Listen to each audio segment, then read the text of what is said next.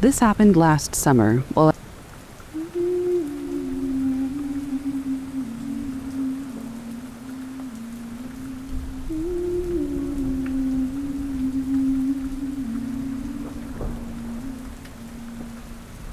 I was camping with a few friends in a remote area by the lake. The site was pretty isolated, but we were excited for a weekend of hiking and fishing. We set up our tents, built a fire, and settled in for the night. It was peaceful, just the sounds of the fire crackling and the occasional rustling from the trees. But as the night wore on, something felt off. Around midnight, I was sitting by the fire, staring into the flames, when I noticed a shape moving in the woods. At first I thought it was just a deer or some other animal, but then I realized that it was standing perfectly still, too still to be anything natural. I squinted into the dark, and there it was, a figure standing at the edge of the tree line. It wasn't moving, just staring at us. I couldn't make out much detail in the dark, but I could see its outline. A person, tall and thin, with an unnaturally long neck. It didn't look like a person, though. There was something wrong about it, something that didn't belong. I tried to get my friend's attention, but by the time I turned around to point it out, the figure was gone. I thought maybe I'd imagined it, but then I heard it. A low, unsettling sound, almost like a growl, coming from the woods. I don't know why, but I felt this overwhelming urge to leave. So we packed up our things and left that night. To this day, I have no idea what I saw. All I know is that whatever it wasn't normal, and I haven't gone camping in that area since. Every time I pass those woods now, I can't shake the feeling that something is still watching me from the trees.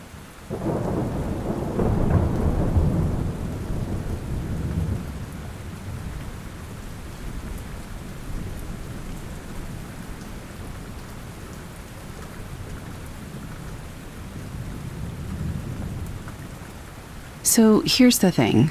My friends dared me to explore this old abandoned house on the edge of town. They always talk about it, and honestly, it was kind of a joke to them. They thought I'd chicken out. The house was crumbling, windows boarded up, the yard overgrown like something out of a bad horror flick. But I didn't back down. I had to prove them wrong. I showed up there one cold, rainy evening. The air smelled musty, like old books and decay, and you could hear the wind howling through the broken walls. I swear the house almost felt like it was alive, like it was breathing in sync with me, watching me.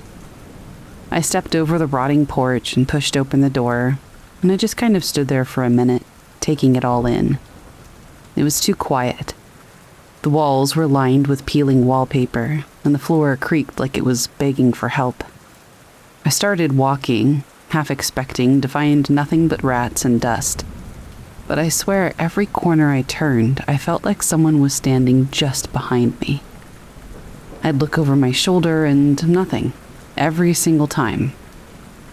And then I heard it. A door creaked not far off. My heart jumped. I told myself it was just the wind or an animal, but the house just felt different now. The temperature dropped. I could even see my breath, but it wasn't cold enough for that outside. I turned the corner and froze. There was a door that I could have sworn wasn't there before, and it was wide open. I don't remember hearing it open, but there it was, just standing there. I don't know what possessed me to walk toward it, but I did. The floor groaned and my pulse was pounding. Every instinct told me to turn around and run, but I was already too far in. I peered inside the room and nothing. Just an old rocking chair sitting by a fireplace, some broken furniture, and this old dusty mirror hanging on the wall. And as soon as I looked at it, I saw something faint, like a figure or a reflection that didn't quite match what was in front of me. The air felt heavier, like I couldn't breathe. I took a step back, but before I knew it, the door slammed shut behind me, and I swear I could hear the faintest laughter coming from somewhere deep in the house. That was it. I turned and bolted for the exit, but the house felt like it was pulling me back, like it didn't want me to leave.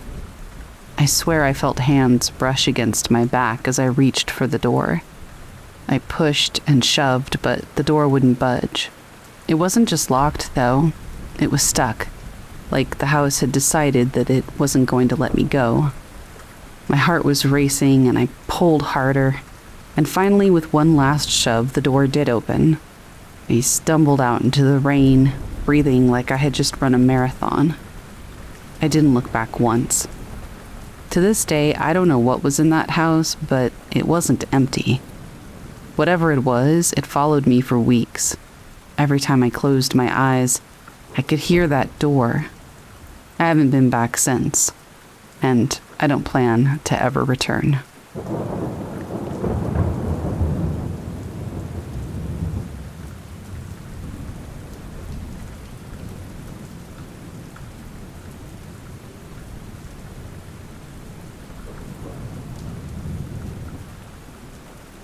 The Haunted Lake House by K. Brooks 0926, posted to r/True Scary Stories. Years ago, my family rented a lake house with my aunt's family, grandma, and a few other family members. We do this every year, but this time we had more people. We brought our dog, and my aunt brought hers, both black labs. 2 nights in a row at the exact same time, about 4 a.m., both dogs started barking. We all woke up, but didn't see anything. The kids were sleeping in the downstairs area alone, so it was pretty terrifying. On the 3rd day, we're all down at the water when my cousin Lauren goes back up to the house to get something from the downstairs bathroom. Next thing we know, she comes running down to the water, saying that the sink was running, and she asked if any of us had turned it on. None of us had. Later that night, we were all sitting in the living room watching TV, and one of my younger cousins had a balloon animal sitting on the table a couple of feet away from all of us. The balloon randomly pops and scares all of us. No one was near it, not even the dogs, and it was pretty new, so it's not like it just got old and popped or something. The last thing is when my mom was taking a shower in the bathroom upstairs. We were scared to be in the lower level for obvious reasons. She thinks she sees my sister come in because she sees a shadow in the shower curtain. She gets out and asks my sister why she had come into the bathroom. My sister had been in the kitchen the entire time. We start reading the guest book, and we find out that others have had similar experiences and have theorized that it's the ghost of the owner's mother who passed away. People reported asking yes or no questions and getting answers through ice cubes falling out of the fridge. One person says they saw a woman carrying a crock pot down to the hallway in the middle of the night. Things like that. We ended up agreeing that she was probably a nice ghost who just wanted to visit, but it was terrifying at first. I guess the owner's mom's name was Cathy, so we referred to it as the Cathy house, but we haven't been back since.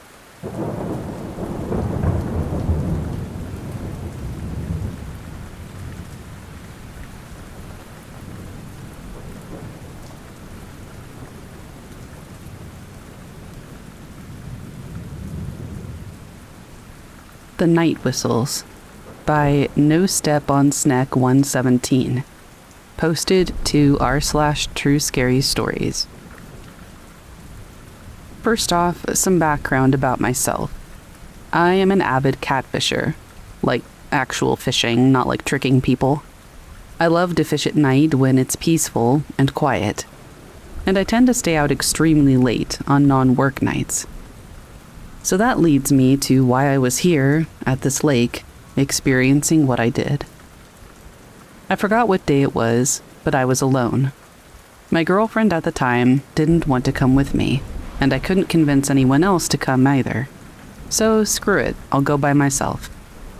I grab my gear and my gun, fish for a few hours, caught a few. While I was fishing, I kept hearing talking, but I couldn't see anyone. I figured maybe they were just walking down the road, and I pay it no mind. This is a city lake, by the way, so it is decently lit up in most areas. Fast forward a few hours. I hear a whistle. I look around, I don't see or hear anything further, so I resume fishing. Another whistle, this time to my right. I'm thinking to myself that it's probably just some kids, but this is like an attention-seeking whistle. You know, like someone would do if they really needed your attention. Again, I see and hear nothing. I turn around, I see a cat. I think nothing of it. I go back to fishing. I hear another whistle, this time behind me. The cat's gone.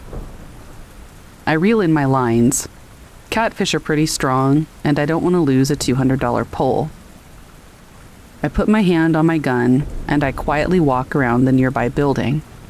I see and hear nothing, which should be impossible because there's gravel everywhere. I turn around and I walk back, and directly behind me, I hear a very loud and shrill whistle. It was close enough to make me flip around and draw my gun. My heart is pounding, so I grab my stuff and I book it to my car. Fast forward a week later, last Friday or Saturday night, friend and I go to the same place. I forget about the whistling. We go fishing, we have a decent time. As I'm looking around, I kept noticing shadows in the trees across the lake. It almost looked like something was running near the lights and jumping around. I didn't really think much of it. I figured it was just the night playing tricks on me. My friend who was with me didn't tell me this until later, but he also observed the same exact thing. It comes close to 3 a.m. and I hear some people chatting. I don't see anyone, which is odd. The lake is kind of like a pit, with roads all around. It's impossible to not see somebody walking by if they're there. I'm kind of sketched, but I keep fishing. Around 3:15 a.m., I begin to hear birds tweeting. This is the dead of night. I turn to my friend and I'm like, "You hear those birds chirping? Kind of odd for 3 a.m. He looks around, kind of looking paranoid. He's quiet for a while, and then about 5 to 10 minutes later he says, "Those aren't birds chirping. Something is mimicking them." I look at him and I'm like, "What are you on about?" And he goes, "Remember that story that you told me your coworker told you?" I nod.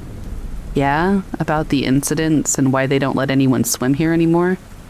He goes, "About how many people have died?" As soon as he says that, the crickets stop. The wind dies immediately and the fish stop biting. My pole was being pulled in as he said that, and it just slipped off. You could hear a pin drop. "Do you feel that?" he said, and I nod. My chest is feeling heavy and it's hard to breathe. I just have this horrible feeling of dread. He looks around and says, "Bro, let's pack our stuff up and get out of here." I agree. We grab half the junk and pack it up. The tweeting starts back up, and we go back for the rest and rush it to the car. Suddenly, out of nowhere, he flips around with his knife drawn, so I pull my gun. He was like, "We need to go right now." We get in and drive off, and I'm like, "What the hell did you pull your knife out for?"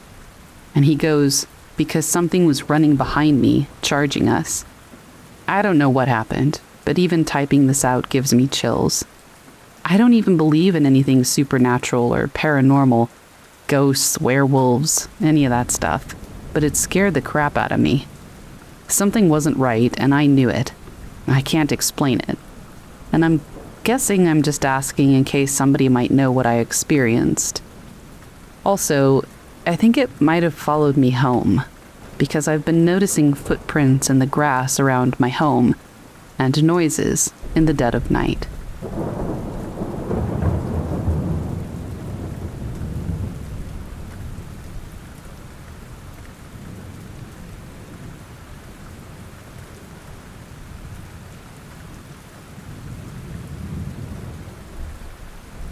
My wife stepped on something in the lake by Peter Puck, posted to r/True Scary Stories. A few years ago, when my daughter was a toddler, my wife and I used to take her to a nearby lake to picnic, swim, and just unwind. It was a peaceful spot. Quiet, not too crowded. The kind of place where you could just forget about the world for a while. One afternoon, after we'd finished eating, my wife decided to go for a quick swim while I stayed on the beach with our daughter. I watched her wade out into the water, the sun sparkling off the surface. It was just nice.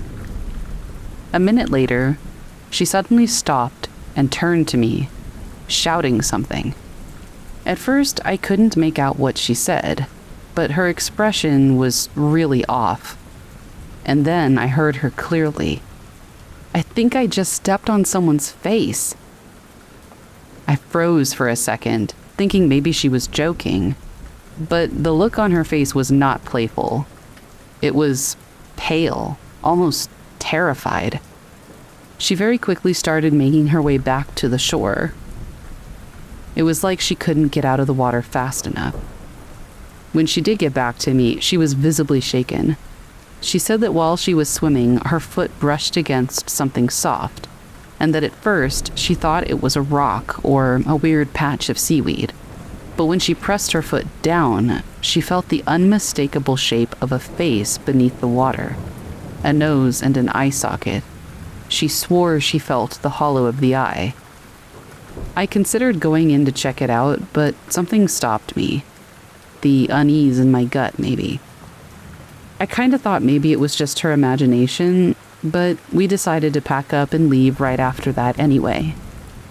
Well, the next day, the local news reported that a young boy who had been missing for a few days was found drowned in that same lake. He'd been there the whole time, just beneath the surface. To this day, my wife is convinced she stepped on his face.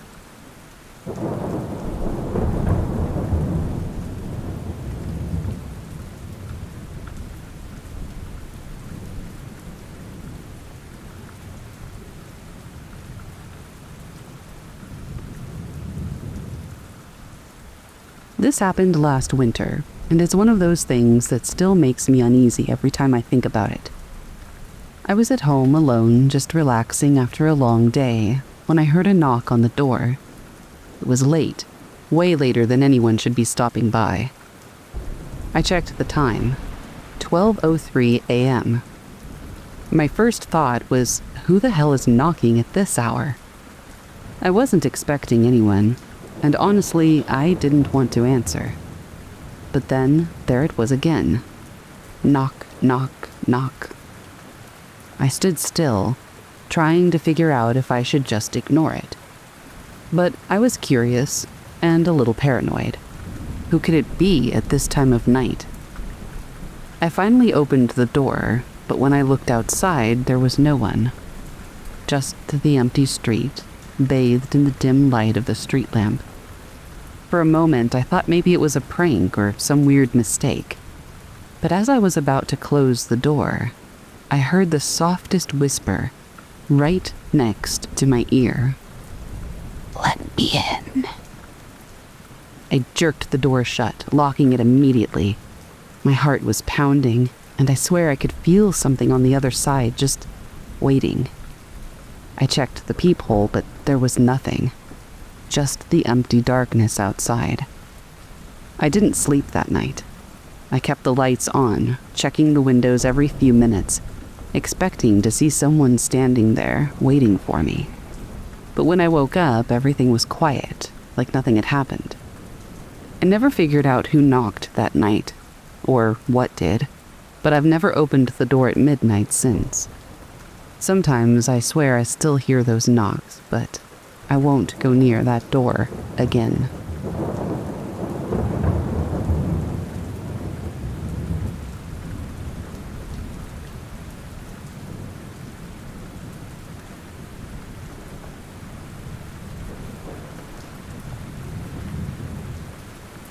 Alright, so this happened last summer.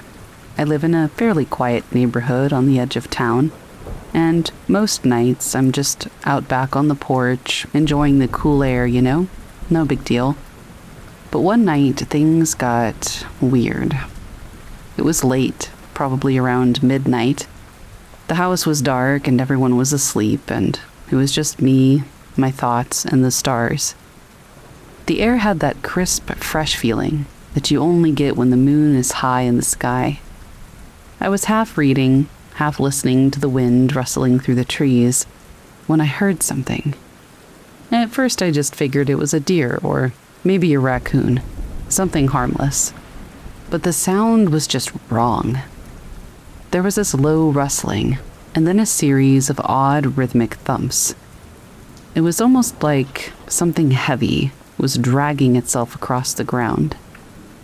I squinted out into the dark backyard, but I couldn't see anything. I figured it was just my mind playing tricks on me. Maybe it was a branch swaying in the wind, or one of the neighborhood cats messing around. But then the rustling stopped.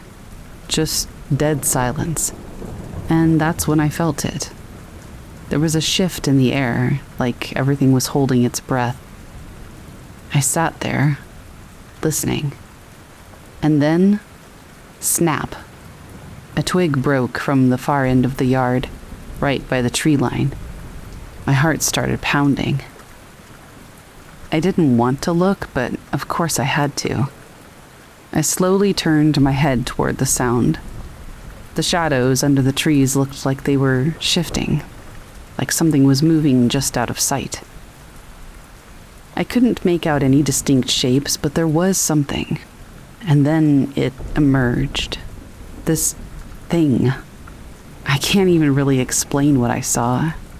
It was tall, maybe 6-7 feet, and it was moving slowly, dragging itself along the ground like it was injured or weak. But what really got to me were the eyes. Huge, glowing eyes that reflected the dim light of the porch. And for a second, I swear, they locked on to mine. It made this low, almost guttural sound. It wasn't a growl or a snarl, but like something caught in its throat. And for a moment, I thought maybe it was just a trick of the light, that it was something natural, but the light was distorting it. But then it moved closer. I panicked. I grabbed my phone, my hand shaking, trying to snap a picture, but it was gone. It just vanished into the shadows. Not a trace. The rustling started up again, but this time it was like the whole yard had come alive with sound.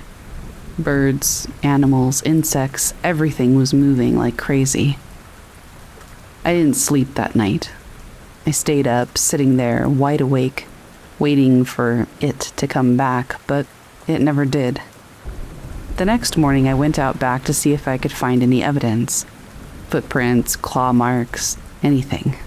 But the ground was solid, like nothing had ever happened. That night, I didn't dare go outside again. And honestly, I still don't go out there when it gets late. There is something in that backyard. I don't know what it was, but I know it's still out there. And I don't plan on finding out what it is.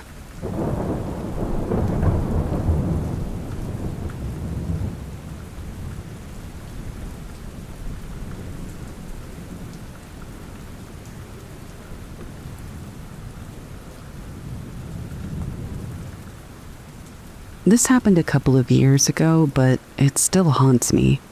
I'm not usually the type to go looking for ghosts or haunted places, but my friends and I decided to take a trip to an old abandoned hospital on the outskirts of town.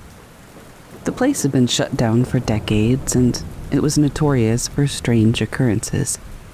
People said that they had seen figures in the window, heard footsteps when no one was around, that sort of thing. We were curious, and honestly, it seemed like a fun adventure. Nothing too serious. We went there on a cold, foggy evening, just as the sun was setting. The place looked like it came straight out of a horror movie. It was one of those buildings that had fallen apart over time. Cracked windows, overgrown vines crawling up the walls, and the smell of mildew and rot in the air. We made our way inside through a broken side door. The place was eerily quiet, with nothing but the sound of our footsteps echoing through the halls. The floors creaked under our weight, and the air felt really thick, like the dust in there hadn't been disturbed in years. The silence was genuinely unsettling. We started to walk down the hall, and our flashlights cut through the darkness. We passed through rooms that were filled with these old, rusted-out hospital beds and broken equipment, faded medical charts. Then we reached the end of the hall where the emergency room used to be. The door was slightly ajar, and as we pushed it open, we heard it. At first we thought it was just the wind or a creaky door, but it was a low, almost humming sound, like someone was whispering. We all stopped in our tracks. The temperature in the room dropped suddenly, and I felt this intense pressure in my chest. My heart was beating so loudly I could barely hear anything else. We slowly moved closer to the source of the sound, and that's when I saw it. In the far corner of the room, by a broken window, there was a figure, just standing there, not moving, but I could see its outline in the darkness. It was pale, with long, ragged hair. At first I thought it was one of my friends playing a prank or something, but we were all accounted for, and the figure wasn't moving. It was just there. I called out, but no one responded. I felt a cold breeze brush past me, and that's when the figure turned. It didn't even look like a person. The face was all hollow with these dark, empty eyes. The mouth opened, and the sound that I'd heard before, those whispers, turned into a low, raspy voice. It just said, "Leave." I couldn't move. I just stared at it, frozen. The figure stepped forward, but then, just like that, it was gone, vanished into thin air. I didn't wait to see if it would come back. I turned and bolted out of the room, shouting for everyone else to follow me. We didn't stop running until we were outside, gasping for air. We never went back. None of us spoke about it much after that night, but I could tell from the looks on everyone's faces that they had seen what I saw. I still can't explain it. The place was empty, but something was there. Something that didn't want us around.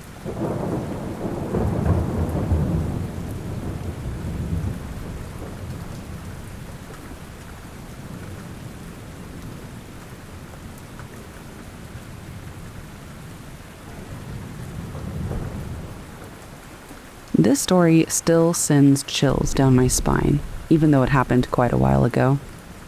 I was staying at my cousin's house for the weekend. It was a nice place, quiet, out in the country. The kind of house that's a little too big for just one family. I took the guest room upstairs. It was big, cozy, and dark, perfect for a good night's sleep.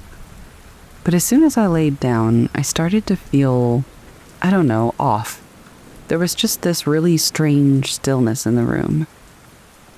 I tried to brush it off as just a new location or something and closed my eyes. But then I heard it.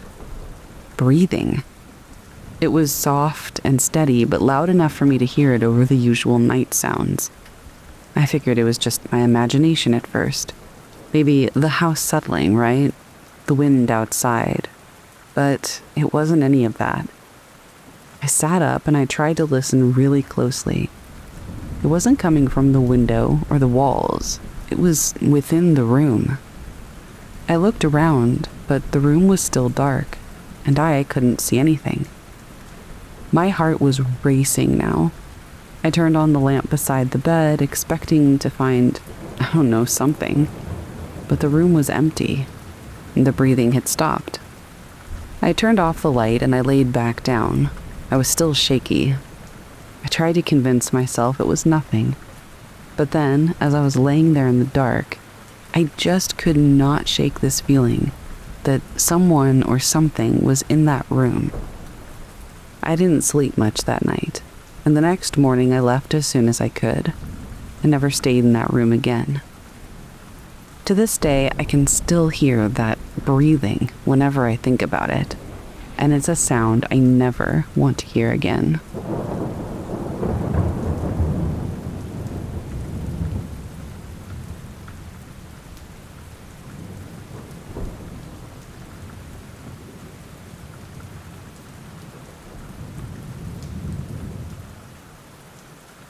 This happened about a month ago, but to this day, I can still remember it so clearly. I live alone in a small apartment, and generally I love the peace and quiet. I'm used to being on my own with the occasional noise from the neighbors, but nothing that ever really made me feel unsafe. That night, though, something was different. I was getting ready to head to bed, the usual routine. Brush my teeth, get comfortable, pull the covers up. I turned off the lights and sank into my pillow. The room was dark, but I was tired. And then I felt it. There was this chill in the air that I just couldn't shake. It was like the room had suddenly dropped 10 degrees or something. I pulled the blanket tighter around me, but the unease didn't go away. And that's when I noticed something. At first, I thought it was just my eyes playing tricks on me, but as my vision adjusted to the darkness, I saw it.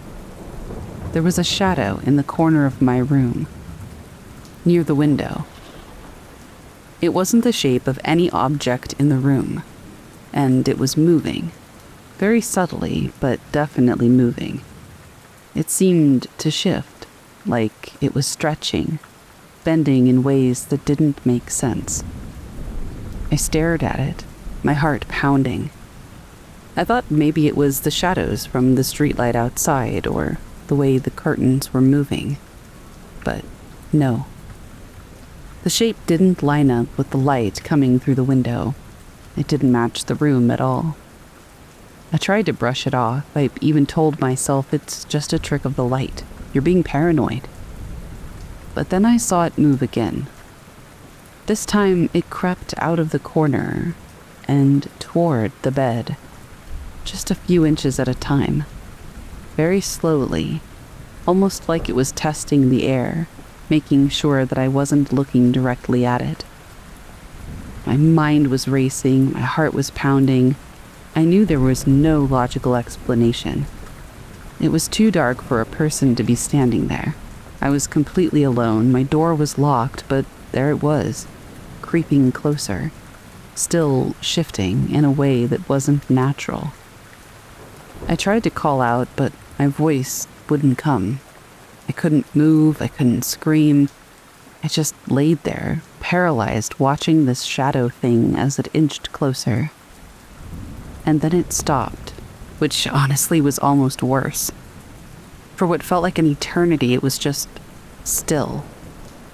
I could feel its presence, like it was right there with me, breathing the same air. Finally, I snapped. I scrambled out of bed and turned on the lights and dashed for the door. I left the room and I didn't look back, and I didn't sleep the rest of the night. The next morning, I went back to my room, trying to convince myself it was just a dream. But nothing had changed. The bed was exactly how I left it. And the corner, it was just a corner. But I could feel it. That same heaviness in the air. I don't know what it was. I haven't been able to sleep in that room since. But whatever it is, I don't think it's gone. I don't know if I'll ever feel truly alone in that room again.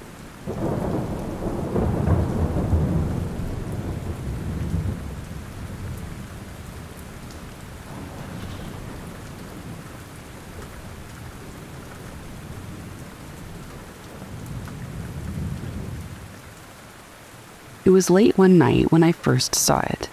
This strange movement outside my bedroom window.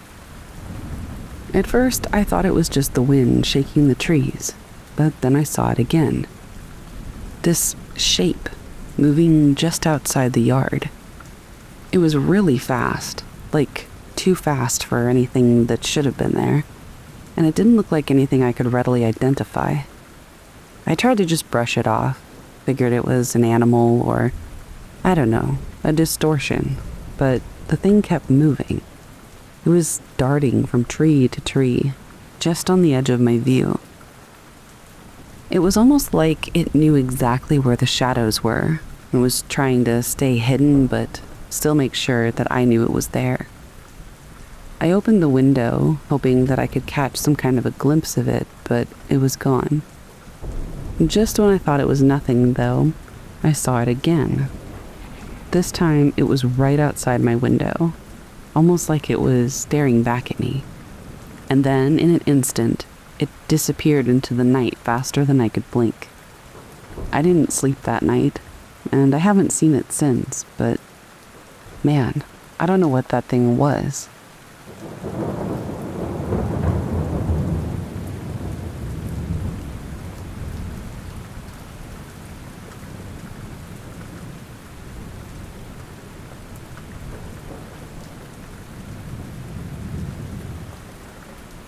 The distant singing.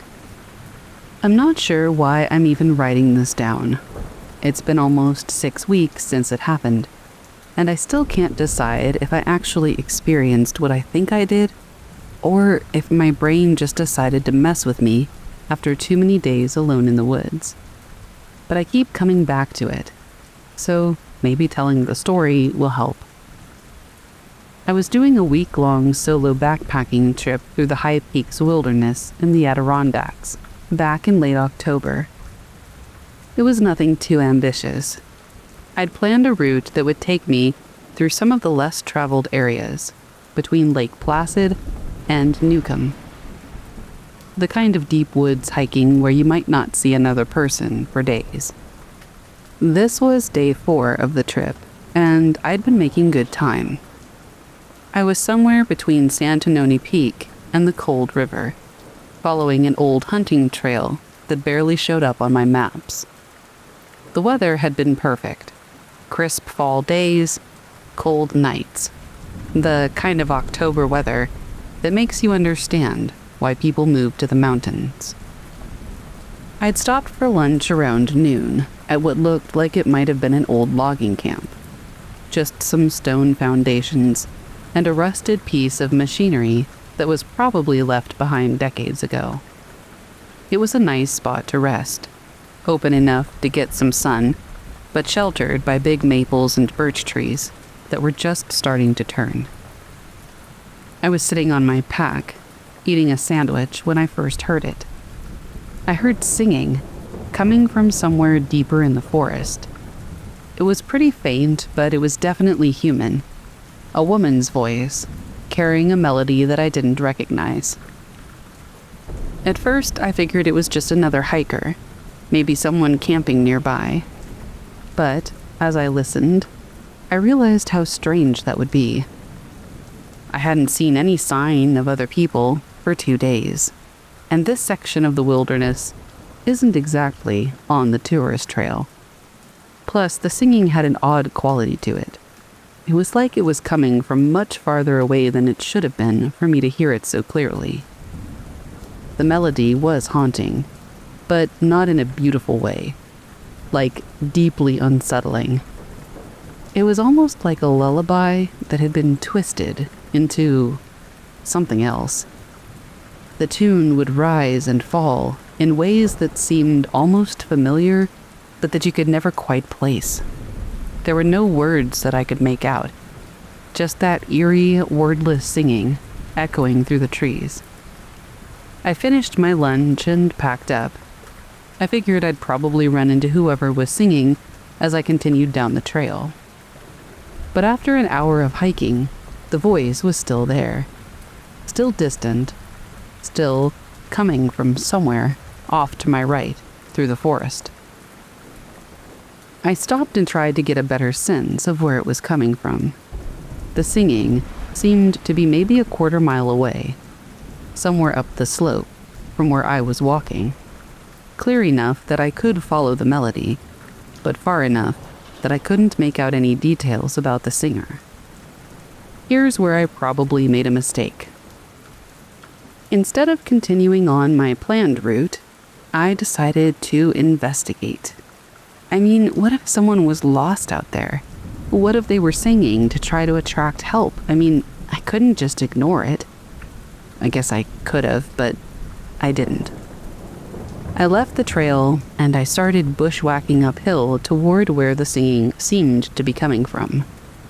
The forest was thick with undergrowth and fallen trees, typical Adirondack backcountry. It was pretty slow going, but the singing continued steadily, so I had something to navigate toward. After about 20 minutes of hiking uphill, I stopped to listen again. The singing was still there, still at roughly the same volume and distance. It was like I hadn't gotten any closer at all. I kept pushing through the woods, following the sound. Another 20 minutes, another stop to listen. The voice was still exactly the same distance away, still coming from up the slope, just as clear and just as far. And that's when I started to get that creepy feeling on the back of my neck. I'd been hiking toward the singing for almost an hour. I covered maybe 1.5 miles of rough terrain, and I'd gotten no closer. That's just not how sound works in the forest. I tried changing direction, angling more to the left, where the singing seemed strongest. Same result. I hiked for another half hour, and the voice stayed exactly the same distance ahead of me. It was always just out of reach, and increasingly I started to notice it was always leading me deeper into the woods. By this point, I was genuinely lost. I'd been following this singing instead of paying attention to landmarks, and the forest canopy was too thick to get a good GPS signal. I pulled out my compass, and I tried to figure out which direction would take me back to the trail. But I had made so many turns following the voice that I wasn't even sure which way I'd come from. Now, I know, the smart thing to do would have been to stop chasing the singing and focus on getting back to my planned route. But as we've established, I was not smart this day. And there was something about that melody that made it so hard to ignore. It was compelling in a way that I can't really explain. Not beautiful like a siren call, but just like it was specifically designed to make you want to follow it. Which I guess is similar to a siren call, but it wasn't beautiful like that. Anyway, I spent another hour bushwhacking through increasingly dense forest, always following that voice. But the singing never stopped. It never got louder or softer. It was the same, always just far enough away that I couldn't get to it. Finally, as the sun was starting to get low, I forced myself to stop. Better late than never, I guess. I was completely exhausted and turned around. I was no closer to finding the source of that stupid singing than when I'd started. And worse, I'd burned through most of the afternoon, chasing something that might not even be real. Or worse, could be real but very dangerous. I found a relatively clear spot and got my bearings with the compass. It took me almost 2 full hours of careful navigation to find my way back to anything that looked like a trail. By then, it was getting dark, and the singing had finally stopped. I ended up having to make an unplanned camp that night in a less than ideal spot, since I'd lost so much time following the voice through the woods.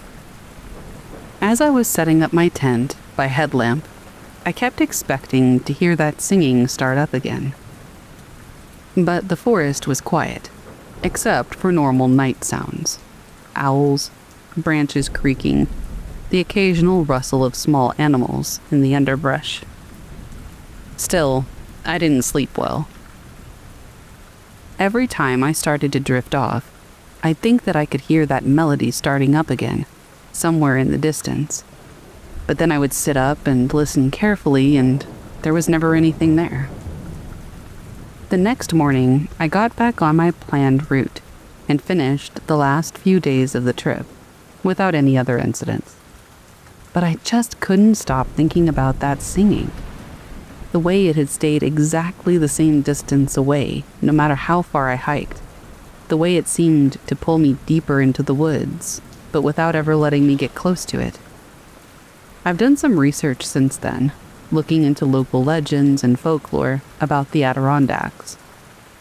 There are stories about voices in the woods that lead people astray, usually connected to indigenous beliefs about forest spirits.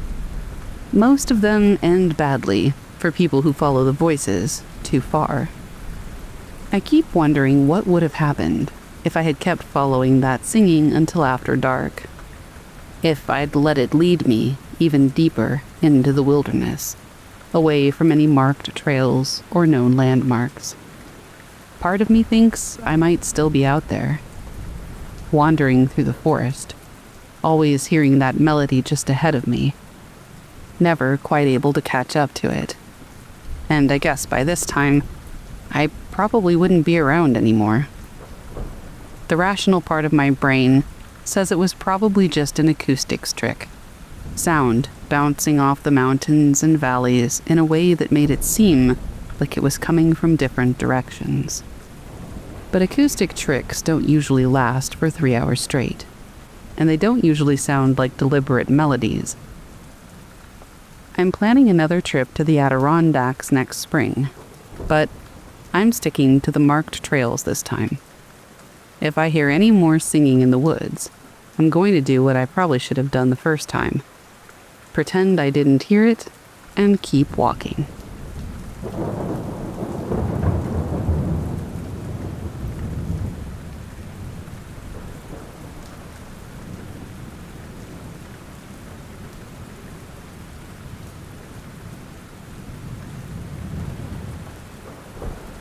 This one is hard to forget. It was at an estate sale. I was just browsing through old furniture and trinkets when I came across this old mirror. It was beautiful, intricately framed with gold leaf, but there was something off about it. I couldn't put my finger on it, but it felt wrong. Still, I bought it, figuring that I could hang it in the hallway and restore it. That night, I hung it up, and everything seemed fine. I didn't think much of it until a few days later, when I was passing by the mirror and caught a glimpse of something in the reflection. Someone standing behind me. But when I turned around, the hallway was empty. The hair on the back of my neck stood up. I told myself that it was just my imagination, that I was tired. But it happened again and again. Each time, the figure in the reflection was different, but they were always watching me. The face would blur in the reflection, but the eyes were always there, following my every movement. I started avoiding the mirror, but even when I wasn't looking directly at it, I could feel it, like it was waiting for me to look. One night, I had to face it. I stood in front of the mirror, staring at my own reflection, trying to prove to myself that it was all in my head. But then the figure appeared again, only this time, it was closer. It reached out, its hand moving toward me, as if it was trying to grab me. I bolted out of the room, and I didn't go back for hours. The next morning, I took the mirror down and set it outside. I didn't care if it was worth anything. I just wanted it gone. I haven't seen the figure since, but every now and then, when I walk past that spot in the hallway, I swear I can still feel its eyes on me.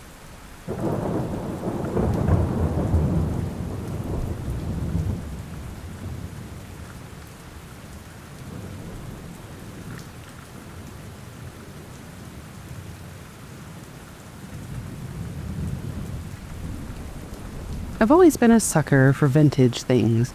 So when I wandered into this old thrift store a few years ago, I wasn't expecting anything strange.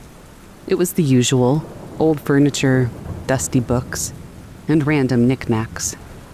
But then, I saw a doll sitting on a shelf in the back corner.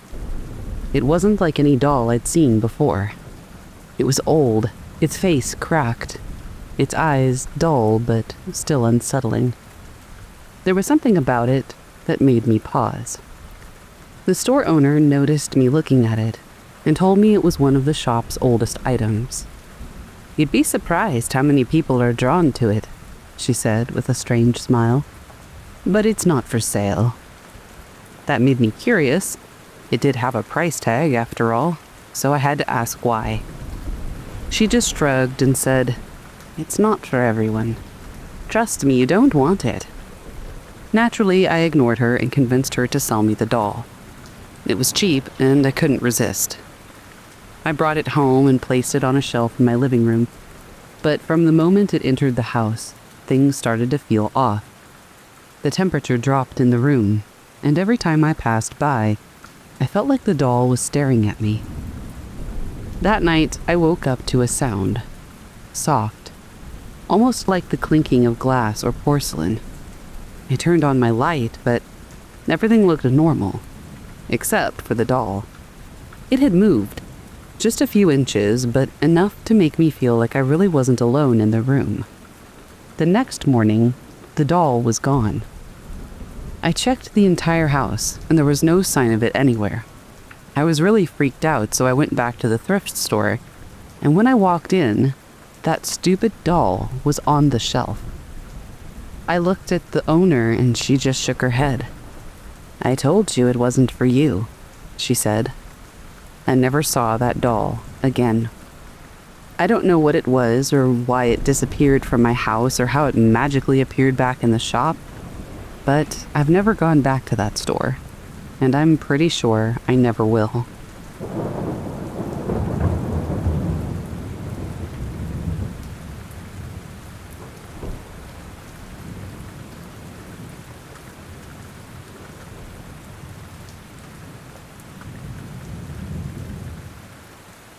This happened to me 2 summers ago when I was visiting my sister up in Hayward. I'm from Illinois originally, so I don't get to the Northwoods much. But when I do, I try to get in some hiking. My sister recommended the Ice Age Trail section that runs through Chequamegon National Forest. Said it was nice, an easy day hike, with some decent scenery. It sounded right up my alley.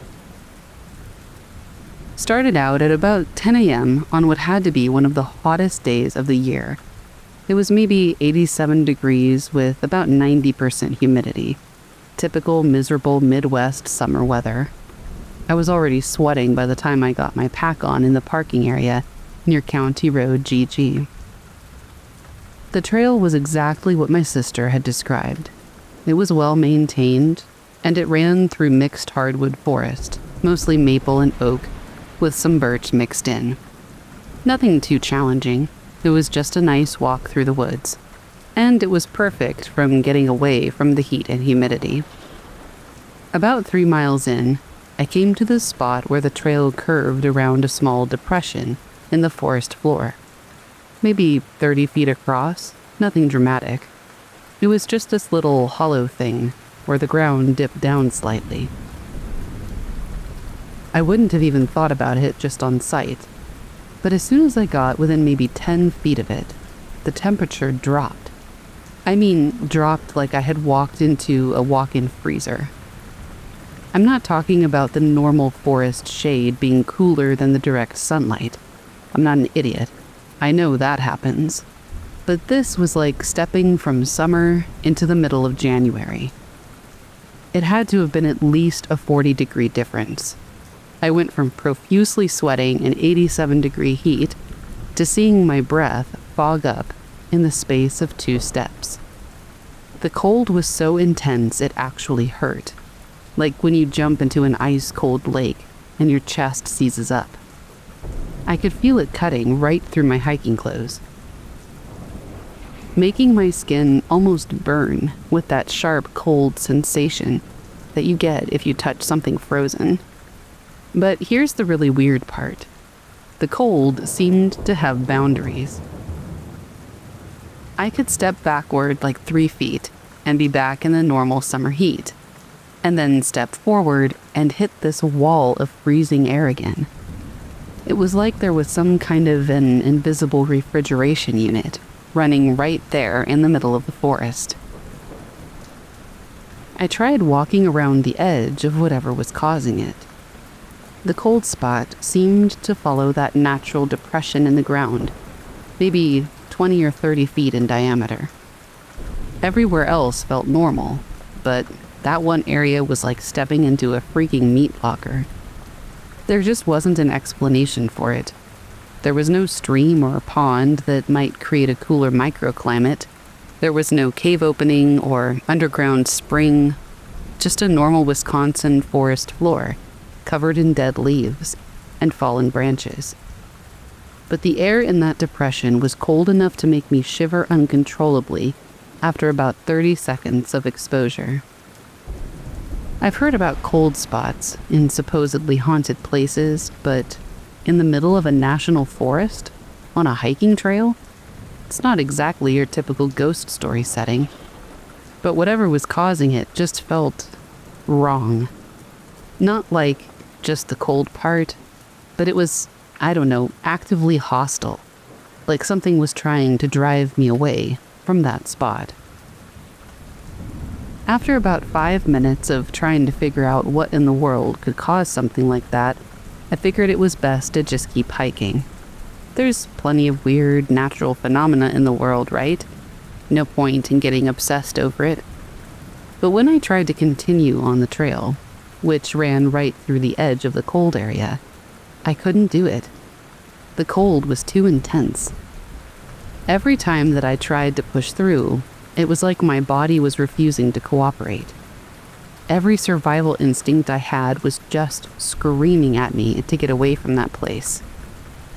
I ended up having to bushwhack around it, fighting through thick underbrush for maybe 50 yards to get back to the trail on the other side. But that's actually when things got really unsettling.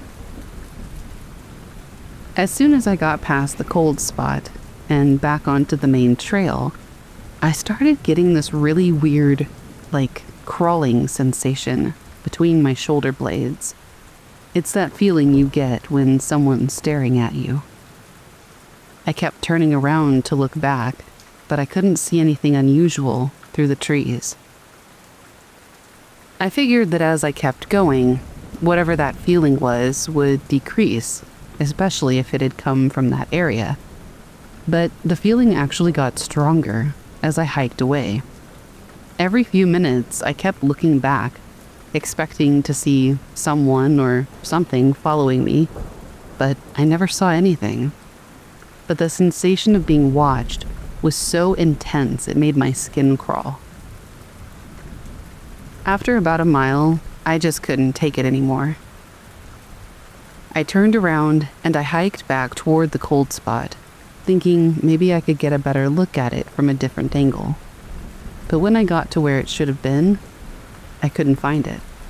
I found the depression in the forest floor, that same little hollow in the same general area, but the temperature was completely normal. Just regular summer heat and humidity, like everywhere else in the forest. I spent probably 20 minutes walking around that area, checking with my thermometer app, trying to recreate the experience. Everything felt perfectly fine, but I knew that I had not imagined it. My water bottle was still ice cold from the few minutes it had spent in that freezing air. I hiked back out without any more weird experiences. I asked my sister about it when I got back to her place.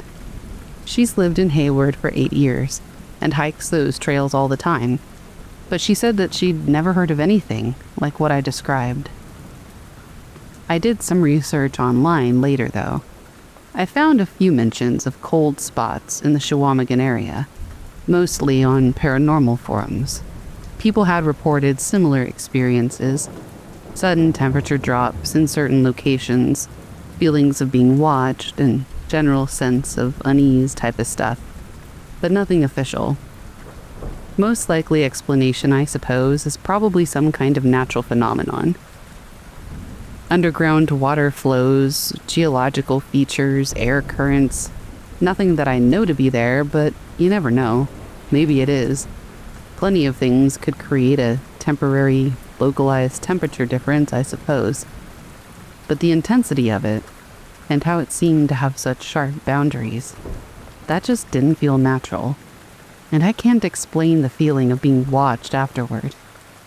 That followed me for the entire hike back to the parking area. It was like something from that cold spot was tracking my movement through the forest, making sure that I didn't come back. I've been up to visit my sister twice since that happened, but I haven't done any more hiking in Shawamigan. She keeps suggesting other trails in the area, but something about that forest just feels off to me now. Like there are places that people aren't supposed to go, and it's one of them.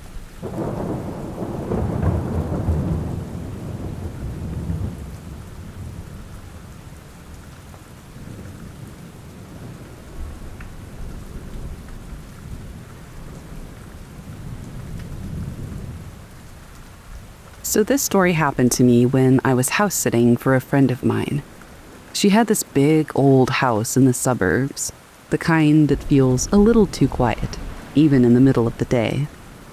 The house was empty, save for me and her 2 dogs. She asked me to look after it for the weekend while she was out of town. No big deal, I thought. The first night was uneventful. I spent the evening watching TV, letting the dogs run around. But at about 2 o'clock in the morning, I was woken up by a sound. It was faint at first, almost like a distant crying. I sat up, confused, and listened.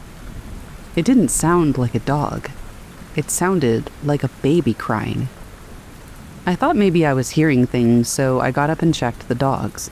They were both asleep in their beds. The crying continued, and this time it sounded closer. I walked through the house, flipping on lights, but no one was there.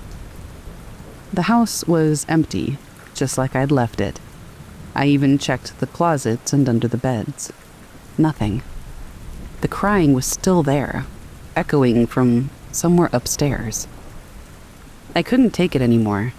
I grabbed the dogs, locked myself in the bedroom, and stayed there for the rest of the night. The next morning, I searched the house again, trying to figure out where the sound came from. But I couldn't find anything. No baby, no explanation. My friend came home later that afternoon, and I didn't mention it to her.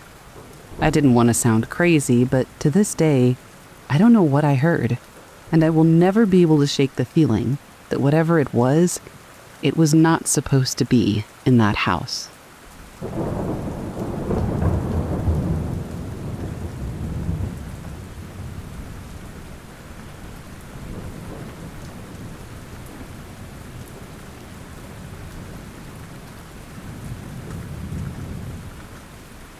This happened a couple of years ago. I was driving back home from visiting my family. It was really late at night, just after midnight, I think. The roads were empty, and there was nothing but me, my car, and the occasional passing headlights. I was tired, but I still had a few hours to go, so I kept going. Out of nowhere, I saw him. A man standing on the side of the road holding his thumb out like he was hitchhiking. It was a stretch of highway, no gas stations or houses in sight. Now, I don't normally pick up hitchhikers, but something about this guy made me slow down. He looked like he needed help, and the more I thought about it, the more I felt like I should do something. I pulled over, rolled down my window, and asked if he needed a ride. But as soon as I got a good look at him, I just felt off. He didn't smile. He didn't say anything. He just looked at me almost, expectantly. I glanced at him for a second longer, looked back at my dashboard to see the time, and when I looked back up, he was gone. I didn't hear any steps. I didn't hear anything. He just disappeared. I drove off in a hurry. There was no way he could have just disappeared like that. There was nowhere for him to go. I kept looking in the rearview mirror, half expecting him to be there, but he was just gone. To this day, I can't figure out what happened. Was he real? Was I seeing things? Or was I just really lucky to avoid something else?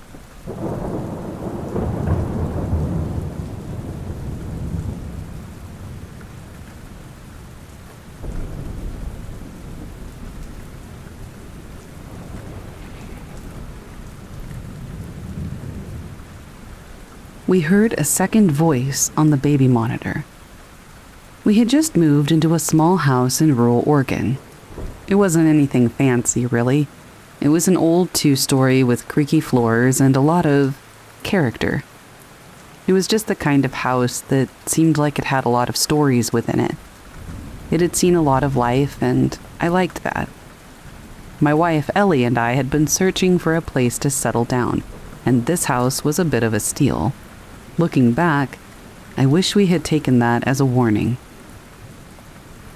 Our daughter Lily was only a year old at the time, and she had just started sleeping in her own room.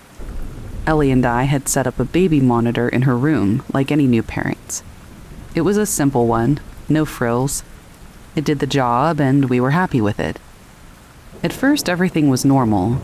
We'd hear the occasional rustling of Lily moving around, or her soft babbling when she woke up in the middle of the night.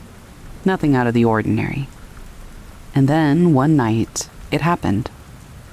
Ellie and I were sitting on the couch, watching TV, when we heard a faint noise from the baby monitor.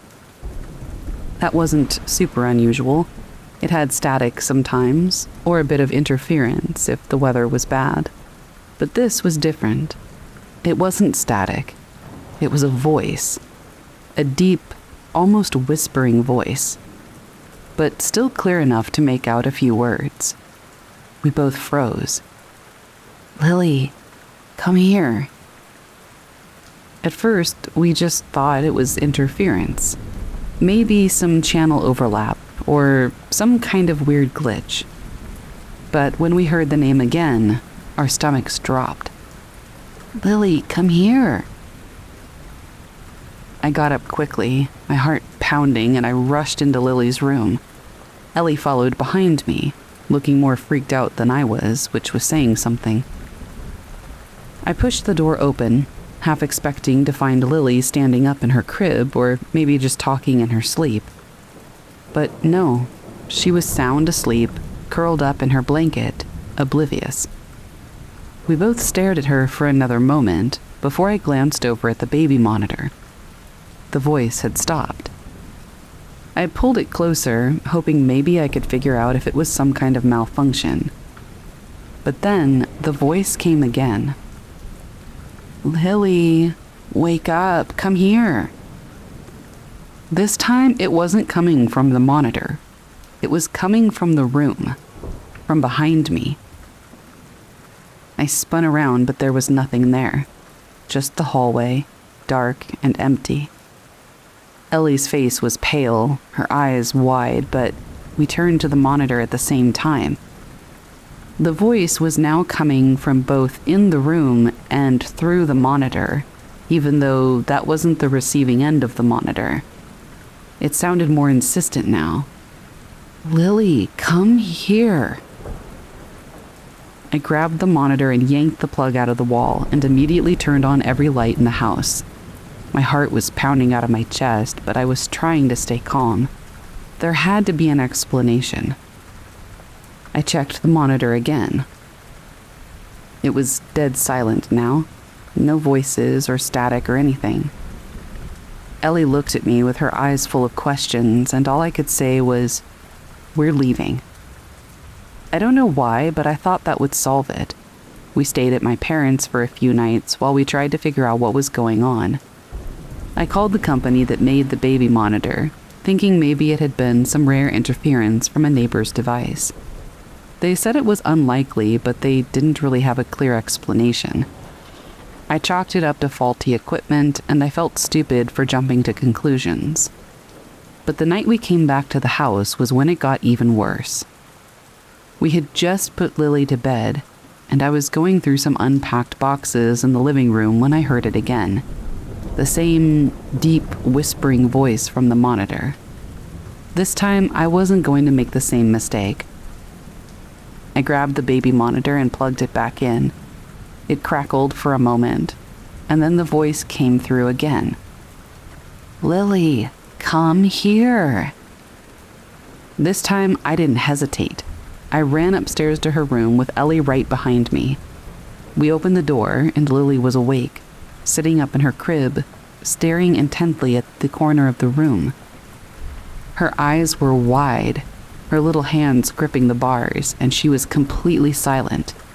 She wasn't crying or calling for us or anything like that.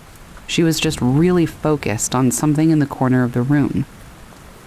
And then she said, "Mommy," but she wasn't looking at Ellie. We both rushed to her side, but she just kept staring at the corner of the room. Ellie picked her up and held her close, and I turned to look at the corner, but there was nothing there.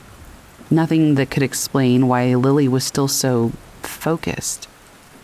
It had stopped again, but now I knew something that I didn't before. Whatever this thing was, it was taking the form of my wife, and that, at least in my mind, made it extremely dangerous. We moved out the very next week.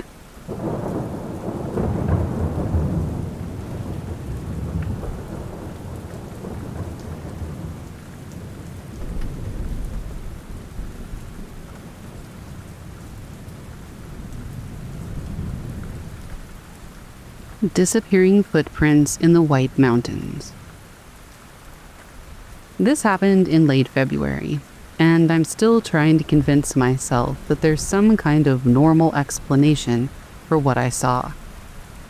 I've been winter hiking in the White Mountains for about 8 years now, and I thought that I had seen everything these mountains could throw at me.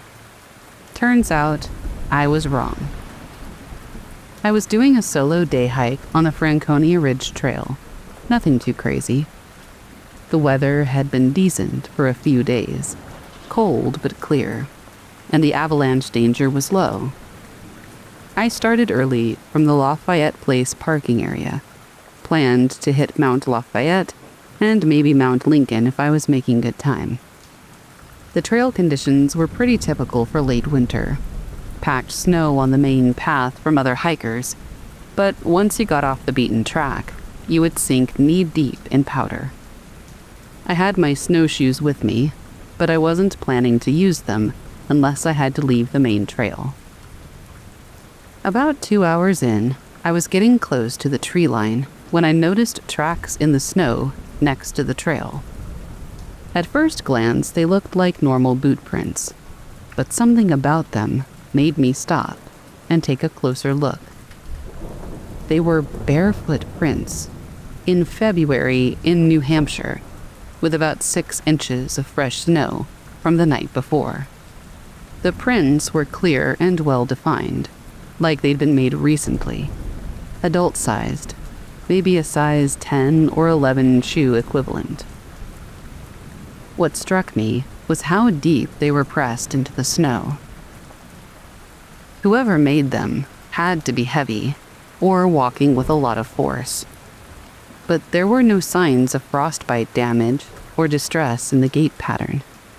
The stride was even and purposeful.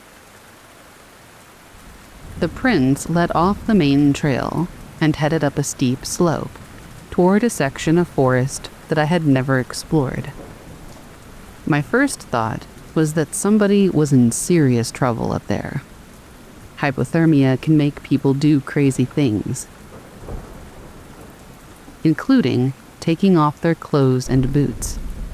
I have heard of cases where hikers had been found wandering around, half naked in freezing temperatures, completely disoriented.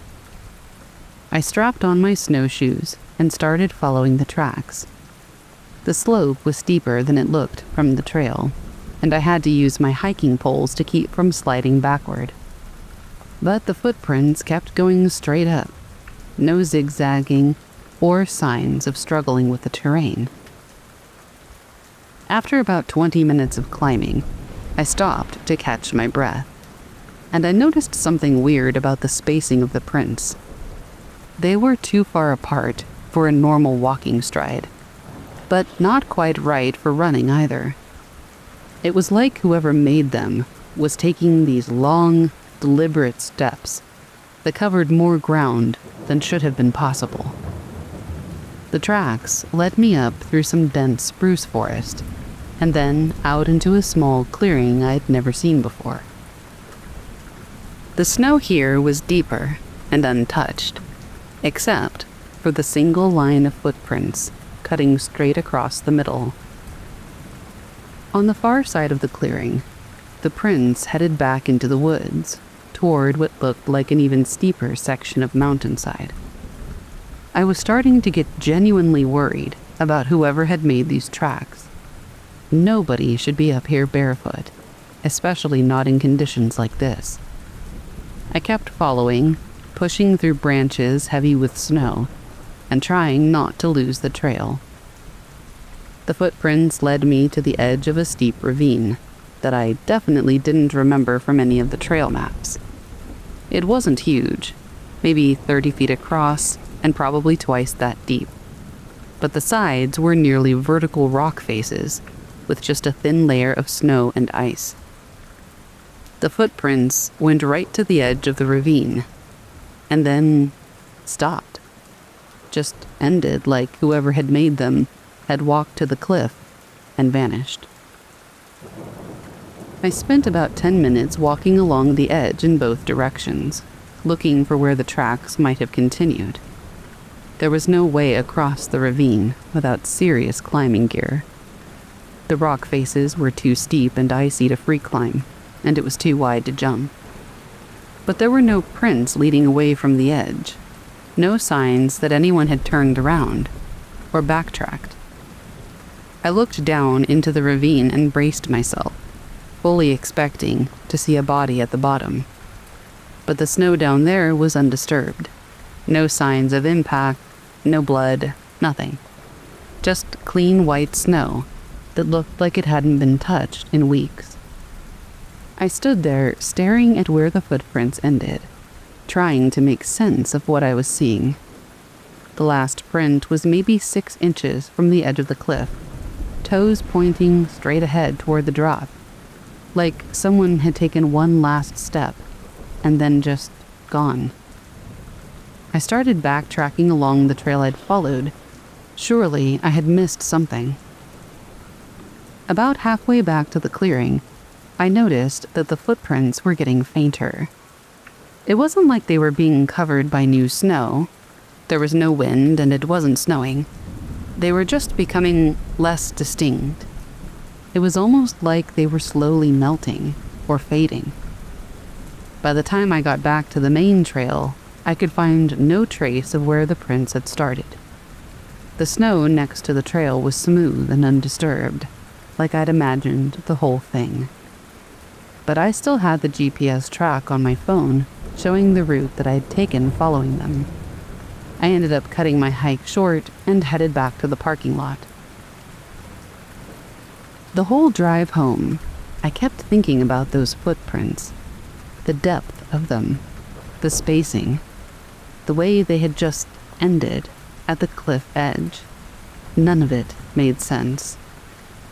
I went back to the same spot 3 days later with a friend who's a very experienced mountaineer. We found the ravine without too much trouble. My GPS track led us right to it. But there was no sign of any footprints, even though there hadn't been any new snow in the meantime.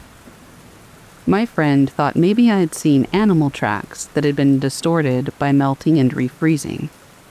But animal tracks don't look like human feet, and they definitely don't tend to walk in straight lines up steep slopes. Plus, what kind of animal would walk to the edge of a cliff and then apparently jump off without leaving any trace at the bottom? I've been back to that area a few more times since then, but I haven't seen anything unusual. Just normal winter hiking conditions and the occasional moose track.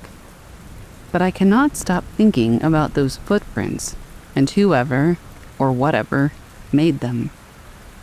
The thing that disturbs me the most is how purposeful they seemed. Not like somebody lost or confused, but like someone knew exactly where they were going, right up to the edge of that cliff, and then nowhere.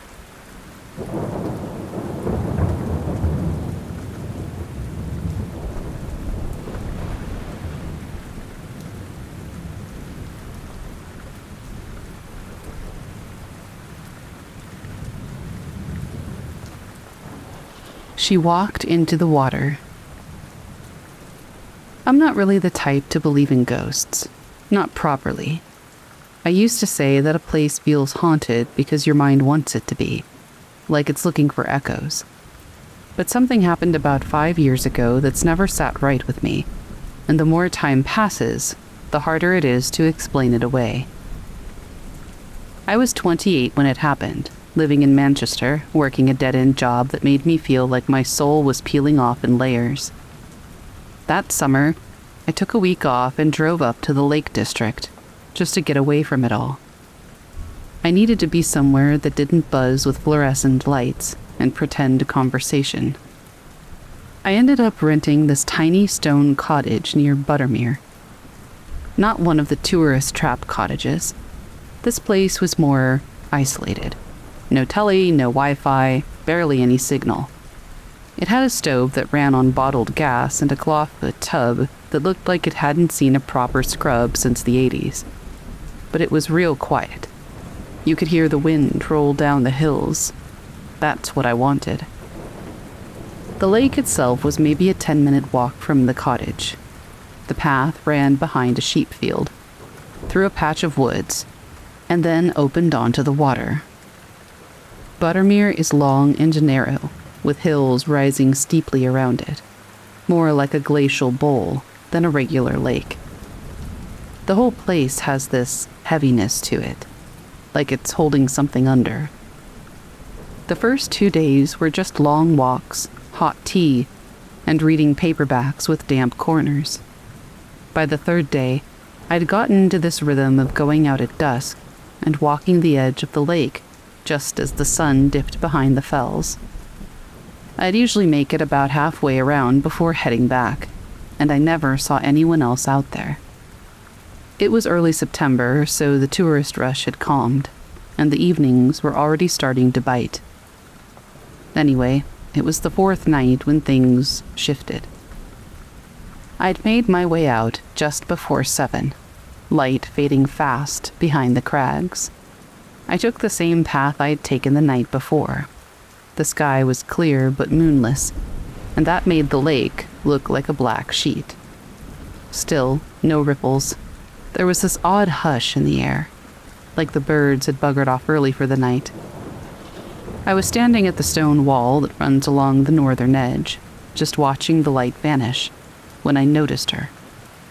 She was standing in the water, about 20 feet out, ankle deep. I hadn't seen her walk in, and I hadn't heard a splash. She was just there, facing out toward the center of the lake. Pale dress, long sleeves, hair down her back, not moving. I remember thinking, that water is cold as hell. What is she doing? It wasn't the kind of thing you expect to see on a quiet evening. I called out just a sort of awkward, "Hello, you all right?" But she didn't react. Didn't turn or flinch. She just stood there. I took a few steps closer and stopped at the edge. And that's when I noticed something that made the hair on the back of my neck lift. Her dress wasn't wet. She was standing in the water up to her calves, and the fabric just hung, dry. There was no cling, no change in color. It was like the water wasn't touching her, and that, more than anything, is what made me stop cold. I looked down at the water, and then back up. She was gone. She didn't walk out. She didn't run off. She just disappeared. I stood there for a few minutes. My heart was pounding like I'd run a mile, trying to convince myself that I'd What? Zoned out? Blinked too long? Maybe she ducked or slipped away in the dark. I told myself whatever I needed to, just to get moving again, but I didn't buy any of it. I didn't sleep much that night. Every creak of the cottage made me jolt. I kept seeing that dry fabric in my head, the way she didn't move or shiver.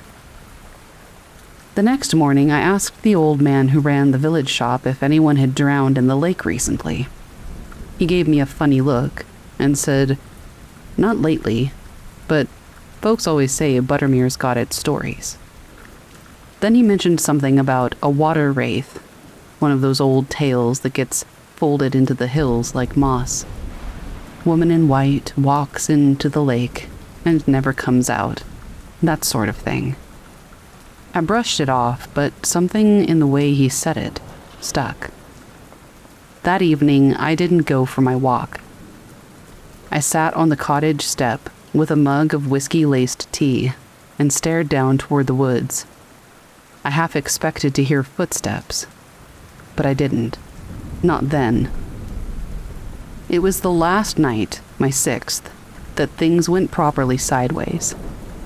I'd packed most of my things, had one final dinner of beans and toast, and figured I'd do one last loop of the lake, sort of a goodbye to the place. It had started to feel personal somehow. I got down to the water just before full dark. The lake was mirror flat again, and the air was weirdly warm for the season.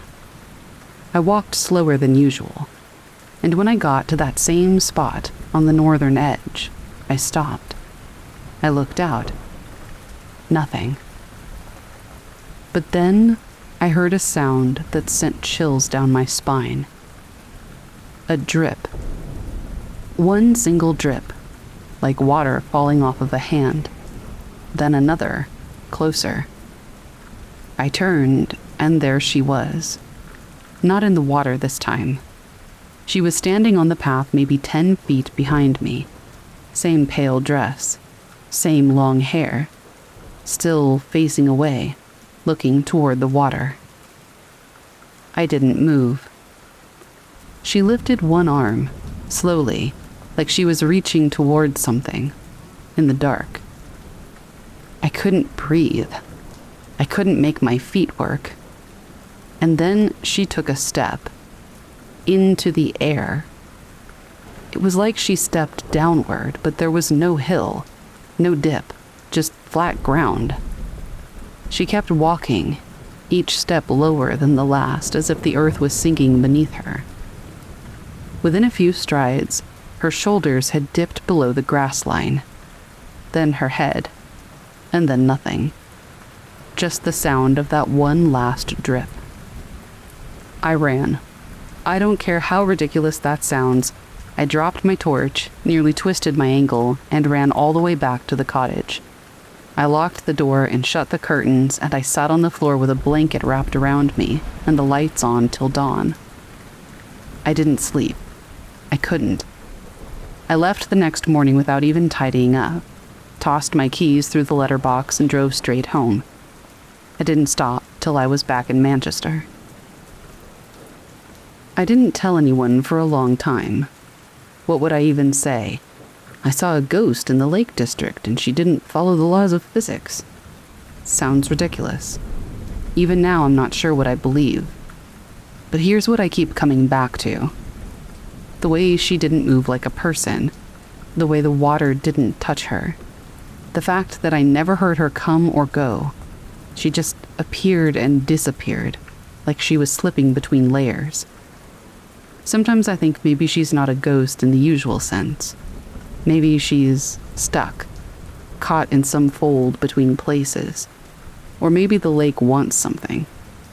Maybe it keeps things, takes them and makes them into stories that only show themselves when no one's really watching. I haven't been back, and sadly I don't think I will go back. But one thing's for sure. Whether I do or not, I will never, ever forget her.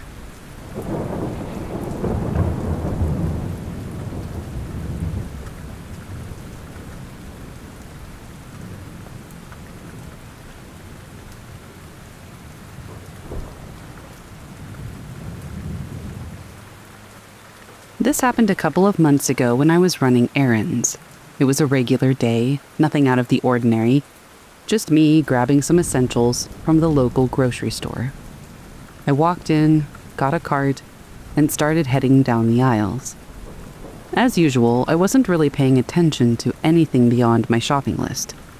But when I reached the frozen food section, I glanced up at the large windows near the entrance and noticed a figure standing just outside.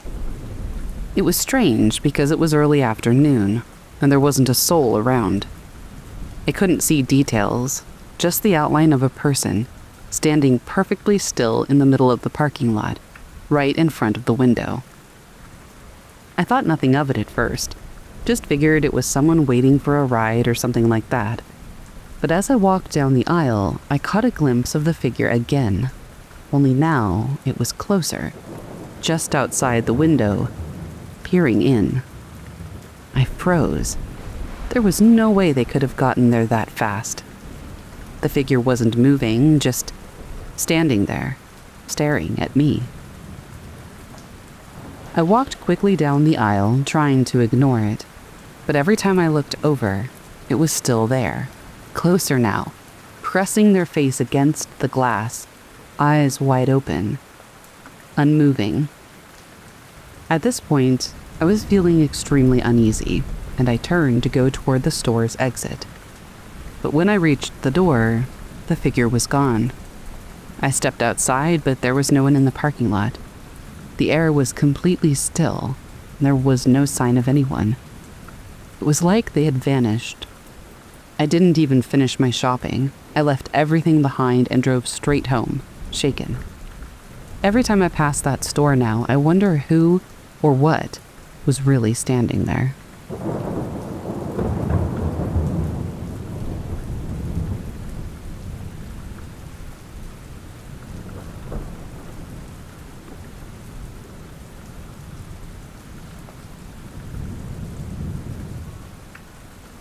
So this happened last summer when I was driving home from a late-night work shift.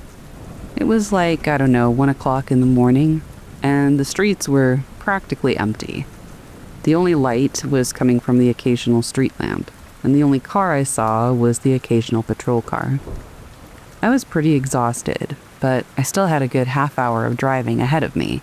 So, as you do, I turned on music and even turned on the air conditioner, even though I was kind of cold, just to keep myself awake and keep my eyes on the road. Then I noticed something in the rearview mirror. At first I thought it must just be a trick of the light or something that doesn't look right in the dark.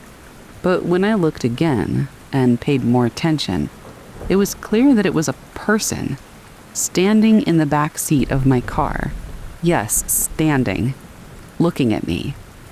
I guess standing isn't the right word. It was crouching, like its feet were on the seat where you would normally sit. I nearly swerved off the road. I slammed on the brakes and I spun around to check the back seat. Of course, nothing was there. I felt a cold sweat break out on my skin. I quickly checked all the mirrors, but the back seat was empty and the car was as it should be. I tried to calm myself down and just keep driving.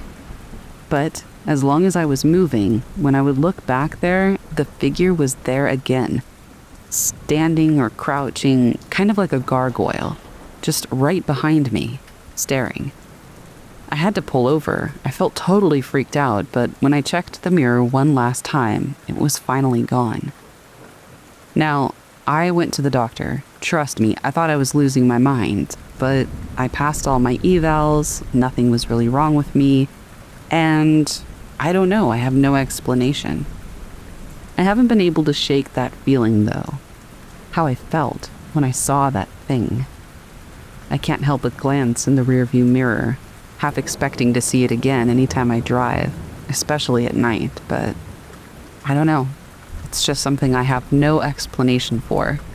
And I kind of hope I never do, because I never want to see that thing again.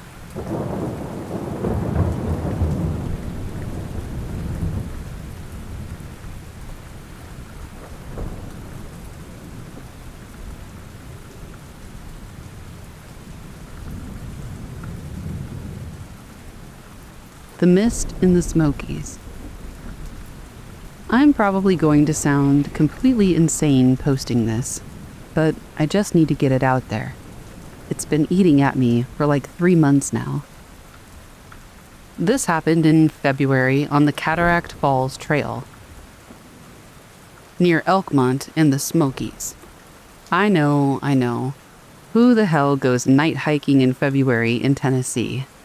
But I work third shift, and my sleep schedule is completely backwards anyway.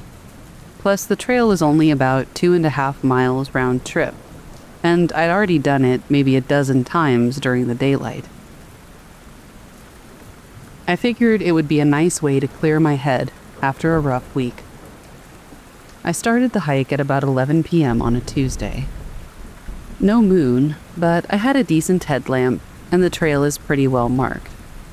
The temperature was maybe 35 degrees Fahrenheit. Not terrible for winter hiking. The plan was simple. Get to the waterfall, take a break, and hike back to my car. Everything was normal for the first hour or so. I saw a few deer, heard some owls, typical mountain night sounds. I made it to the falls right on schedule, sat on the usual rock outcropping, and ate a granola bar. That's when I noticed the fog starting to roll in. At first, it looked normal. Just low clouds moving through the valleys, like you see all the time in the Smokies. But as I watched it, something started to feel really off about the way it was moving. It was too fast. And also, it just seemed like it had, intention. Like it was flowing uphill in places where it should have been settling into the low spots. I figured I should probably head back before visibility got too bad. I started down the return trail with my headlamp cutting through patches of mist that were getting thicker by the minute. About 10 minutes into the hike back, the fog got seriously dense. I'm talking can't see your hand in front of your face thick. My headlamp beam was basically useless, just a lit up wall of white about 3 feet ahead of me. But here's the weird part. I wasn't really worried about getting lost. I could still feel the trail under my feet. Solid packed dirt, occasional roots and rocks in all the familiar places. I knew this path well enough to navigate it mostly by feel, if I had to.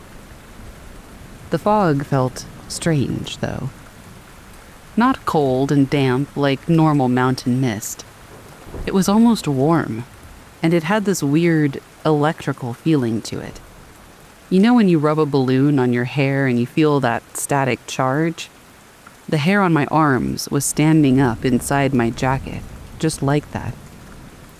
I kept walking, following what I was sure was the trail. I lost track of time completely. It could have been 20 minutes, it could have been 2 hours. The fog seemed to be moving around me, swirling in patterns that didn't match any wind I could feel. Sometimes I would catch glimpses of shapes in the mist that looked almost like people, but when I would stop and stare, there wouldn't be anything there. Then, the fog suddenly just lifted, like someone had thrown a switch. 1 second, I couldn't see anything. The next, I was standing in clear mountain air, under a sky full of stars. The problem was, I had no idea where the hell I was. I was definitely still in the mountains. I could see the familiar ridgelines of the Smokies around me. But I was standing in the middle of what looked like an old logging road, not the Cataract Falls Trail. And according to my phone's GPS, I was about 8 miles southeast of where I'd started, near the Oconaluftee River. 8 miles, in what felt like maybe an hour tops of walking through fog. I tried retracing my steps, but I couldn't find any trail that led back the way I'd come. The logging road that I was on wasn't even on my GPS app. It just showed a blank green space. My phone said that it was 4:17 a.m. which means I'd somehow lost about 4 hours. I had to call a buddy to come pick me up. It took him 2 hours to find me, even with GPS coordinates, because the logging road was so overgrown and unmarked. When he finally did show up, the first thing he said was that I looked like I'd been sleepwalking. Apparently, I was just standing there staring off into space when his headlights hit me. We drove back to get my car from the Cataract Falls trailhead. It was exactly where I'd left it, completely normal, no signs that anything weird had happened there. My friend kept telling me I had some kind of episode, hypothermia or dehydration causing confusion and memory loss, but I felt physically fine. I had no headache, no dizziness, no signs of exposure. Plus, I'd only been out there for like 5 total hours, hardly enough time for serious hypothermia in 35-degree weather when I was well dressed. The park rangers I talked to the next day were polite, but clearly thought I'd just gotten turned around in a normal fog and wandered off trail. Happens all the time, they said. People think they know where they are in the fog, but it can be disorienting. Yeah, I know that. But I know that trail. I've hiked it in rain, snow, early morning, late evening. I've never gotten lost. I've never even taken a wrong turn. And there's no way you can accidentally hike 8 miles through trackless forest in a few hours without realizing it. The thing that bothers me more than anything is the missing time. I have no memory of those hours between entering the fog and it suddenly clearing. Not even fragments or impressions. Just a complete blank. I've been back to both areas since then. The original trail and the logging road where I ended up. During daylight and with other people. Everything looks normal. The Cataract Falls Trail is exactly as I remember it. The logging road is just an abandoned Forest Service road that dead ends after about a mile. But I measured the distance between them on Google Earth.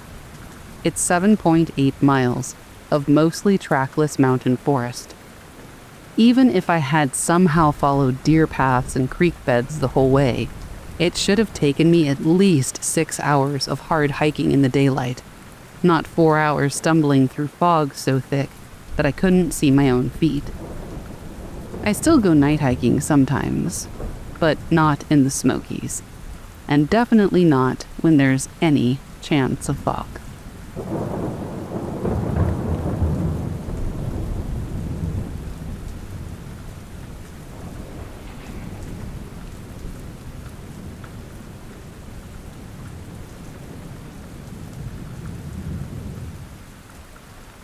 This happened last fall, and I still don't really know what to make of it.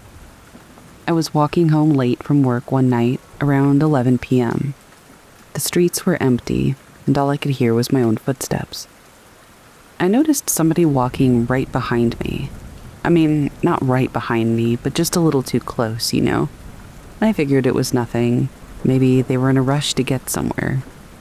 I picked up the pace, but so did they. I glanced over my shoulder, but I couldn't see anyone. It was just an empty street. Weird, right? So I slowed down and kind of tried to shake off the feeling. But then the footsteps came back. This time, they were even closer than before. I turned around again, expecting to see somebody almost right behind me, but there was still no one there. At this point, I was really getting freaked out. I started to walk faster, and that's when I felt someone's breath on the back of my neck. I spun around. I even had my fists up because I was honestly ready to fight someone, but there was nothing there. It was just an empty street. I broke into a run, and I didn't even look back. I didn't stop until I got home, and I slammed the door behind me. I didn't see anyone that night, but I don't know. I just feel like someone was following me. Every time I walk down that street now, I swear I hear footsteps behind me. But when I look, there's never anyone there.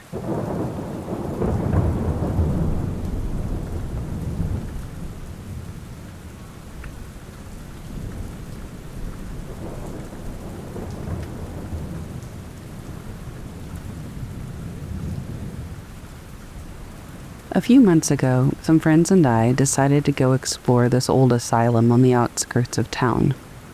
The place had been closed for years, so naturally, rumors about hauntings and strange occurrences surrounded it. We were looking for an adventure, and we thought it would just be a fun night out.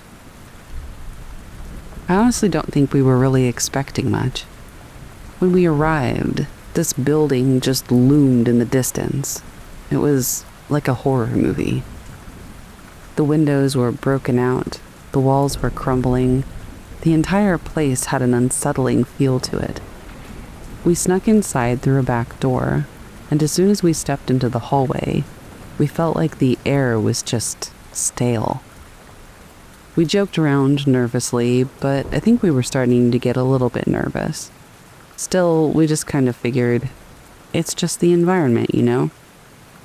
So we went deeper into the asylum. We found all this weird old medical equipment. We found these files and even some old, X-ray type things. I don't really know what they were. It was really quiet in there, though, which it's abandoned, so I guess that makes sense. We were halfway through the building when we started hearing footsteps.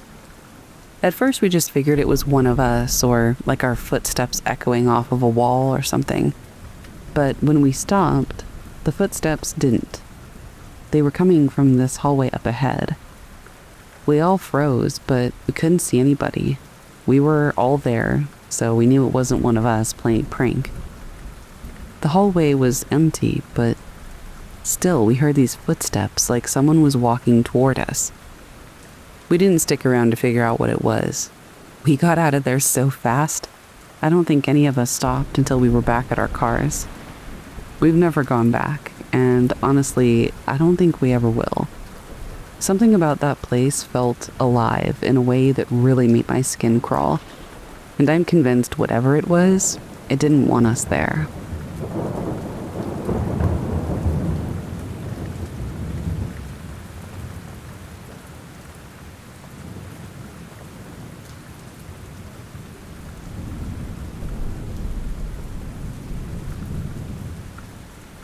From the Other Side of the Lake by Tommy But Not Really Tom, posted to r/True Scary Stories.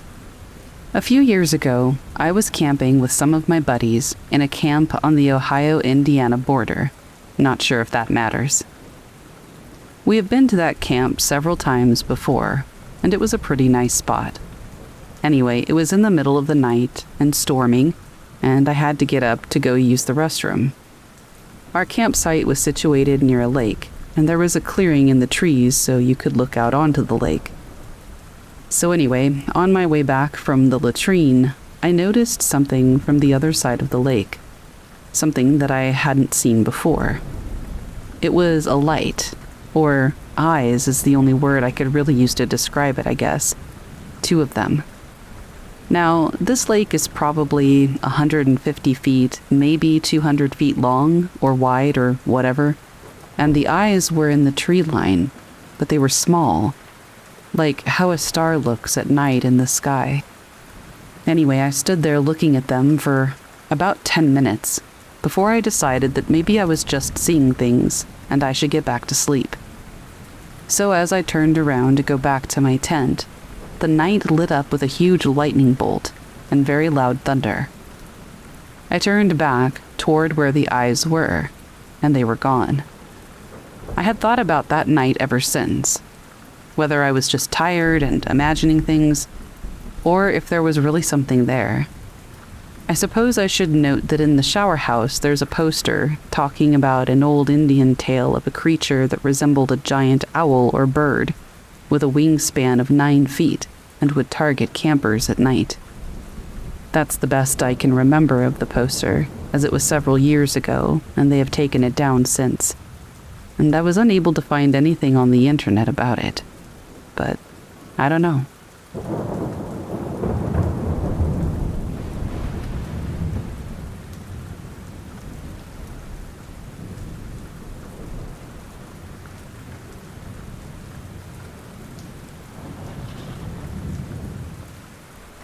We found a ladder in the middle of the woods. I've gone hiking all my life. Grew up in the Pacific Northwest, so forests are kind of in my blood. I know how to pack, how to read a map, how to stay calm when things go sideways. But I've never gone back into the woods since this happened. Not deep woods, anyway. Not the kind where the trails thin out and the light starts to feel less comforting. This happened just outside of North Bend, Washington. Early spring, maybe late March. Still cold in the mornings. There were 4 of us. Me, my girlfriend Hannah, and our friends Mason and Tiff. We were all juniors in college at the time. The plan was a chill overnight hike. Nothing hardcore. We'd camp, make pasta, look at stars, just be off the grid for a while. And for most of the first day, that's exactly what it was. We took a trail that ran along a creek, climbed into the foothills, and cut off onto a side trail we'd seen on all trails but never tried. It wasn't sketchy or anything, just less popular, and that's how we like it. Quieter. But maybe that's part of the problem. When you're deep enough in the woods that nothing feels out of place anymore, you stop noticing when something is. We were maybe 2 hours into that off-trail path when Tiff spotted it. At first, we thought it was just a tree. Then we got closer and realized it wasn't. It was a ladder. A freestanding metal ladder, tall and narrow, just sitting upright in the middle of a flat clearing. No tree nearby. No foundation. Nothing leaning on it or holding it up. Just there. It looked old, rusted in patches. 6 or 7 rungs, maybe 10 feet tall. And the weirdest part was how clean the space around it was. No overgrowth, no moss. Almost like the forest was avoiding it. Of course, we did what dumb 20-somethings do. We took pictures, we made jokes, we dared each other to climb it. Mason went first, got about halfway up, and stopped. "Dude, it feels weird up here," he said. We laughed. He went to the top, posed like he was doing that thing out of Titanic, and climbed back down. Hannah was next. She got to the top too. But when she stepped onto that second-to-last rung, she flinched and said it was hot. Like really hot. That didn't make sense. It was 45 degrees outside and shaded. She came down quickly and said she felt off, lightheaded. And then I climbed it. I don't know how to explain this, but the second I got about 2/3 of the way up, I felt this pressure in my ears, like altitude change, like something heavy pressing in around me. It was dead silent. Even the birds stopped. And when I looked into the trees, not down at the ground or up at the sky, just straight ahead, I saw something move. It wasn't an animal or a person. It was something tall, thin, and watching. It was standing maybe 20 feet back behind the tree line. I couldn't see its face, just that it was too tall, shoulders wrong, like it had to hunch to stay under the branches. I blinked, and it was gone. I climbed down faster than I'd ever moved in my life. I didn't say anything right away. I didn't want to freak the others out. But as we were packing up to keep moving, Hannah said quietly, "Did anyone else feel like we were being watched?" Tiff nodded. Mason just kept walking. That night, we camped at a spot near the creek. I barely slept. I kept waking up thinking I'd heard footsteps outside the tent. Not close, just far enough that I couldn't be sure. At one point, I unzipped the flap and looked out. And in the shadows between 2 trees, I swear I saw a shape. The same tall, unmoving, watching shape. And when I looked again, it was gone. The next morning, we packed up fast and didn't talk much. Mason was quiet. Tiff looked like she hadn't slept either. Hannah kept glancing back into the trees. As we passed that clearing again, I noticed something. The ladder was gone. No footprints, no drag marks, no broken grass or dirt showing where it had stood. Just empty forest. We got back to the car, drove home, and barely spoke for the next week. Eventually we talked. Kind of. Hannah admitted she'd seen something tall in the trees too.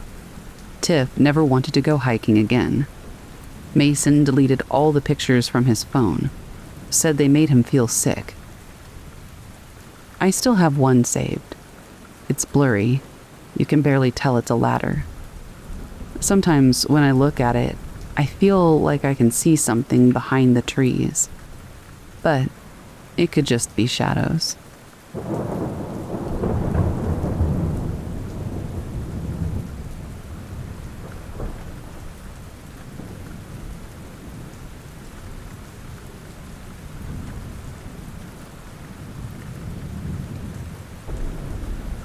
The thing that walked like a man. This happened in the Oconee National Forest, Georgia, back in the fall of 2019. I was out there with my buddy Ray for a weekend hunt. White-tailed deer mostly, maybe a hog if we got lucky. We'd camped a few miles off one of the old logging roads, real deep, way past where cell service cuts out. The spot was perfect. It was quiet, remote, plenty of signs of wildlife. We'd been coming to that area for years, and nothing weird had ever happened. Never even thought about something weird happening. Not until that trip. The first day went smooth. Got there early, set up camp near a creek, scouted the ridgeline. That night, we cooked over the fire and turned in early, since we planned to hike out to our blinds at about 4:30 the next morning. Sometime in the middle of the night, I woke up to something moving around the tent. Not walking, exactly. More like dragging. Like a deer that had been gut shot and was crawling through the leaves. I figured maybe a raccoon or something nosing around the fire pit. So I just stayed quiet and listened. But then it stood up. I didn't see it, but I heard it. Real, slow, deliberate rising. You know the sound when someone stands in the woods? That shift of weight? The way the leaves crunch underfoot? That. It stood there for a good while. Didn't move. Didn't breathe as far as I could tell. Just stood behind our tent, like 6 feet away. Then it walked off. But not like a deer, or a bear, or even a person. It had a weird cadence, too long between steps, and the crunch of each step sounded wrong, like it was too heavy, but not quite solid at the same time. Ray didn't wake up. I didn't sleep the rest of the night. The next morning, I didn't say anything. Just told him I didn't sleep well and left it at that. We hiked out to our blinds, maybe a quarter mile apart, and planned to meet back at camp around 10. That morning, everything was quiet. No birds, no rustling, no shots fired. I saw one squirrel and that was it, and even he seemed nervous. Around 9:30, I started heading back. About halfway to camp, I saw something down the slope, off to the left, maybe 100 yards out. At first, I thought it was a black bear standing upright. But then it moved, and it moved wrong. It wasn't just that it was tall, had to be over 7 feet, but the proportions were wrong. The arms hung low, and it sort of swayed as it walked. No gun, no gear, barefoot. I thought maybe it was a lost hiker having some kind of mental break. I almost called out, but something in me said not to. I just crouched and tried to make myself less visible, and I watched. It walked through the trees in a big arc, never looking my way. Moved like it knew the terrain, like it lived out there. It wasn't lost or confused. Eventually, I slowly made my way back to camp. I didn't want to be out there exposed in the middle of nowhere alone. On the way back, I was deciding whether or not to say anything to Ray, but he made that decision for me. When I got back to camp, he was already there, pacing, and before I could even open my mouth, he goes, "Did you see it? Did you see it?" I just nodded. He said something had come near his blind. He didn't see it first, but he heard it. Breathing, but not quite human. It circled him 3 times before vanishing. I guess later he saw it, making his way back, kind of the same as me. We stayed one more night because we were too far out to hike back before dark. We built up the fire real big and stayed awake with our rifles on our laps. No talking, no laughing, just listening. Around midnight, we heard it again. This time, it howled. Now listen, I've heard coyotes, wolves, dogs, foxes. This wasn't any of those. It started like a low moan, then pitched up into a screech that went on way too long. It echoed through the trees like the whole forest was holding its breath, like it didn't want to be noticed. And then came the footsteps from all directions. It was like there were 3 or 4 of them, moving around the woods fast, just outside the ring of firelight. We never saw anything, but we stayed awake until dawn.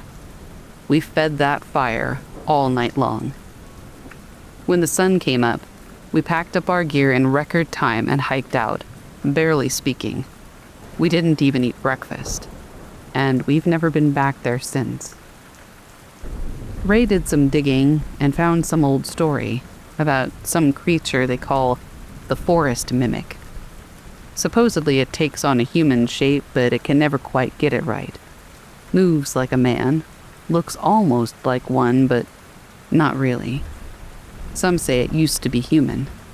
Others think it's older than the trees, lives deep in the woods and watches, follows, mimics. I don't know what we saw or what we heard, but I know it wasn't a bear, and it sure as hell wasn't a person. Next time we hunt, we're going west, and we're not sleeping on the ground.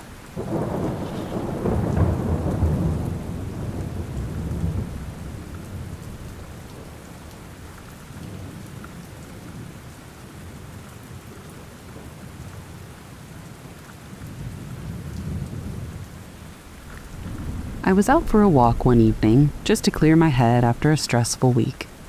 It was getting late. The sky was already dark, with only a sliver of moonlight. The neighborhood was quiet, and I was alone. Just me and the sound of my footsteps on the pavement. Nothing out of the ordinary, right? But then I started to feel, watched. It wasn't immediate. It crept up on me. At first, I thought it was just my paranoia. Maybe a car had passed by too closely, or someone was walking behind me. But when I glanced over my shoulder, there was no one. I shook it off and kept walking, trying to ignore the unease creeping into my spine. As I turned the corner onto my street, I caught a glimpse of something in my peripheral vision. A shadow. It wasn't like the usual shadows cast by streetlights. This one was moving. I turned around, and for just a second, I thought I saw a figure, tall and dark, standing at the far end of the block. I wasn't taking any chances. I rushed home. The entire walk felt like something was just trailing me, but I just couldn't see it. I made it to my front door, locked it quickly, and leaned against it, trying to catch my breath. Then, I heard a knock on the door. I put my hands over my mouth, trying not to make a sound. It knocked again. I sat there for a long time. I never heard footsteps walk away. Actually, I never heard footsteps walk up in the first place. But after about, 20, 30 minutes of silence, I got up and I peered through the peephole. Of course, there was nothing there. But every time I glanced at the window for the next several nights, I saw that thing. Some shadow figure just standing outside, watching me.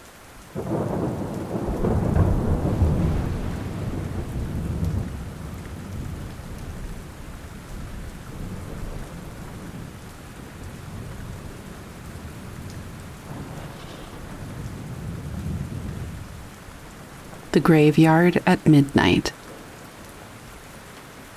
It was a dare. We were young and stupid, and when my friends suggested spending the night in the old graveyard, I couldn't back out. It wasn't that I didn't believe in ghosts, I did. But I thought the whole idea of a haunted cemetery was just for fun. I was wrong. We snuck through the rusted gate at midnight, the air thick with mist. The tombstones, some cracked and leaning, stood like silent sentinels, their inscriptions barely visible in the moonlight. We decided to camp out near the oldest grave, where the oldest stories were said to come from. At first, it was just wind rustling the leaves and the occasional hoot of an owl. But then I heard it. A faint, rhythmic tapping. My heart skipped. At first I thought I was just imagining things, but the sound grew clearer. Tap, tap, tap. I turned to my friends, but they were all staring at something. I followed their gaze to a grave off to the side. I saw it. A shadow moving slowly across the graveyard, stopping at each tombstone, and then moving on. "Is that someone else here?" I whispered, but they shook their heads. There was no one else. Not in this part of the cemetery, at least. The tapping stopped, but the figure stayed. We all stood, frozen, too scared to speak. Suddenly, the shadow turned toward us, and with it came an overwhelming sense of dread. The air grew colder, and I could feel the weight of something watching us, judging us. Without a word, we ran. The gravel crunched beneath our feet as we bolted for the gate, but as we turned the corner of the cemetery, I looked back. The figure was standing in the exact spot where we had been sitting, just watching us, unmoving. We didn't speak a word to each other for the rest of the night, and when we left the next morning, the cemetery was just as silent as we'd found it. But we all knew. Whatever was in that graveyard wasn't just a story. It was real, and it was waiting.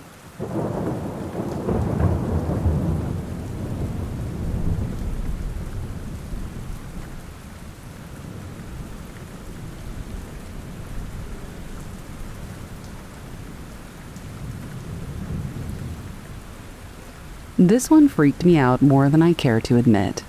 It happened a few months ago, right after my grandmother passed away. We were all still grieving, and I hadn't been able to stop thinking about her. I'd always been close to her, and her absence left a big hole. One evening, I was sitting on the couch, scrolling through my phone, when my screen lit up with an incoming call. I didn't recognize the number at first, but when I looked again, I did, and it made my heart drop. It was my grandmother's phone number. I froze, staring at the screen, confused. I mean, there was no way she could be calling me. She had just passed a few weeks earlier. I answered the call, but there was nothing. Just silence. Not even a click or a beep. I said her name softly into the phone, but the only sound I heard was my own voice echoing back at me. I hung up quickly, trying to convince myself it was just some sort of glitch or mistake. But then it happened again. A few days later, the same number appeared on my phone. I didn't answer this time, but I couldn't shake the feeling that it was her. I'd never heard of anything like it before, but I felt like somehow she was reaching out. I haven't received any more calls from that number, but every time my phone rings now, I really can't help but just look at it, half expecting to see her name again. It's the kind of thing I can't explain, but I'll never forget the feeling of hearing her number come through after she was gone.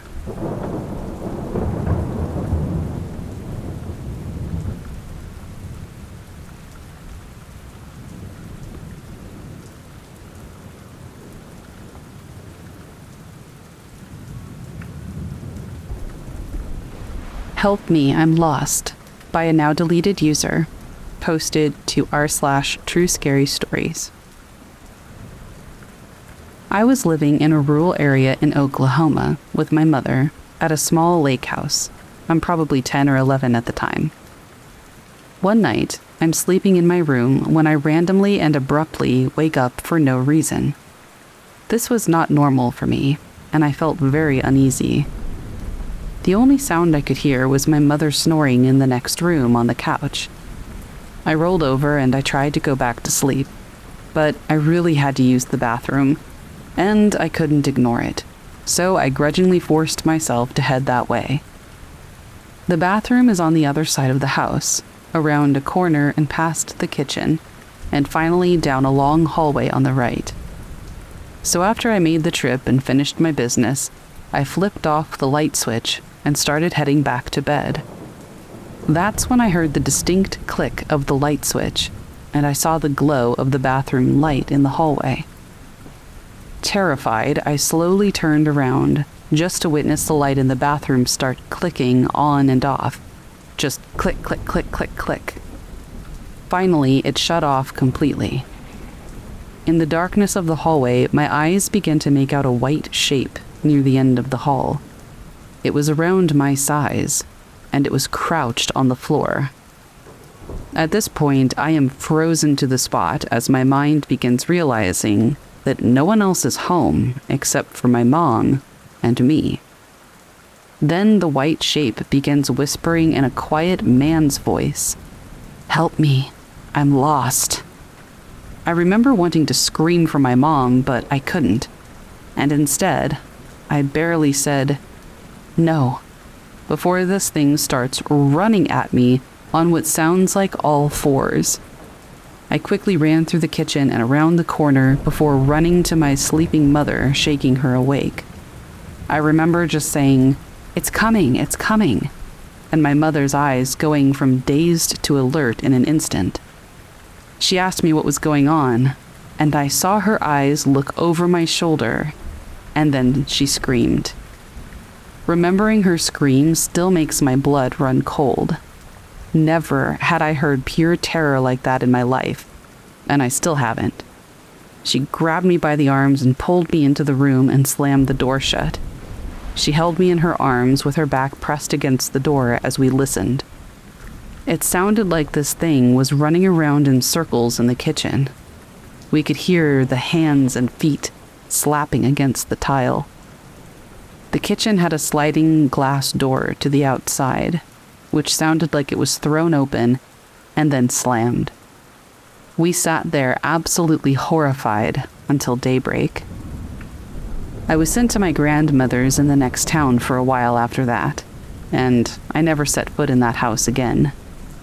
Years later, my mother said that she went walking around the property after the incident, and she came across a small burial site with 3 headstones that each belonged to children from the early 1900s. But it freaks me out, though, because what I heard that night was a man's voice, but it was so unnatural. I don't think it was a kid. My mom still will not tell me what she saw behind me. She tells me she's afraid that it will know that we're talking about it, and it will come back.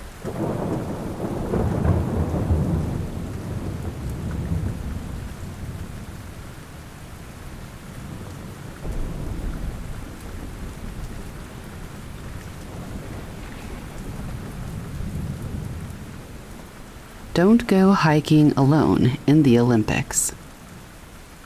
I used to roll my eyes whenever someone brought up Bigfoot encounters. I've spent my entire adult life hiking solo, especially here in the Olympic Peninsula, in western Washington. Miles and miles of untouched wilderness, mossy trees dripping with water, dense underbrush, and the thickest silence you've ever experienced. That's always been my refuge. But something happened last October that's made me reconsider every dismissive thought I've ever had about the supernatural. I'd planned a 3-day solo hike along the Hoh River Trail near Forks, Washington. Pretty standard stuff. I've done it plenty of times, but this time it was different. It had been raining non-stop for a week, and the trail conditions were terrible, but I was stubborn. I'd planned this for months, and I wasn't about to let some mud and drizzle stop me. By the time I parked my car at the trailhead, it was pouring buckets. The rain hammered down relentlessly, soaking me through within minutes, despite my waterproof gear. The forest seemed even denser than usual, a murky wall of dripping green and gray. I pushed ahead anyway, boots squelching in ankle-deep mud, determined not to turn back. About 4 miles in, the weather worsened. The sky darkened prematurely, shrouding everything in a thick twilight. My pace slowed to a cautious shuffle. Visibility sucked. The trees bent under the weight of rainwater, groaning as wind rushed through them. That's when the first weird thing happened. I was crossing a small clearing when an intense feeling of dread slammed into me out of nowhere. It was like an icy fist clenched around my gut.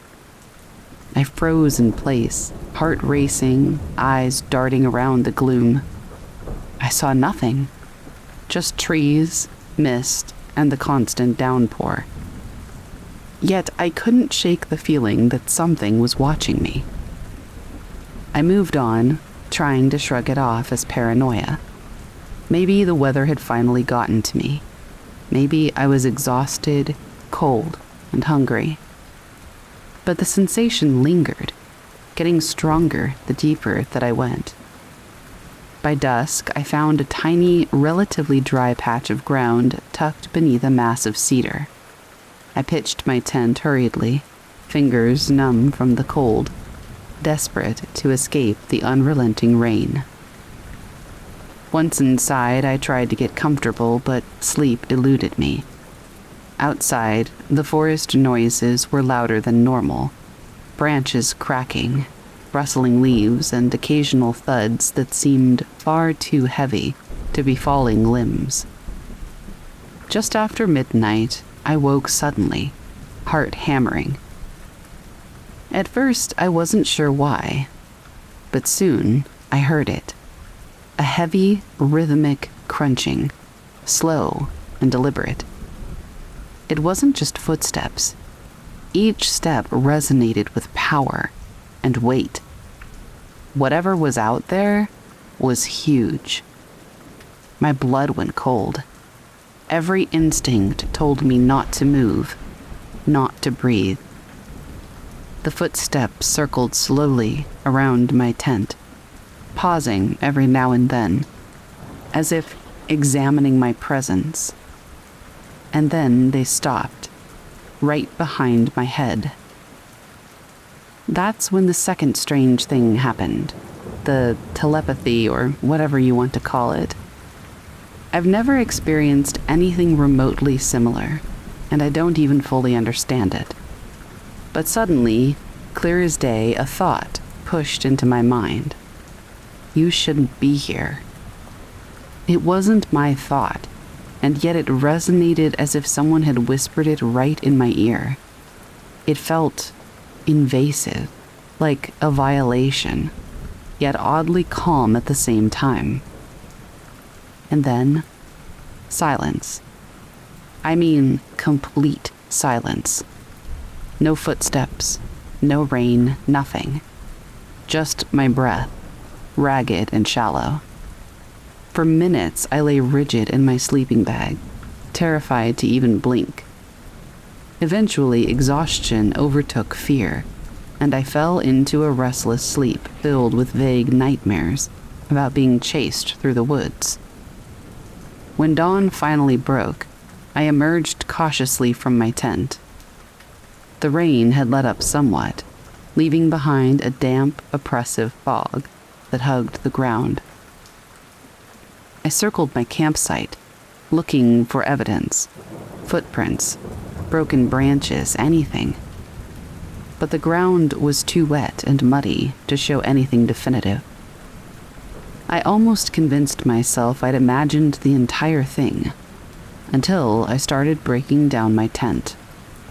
And that's when I saw it, about 30 yards away between two massive trees, a figure standing motionless, watching me. At first, my brain couldn't comprehend what I was seeing. It was massive, easily 8 or 9 feet tall, covered head to toe in shaggy dark fur. The shoulders were impossibly broad, the limbs long and thick. But it was the face that really made my stomach drop. Human-like, but distorted. Deep-set eyes peering straight into mine. It didn't move. It didn't blink. And then, clearly and unmistakably, that same calm, invasive thought broke through my mind again. You shouldn't be here. I bolted, leaving half my gear scattered behind. My feet barely touched the ground as I sprinted down the trail, branches clawing at my face, roots snagging my boots. I didn't stop until I reached my car, panting, soaked in sweat and rain, heart nearly bursting from my chest. Driving home, I tried to rationalize it. Maybe a bear, maybe some kind of hallucination brought on by hypothermia or stress. But deep down, I knew better. Bears don't stand perfectly still, staring at you, with thoughtful, human-like expressions. Bears certainly don't communicate thoughts directly into your head. Since then, I have scoured forums and listened to podcasts, trying to find someone else who's had a similar encounter. And I have found them. Stories from other solo hikers who have felt the same strange, telepathic warning from creatures matching exactly what I saw. I haven't been back to the Olympics since. Honestly, I'm not sure I ever will. But one thing's for certain. I won't be mocking Bigfoot stories anymore. There's something out there, and it's intelligent, powerful, and incredibly real.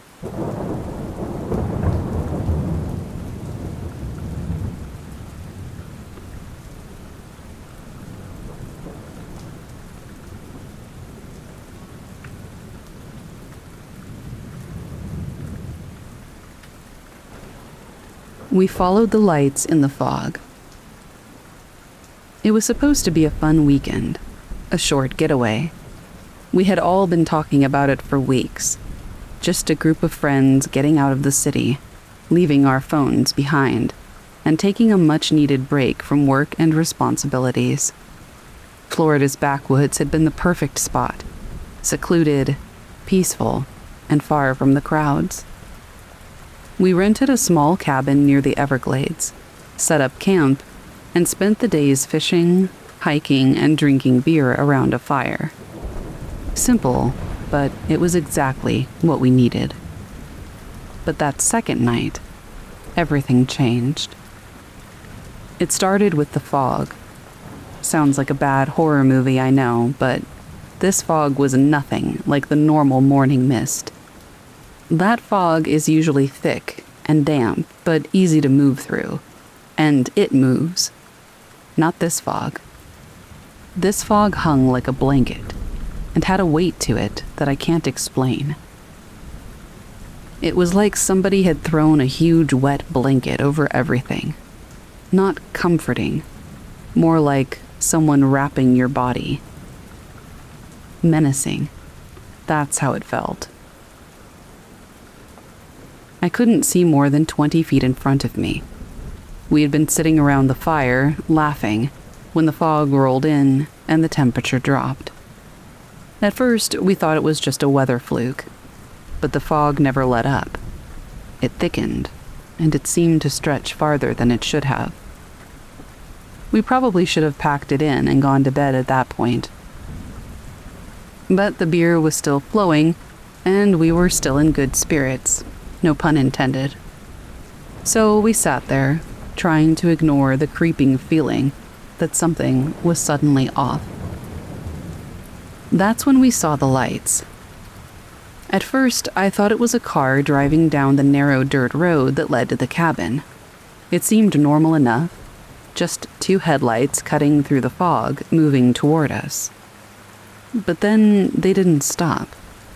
They just kept coming, getting closer but never really reaching us. There was no engine sound, no tires on gravel, just these two lights. "Hey, you guys see that?" one of my friends, Danny, asked. He was sitting across from me, holding his beer and squinting into the fog. I nodded. The hairs on the back of my neck stood up. Something felt really off, but I didn't want to sound paranoid, so I just shrugged it off. Maybe someone else was out here. Maybe we had missed another group on the way in. The lights were getting closer now, and we all stared at them. They were bright, almost blinding, and they cut through the fog like nothing I had ever seen. But there was no car, no engine sounds, just lights. Two bright, unblinking headlight-type lights floating in the fog. "Should we check it out?" Danny asked, clearly curious. "Probably not," I said, a little more firmly than I meant to. There was something about those lights that just felt so wrong, like in my soul. I couldn't have explained why. I just knew in my gut that whatever was making those was not good and not natural. It didn't matter what I said, though. Danny was already standing, and the others were getting to their feet, too. It seemed like everyone had the same thought. The lights had to be coming from somewhere, and we were too close to simply ignore them. If they were strange, it was better to know what they were than to sit there wondering. We grabbed our flashlights, and despite my better judgment, I joined in. What was the alternative? Sit alone in the woods? No thanks. We all started walking toward the lights. The fog swallowed us almost immediately. It was like stepping into a world that didn't really exist, some kind of in-between place where nothing was clear, and every step felt like we were losing ourselves in a dream. The closer we got, the weirder it was. The lights stayed at the same distance, never getting any closer, but somehow seeming to guide us forward, like they were drawing us into something. There was never any sound, nothing but our footsteps in the mud and the occasional rustling of trees around us. The path felt familiar, until it didn't. "I don't get it," said Emily, one of our friends. "How are we still this far out? This is the way we came, right?" I looked around trying to make sense of it, but everything was changing. The trees looked different now, more twisted and gnarled. The world around us felt off. I started to feel the distinct feeling of eyes on me, from everywhere. And then the lights stopped. They hovered there, just ahead of us, just hanging in the fog, suspended, like something hung from the sky. I thought for a moment that maybe we had reached the end of the road. But when I looked around, there was no road. The trail we had been walking on was gone, and the lights were the only thing we could focus on. "What the hell is this?" Danny said, his voice tight with confusion and fear. "I don't know," I replied, trying to steady my breathing. "Let's just turn around and..."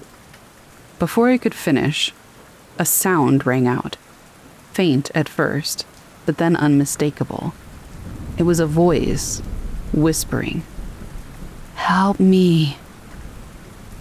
The voice was soft, almost like it was begging. It sounded human, but there was something wrong about it.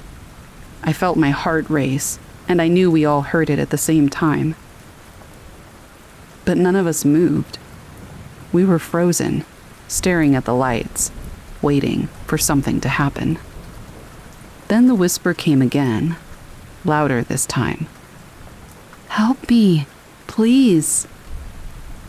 I couldn't tell if it was coming from the lights or from the fog, but one thing was certain. Someone, or something, was out there. "Is that a person?" Emily asked, her voice barely audible over the rising tension. "I don't know," Danny whispered back, his eyes wide. "But I'm not sticking around to find out." It wasn't like we were in immediate danger. At least that's what I told myself. But something about the situation had felt so wrong from the very beginning. I wanted to leave. I needed to leave. But none of us moved.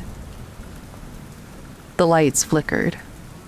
That's when we realized that we had been standing in the same place for too long. We had come much farther than we should have, and it felt like we hadn't gone anywhere at all. The world felt like it was closing in on us, and the only thing that seemed to matter were those damn lights. "Let's go," I said, forcing my legs to move. "We need to go back." But as soon as I turned, I realized we couldn't go back the way we came. The trail was gone. The trees, the landscape, everything was different now. It wasn't just the fog anymore. It was like the whole world had been repainted. It felt like we were trapped in some strange place, outside of time, outside of reality. I turned back to the lights, and they blinked out, completely vanished. "Where'd they go?" Danny asked, his voice trembling now.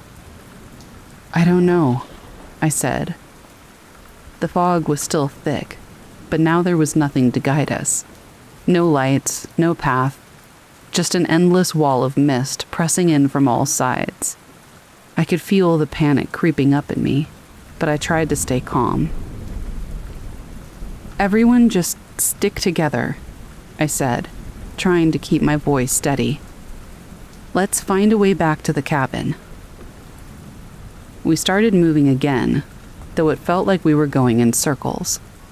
Every step felt heavier than the last. The fog made it impossible to get our bearings, and every direction seemed to lead nowhere.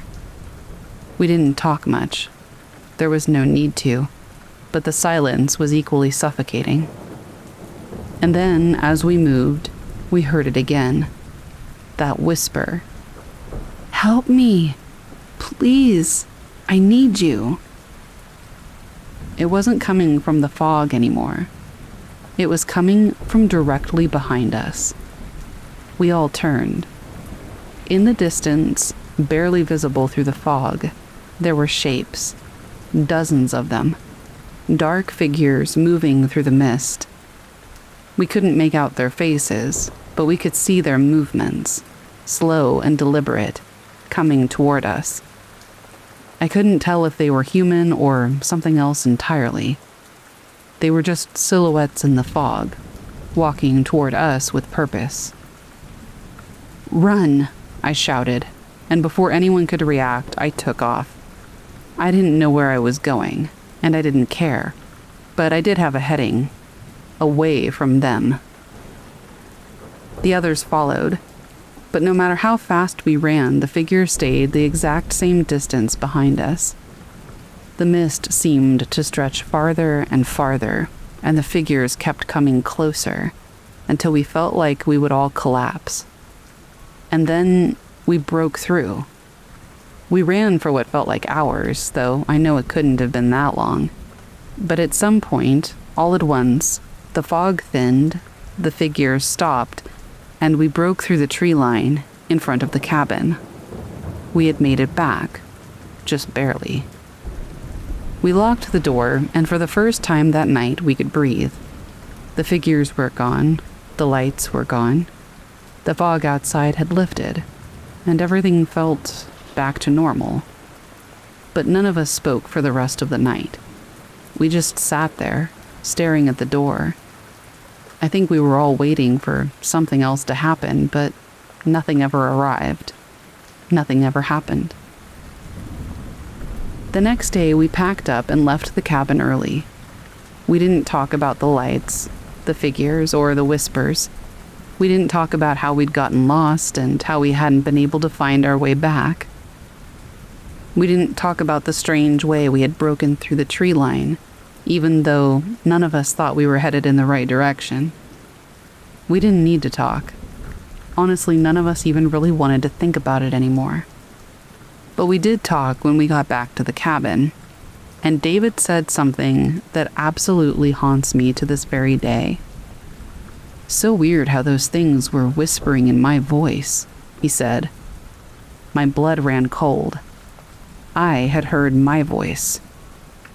Everyone, it turned out when we asked, had heard the same whispers, but in their own voices. And for whatever reason, that just makes it so much worse.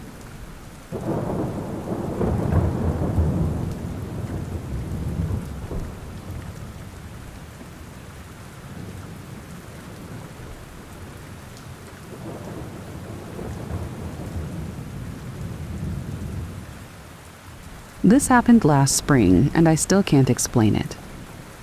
It was late in the evening, and I was outside in my backyard, just relaxing with a book. The weather was nice, and the evening was calm, but there was kind of a strange feeling in the air, like something was just a little off from what it normally would be. The dogs were inside, and it was just too quiet. Suddenly, I heard a rustling from the bushes near the fence. I figured it was just an animal. Maybe it was a raccoon or a squirrel, so I didn't really think much of it at first. But then, the rustling grew louder. It was like something was doing it on purpose. Almost like if a friend was sitting in the bushes shaking them to try to get your attention or something. I got up to check it out. I thought it might be a neighbor's dog or just an actual prank, but as I stepped closer to the bushes, I froze. There was something standing in the shadows, just beyond the edge of the light from the porch. It was way too tall for a person, and it was covered in what looked like matted fur. It had the shape of a man, but the way it moved was all wrong. It didn't walk, it just shifted, like it was gliding across the ground. Its eyes were kind of glowing, this faint, eerie yellow. It stared at me for a moment, and I felt like time literally slowed down. I didn't know what to do, I just stood there. The creature tilted its head, like it was studying me. And then, without a sound, it vanished into the darkness, moving faster than anything I've ever seen. I ran back inside, locked the door, and didn't go back outside until the next day. I haven't seen it since. But I don't know if I want to or not. I mean, part of me does because I want to know what it is. But the other part of me feels like maybe ignorance really is bliss.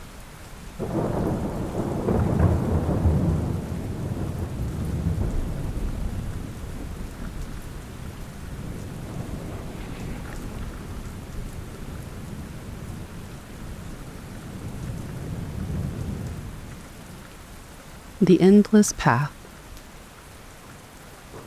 This happened 2 years ago, and none of us who were there have ever been able to explain it. There were 4 of us. Me, my friend James, his girlfriend Carly, and my cousin Owen. We're all in our late 20s, and we used to backpack and camp together a few times a year. James had picked a loop trail in the Great Smoky Mountains, one that wasn't too crowded but had really good reviews. Supposedly it was about 9 miles total, with elevation changes and a nice overlook. We packed for a 2-day trip, figured we would hike in, camp overnight, and then hike out the next morning. The trailhead was near Cades Cove, if you're familiar. We started at about 10 a.m. The weather was absolutely perfect. Overcast and cool, but not raining. The first few miles were pretty unremarkable. Trees, streams, the usual fallen logs. We took a few photos, stopped for snacks, but we were making good time. Around mile 4, we started noticing something weird. It wasn't dramatic at first, just little stuff, like a bend in the trail that looked exactly like the one we had already passed. A downed tree with a notch that James swore he'd seen an hour ago. I brushed it off as déjà vu. Forests repeat themselves. That's just how the woods work. But the weirdness escalated. We hit a fork, not a marked one, just a natural split where the path curved around a boulder. Owen wanted to go left. James said right looked familiar, and Carly said it didn't matter because both would reconnect. We went right. 10 minutes later, we came out at the same fork. Exact same boulder. Same fallen tree next to it, and it was broken in half, like it had been split by lightning. We thought maybe we had doubled back by accident. It's easy enough to do in a dense forest. So we marked the rock with a Sharpie dot and tried again. Left this time. Same thing. 15 minutes later, we were back at the same fork, and there was our dot on the rock. Now we were properly freaked out. We checked GPS. No signal. The map didn't help, because we weren't really sure where exactly on it we were. There were no trail blazes, no signage, just trees. And the weird thing was that everything between the forks was identical, like the path curvature and the tree shape, even the forest litter on the ground. James stopped walking at one point and just stared at the dirt. "That leaf pile," he said. "What about it?" I asked. "I kicked it. I remember kicking it." He pulled out his phone. The last photo he had taken had a tree with a strange curved trunk, kind of like a shepherd's crook. We all agreed we had only passed it once. He showed us the picture and then pointed up the trail. Same tree, right there. We were looping. That much was now obvious, but we didn't understand how. This wasn't some hedge maze. We weren't taking random turns. It was a loop that we couldn't get out of. We sat down and tried to retrace our steps mentally. But the more we talked about it, the more it was like trying to remember the beginning of a dream. It felt like parts of the trail had changed when we weren't looking. At one point, Carly said, "Didn't that log used to be on the other side of the path?" We all looked, and she was right. Somehow it had flipped. So we tried something new.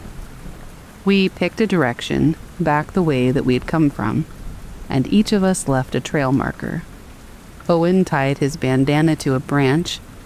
I stacked 3 flat rocks in a kind of cairn. James left an empty granola bar wrapper wedged into the bark of a tree. Don't freak out, we picked it up later. We walked for about 30 minutes. No forks, no changes. Until we saw the bandana again. Still tied, still fluttering. Like we'd gone in a circle, but none of us had turned. Carly started crying. She was in a total spiral, and I don't blame her. It felt like the forest was playing a trick on us, but not in a funny way. In a cold, almost mean way. Like we weren't supposed to be there anymore, and it was trying to erase us by repetition. James suggested that we sit still. Don't move. Just wait and see if anything changed. Maybe whatever this thing was would release us at some point. So we sat. For 2 hours we sat. We didn't talk much. We just listened. And that part was maybe the worst. The woods were silent. No bird song, no bugs chittering away somewhere, no wind. The kind of quiet that almost makes your ears ring. When we finally stood up again, we took a completely different approach. Owen pulled out his compass and said, "Screw the trail. We go west, straight line. If we hit something, we turn back. But no curves, no loops." It took us hours, but it worked. We broke out onto a service road that wasn't marked on our map. It was old, cracked, almost overgrown, but it was real, and it wasn't looping. We followed it for nearly 2 miles until it connected to the park's main access road. Our car was parked 10 miles from there, but we didn't care. We flagged down a ranger truck, and they gave us a lift. We didn't tell them the whole story, obviously. We just said that we'd gotten turned around and lost track of the trail. But the strangest part is that when we checked the GPS data later, the tracker showed no loops, just a straight, normal path. No doubling back, no circles, like the forest was gaslighting us. Or like something really was overriding our sense of time and space.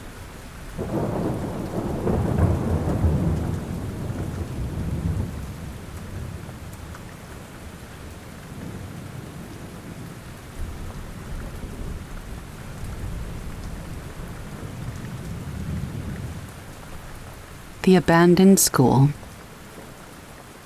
I had to pass by my old school on my way home from work, so one day I decided to stop by and see how much had changed since I had graduated. It had been years, and the place had always seemed to have this creepy vibe to it, even when I was a kid. The windows were boarded up now, and the once pristine white walls were covered in graffiti.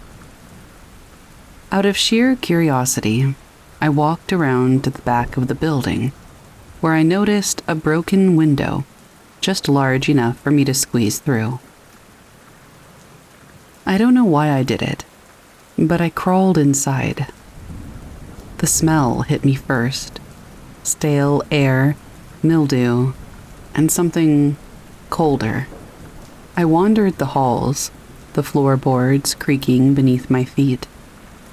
I found my old classroom, the one where I spent most of my time, and pushed the door open.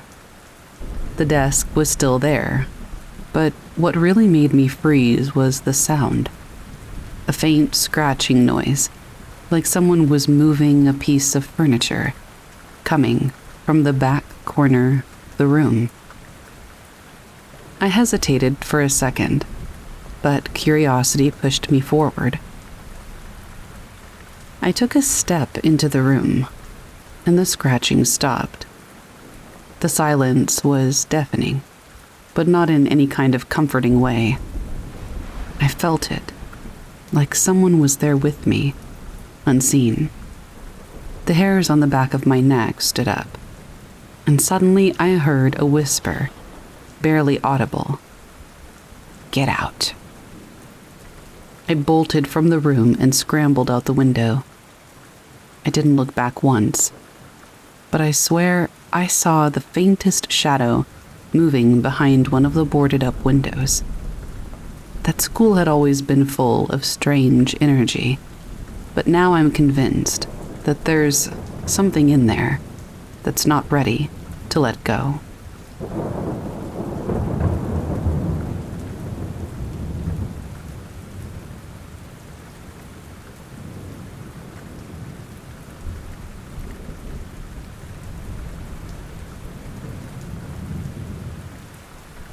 There were faces in the roots. This isn't the kind of story I ever thought I would tell out loud. I'm not a fantasy guy. I don't read Tolkien. I don't believe in ghosts. I've worked in landscaping and maintenance my whole life. I know what tree roots look like, what erosion does, how things rot and settle and grow. But I also know what I saw. And whatever it was, it saw me too. I was working a job in northern Michigan, clearing an old property out of Charlevoix, where a cabin had been built decades ago and had been slowly swallowed by the woods. The owners were trying to sell, so they had hired me to clear the deadfall, pull out invasive plants, and take down a few trees that had grown too close to the house. It was peaceful work, cold, quiet mornings, lots of moss, birds everywhere. I was on day 3 when I uncovered the roots. It was a huge oak, old, gnarled, half-dead, growing at the edge of what used to be a garden wall.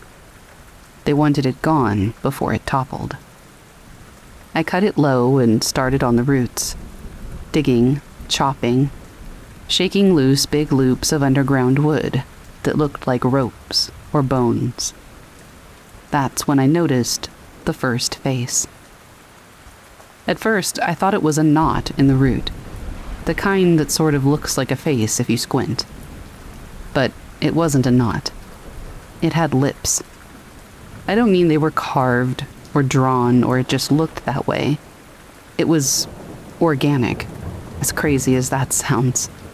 Like it was actually a thing that had lips. And then I saw the eyes and the nose.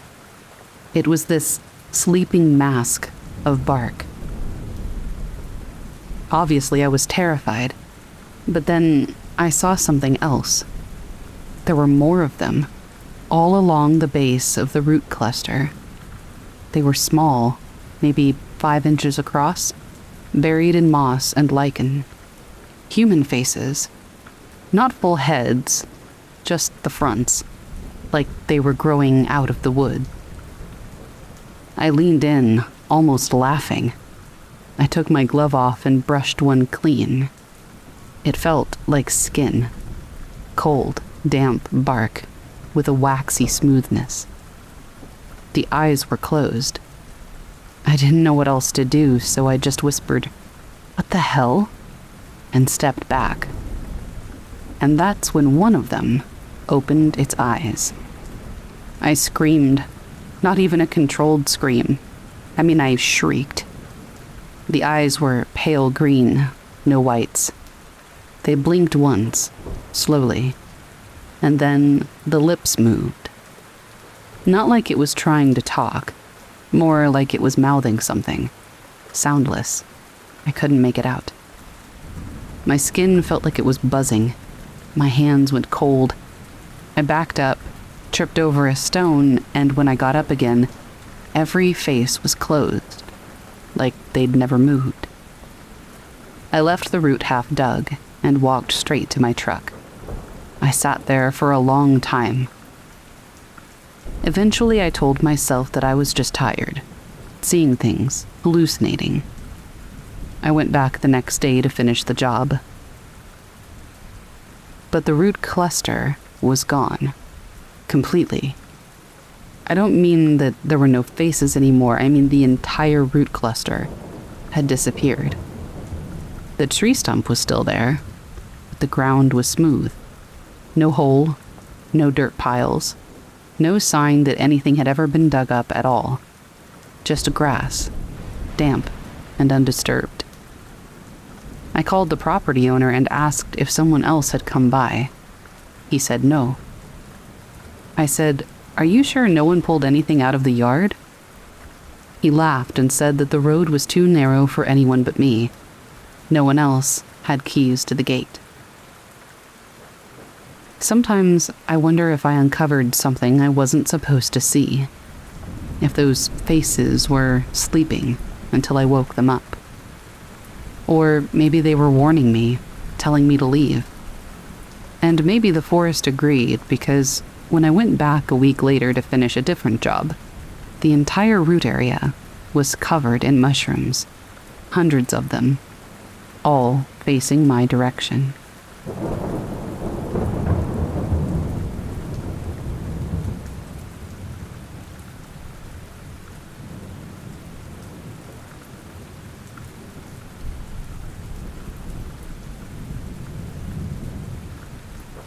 She followed the music into the trees. When I was 8 and my sister was 4, we almost lost her to the woods. We were visiting our cousins up in Vermont, staying in a rented cabin just outside East Corinth. It was one of those summer getaways that felt like it existed outside of real time. Dusty screen doors, wood smoke in the morning, creaky floorboards, and games of tag that lasted for hours. The forest came right up to the back of the cabin. Tall trees, thin light, mushrooms the size of teacups. The kind of place that looks magical if you're little, and like a hazard if you're an adult. My sister Lily loved it. The day it happened, we had just finished lunch, and were all getting ready to go into town. My mom was brushing Lily's hair, and I was playing with a slingshot by the porch. We turned our backs for maybe 2 minutes, and she was gone. At first, we thought she'd gone to the bathroom or wandered into one of the bedrooms. Then we checked the yard, and then the woods. By the 10-minute mark, everyone was shouting, calling her name, running through the trees in every direction. It was panic, pure and simple. I still remember my mom's voice breaking, my dad stumbling through the underbrush in flip-flops, my cousin crying. We searched for over an hour, and then we heard laughing. It was faint, like wind chimes, but definitely Lily. We all turned toward the sound, and there she was, walking out from behind a tree like nothing had ever happened. Her feet were muddy. She had pine needles stuck in her hair, and she looked calm, peaceful almost. My mom ran to her, scooped her up, asked her where she'd been. Lily just said, "I was dancing." When we asked who she was dancing with, she shrugged, and then said, as casually as anything, "The moss people." We didn't know what to say to that. She said it like it was the most obvious thing in the world, like the moss people were just a thing, like trees or squirrels. I asked her if they were kids or grown-ups. She said, "They're just moss." She didn't talk about it after that, acted like the whole thing hadn't happened. But that night, I noticed her shoes were still missing. She'd been barefoot the whole time. And on the windowsill beside her bed, there was a tiny ring of white mushrooms, laid out in a perfect circle. The next morning, I told her I liked the mushrooms. She looked confused and said, "They gave those to you, not me." When I asked who they were, she said, "The ones in the roots. They don't like to talk, but they like you." I still don't know what that means. She doesn't remember any of this now. At least, that's what she says. But sometimes when we're together in a garden, or a park, or anywhere green, I'll catch her humming. Not a song I know, just something airy and slow. And the moment she realizes she's doing it, she stops.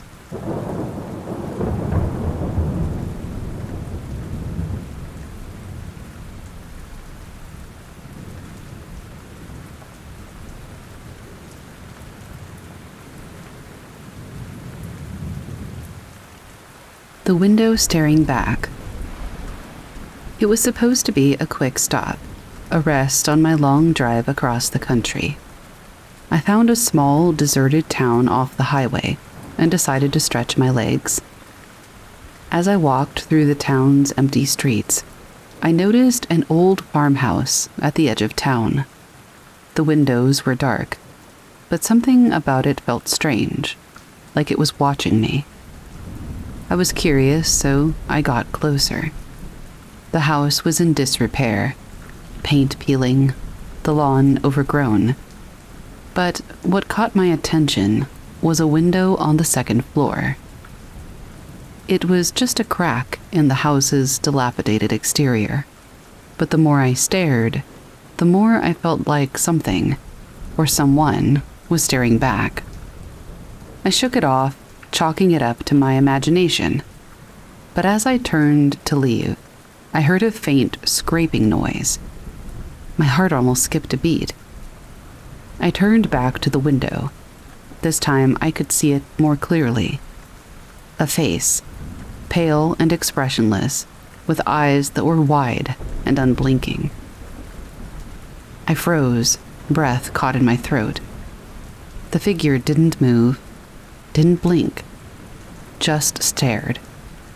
It was impossible. There had been no one in that house when I arrived. No cars, no signs of life. I took a hesitant step forward, and the figure's eyes followed me, still unnervingly motionless. And then, before I could process what was happening, the window slammed shut with a deafening bang. I ran faster than I ever thought possible, away from that house and back to my car.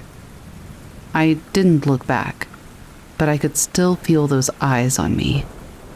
I left the town as fast as I could, but I still can't shake the feeling that I wasn't alone that day, and that maybe I never will be.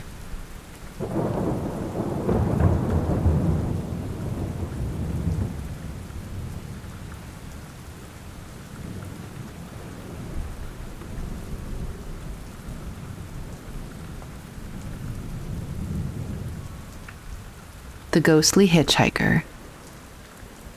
It was late, well past midnight, when I noticed her. She was standing by the side of the road, barely visible in the headlights, her thumb outstretched.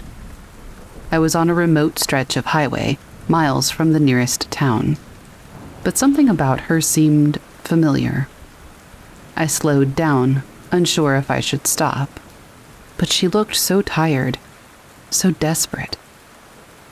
I rolled down my window, and she asked in a soft, almost apologetic voice, "Can you give me a ride?"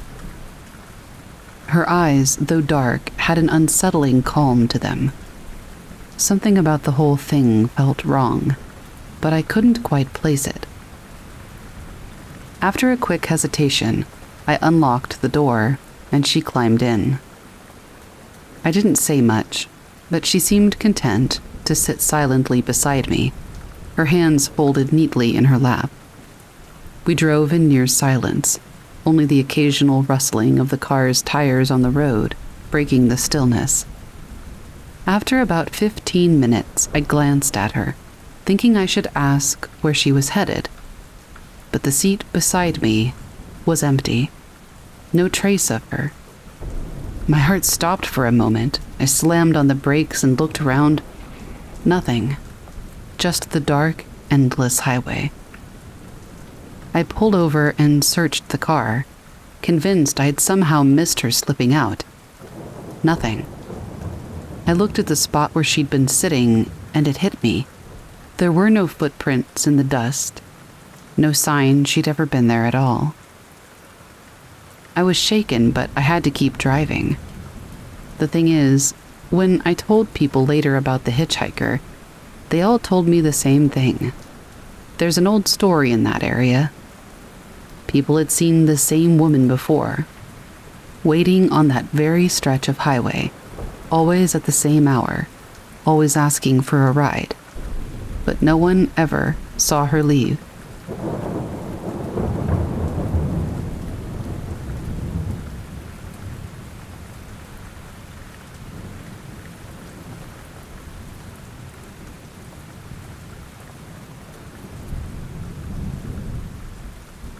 The shadow in the woods. I've always loved hiking, but this particular trail was different. It was deep in the woods, far from any real path, and I'd been walking for hours. The sun was starting to set, casting long shadows across the forest floor. I should have turned back then, but something kept pulling me forward. That's when I saw it. At first, I thought it was just a trick of the light, maybe an animal moving through the trees, but no. The figure was too tall, too dark. It was standing perfectly still, partially hidden behind a thick oak tree. Its shape was like a person, but its outline was wrong.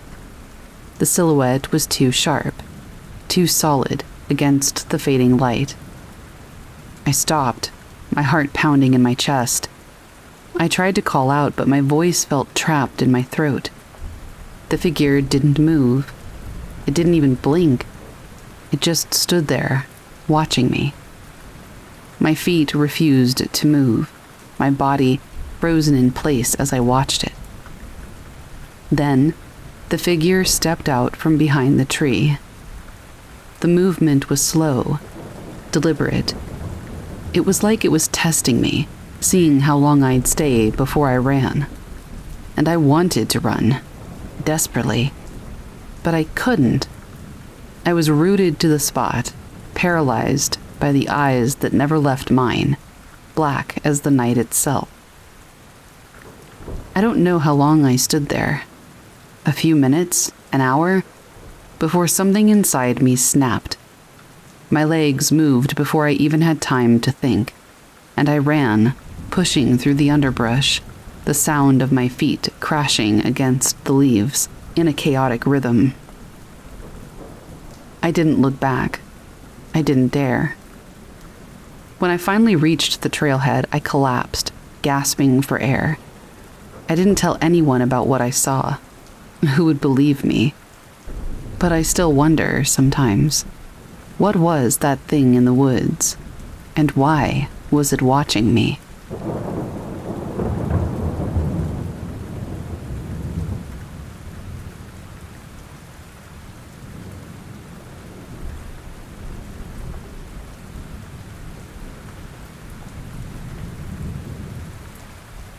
This happened one rainy evening.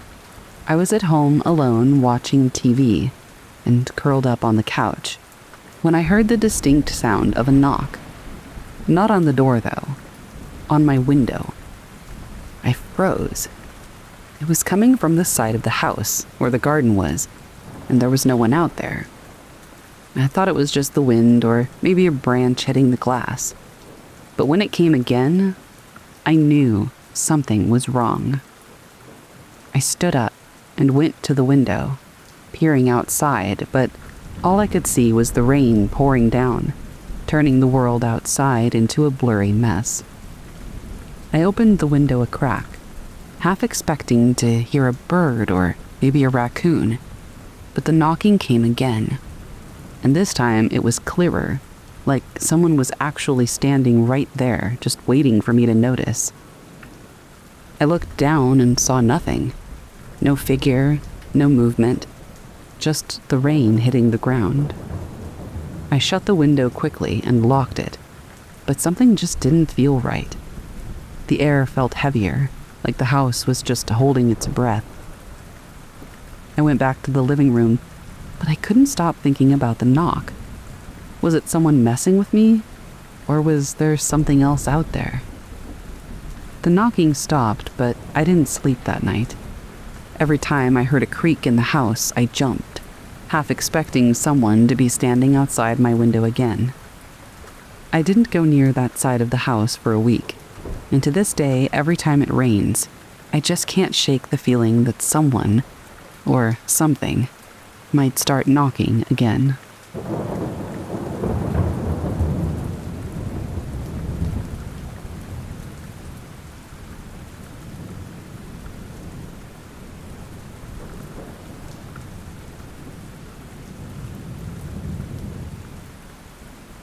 I'd been driving for hours, exhausted, and craving a good night's sleep.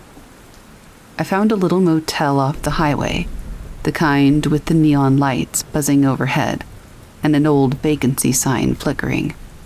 I figured it would do for the night. The owner, an old woman with gray hair and tired eyes, checked me in without saying much. When she handed me the keys, she gave me a strange look, but I shrugged it off. The room was small, simple, nothing special, but at least it was clean. That night, around 3 a.m., I was woken by a soft whisper. I thought it was just the wind, but then it came again, clearer. "Get out."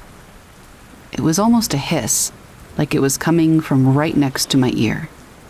I sat up, heart pounding, but the room was still, the door locked, and no one was there. I tried to shake it off and lay back down, but the whispering continued, this time louder, more urgent. "Get out now." I bolted upright, eyes darting around the room, but there was nothing. But the air felt thick, and the walls felt like they were closing in. I grabbed my things, threw on my shoes, and rushed out the door, not even bothering to lock it behind me.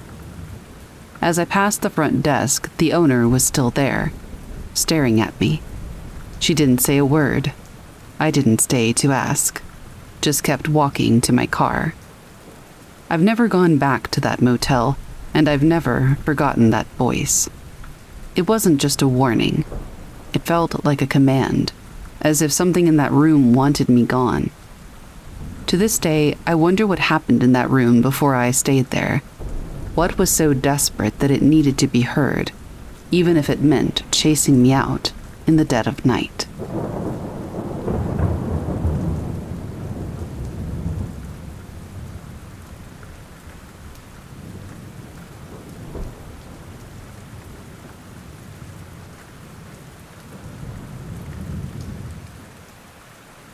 My camera caught something in the fog.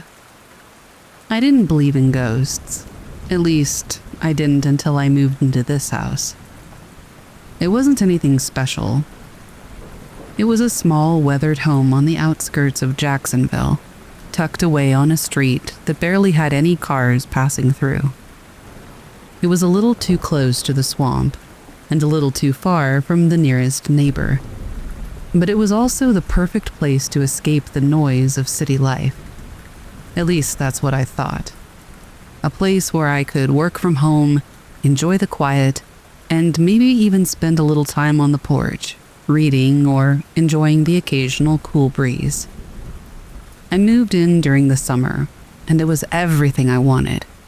Peaceful, isolated, and calm. But the moment that first fall fog rolled in, things started to get weird.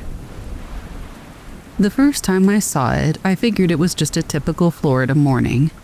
The humidity had built up overnight, and the swamp air had settled in. It wasn't unusual. What was unusual, though, was the way that it lingered. It didn't burn off by noon like I was used to seeing. Instead, it stayed there, thick and dense, creeping across the yard and curling into the trees. I could barely see past the porch, and the street beyond was nothing more than an outline in the mist. It was beautiful, in a way. Eerie, though. But that's when I noticed something strange. It wasn't really the fog that bothered me, though it did have an oppressive quality. It was the sense that I wasn't alone in it. At first, I brushed it off as paranoia. I mean, who wouldn't feel a little creeped out their first few weeks in an isolated area out near a swamp? But after a while, I started to realize that there was just something wrong with the place. The land seemed like it was alive, sentient even. I know how it sounds, but there's no other way I know to explain it. If it had just been a weird feeling, I might have gotten used to it. But then, weird things started to happen. It started with small things. I'd hear footsteps outside when I knew I was the only one at home. The sound of a branch snapping, or leaves rustling in a certain way.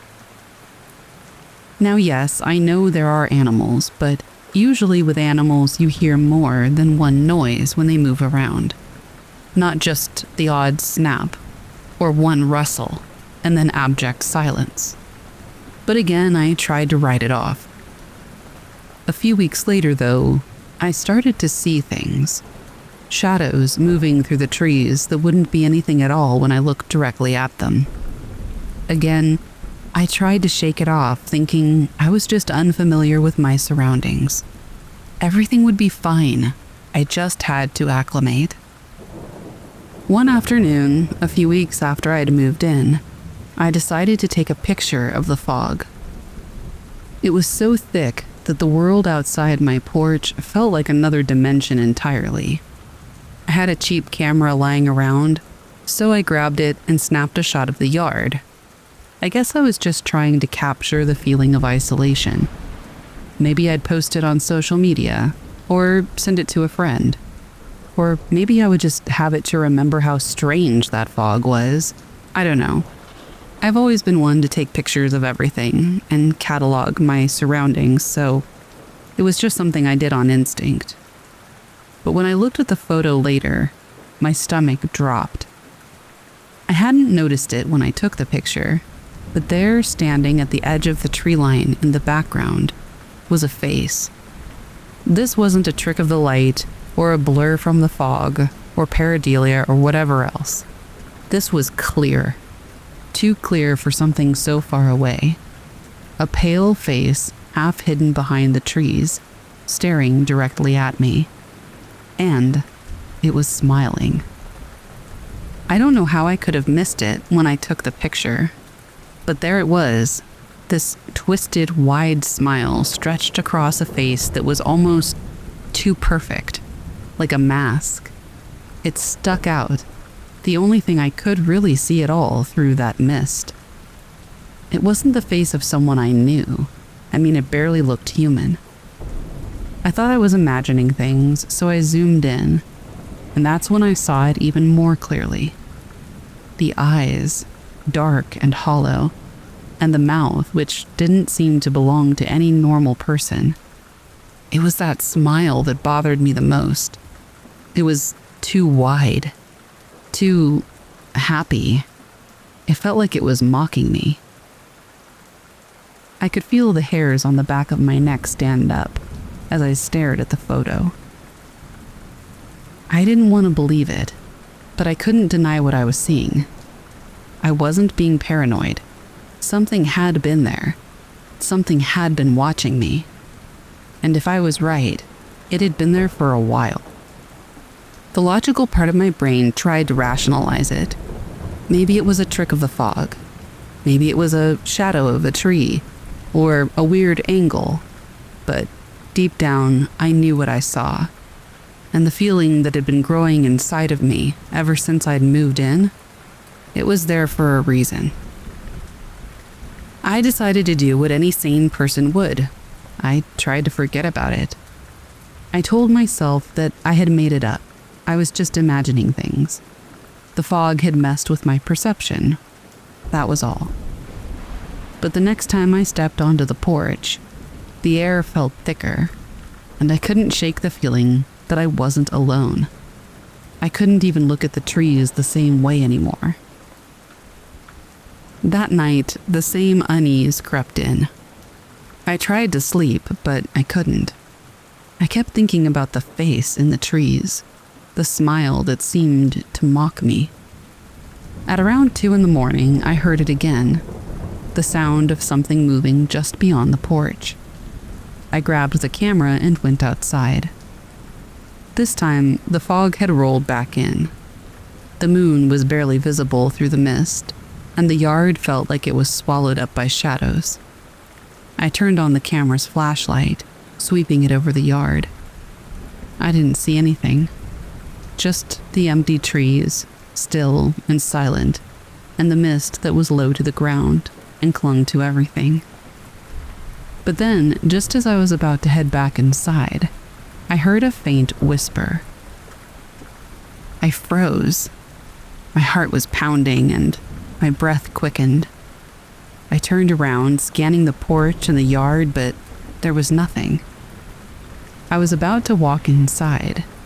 In fact, I had just turned to do so when I heard it again. But this time, I could make it out. "Why did you leave?" I whipped around, the camera still in my hands. The voice was faint, like it was coming from somewhere deep in the fog, but I knew what I had heard. I took one step back toward the door, and that's when I saw it. Out of the corner of my eye, in the trees just beyond the yard, I caught a glimpse of something tall, thin and unnatural, moving. It wasn't a person, at least not in the way I understood people. It was more like a shadow that was an extension of the fog itself, creeping along the tree line.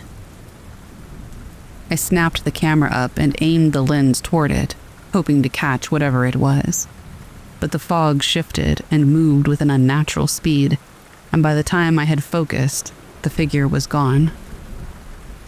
It was the moment I realized that whatever this was, it wasn't just some person playing a prank. It was something else. I ran inside, slammed the door behind me. I locked it and checked the windows and pulled the curtains tight, but even then, I couldn't shake the feeling that I was being watched. I stayed up all night staring out the windows, convinced that something would appear in the fog again. The next day, I tried to go about my routine. I worked from home, I took a walk, I even went to the store to buy groceries. But every time I stepped outside, I felt that oppressive feeling. It wasn't even the fog anymore. It was one of those times where the fog had lifted, but I still just couldn't shake the unease. I couldn't look toward the tree line. That evening, I got a text from my friend Mark. He had been the one to help me move in, which had only been a few short weeks. I hadn't spoken much to him since. "You okay?" the text read. "I keep hearing weird things about that area. You've heard the rumors, right?" I blinked at the message, unsure of how to respond. I had heard rumors, of course. Everyone in Florida has their spooky stories, but I just didn't think they applied to me. "What rumors?" I typed back. He responded almost immediately. "The ones about the house being haunted. You haven't had any weird experiences, have you?" I didn't want to admit it, but the truth was sitting in the pit of my stomach. "I have been hearing things," I texted back, my thumb hovering over the screen. Things in the fog, and I took a picture. There was a face in the trees, smiling. It wasn't right. There was a long pause before Mark replied. "I was hoping you wouldn't find out," he said. "I didn't want to tell you, but yeah, there's a story. Some guy used to live in that house a long time ago, but he disappeared. They say his spirit still haunts the place, and that if you ever see a face in the fog, don't go outside." I stared at the message, a cold chill running down my spine. But it was too late now, wasn't it? That night, as the fog rolled in again, I could hear those whispers. They were faint at first, just on the edge of hearing like they always are, but then they grew louder. And there, just outside the window, I saw the smile. It was waiting for me. I didn't go outside that night. In fact, I don't go out at night much anymore at all. But I know deep down I won't be able to ignore that thing forever. I think there is something out there in the fog. I think it's waiting for me.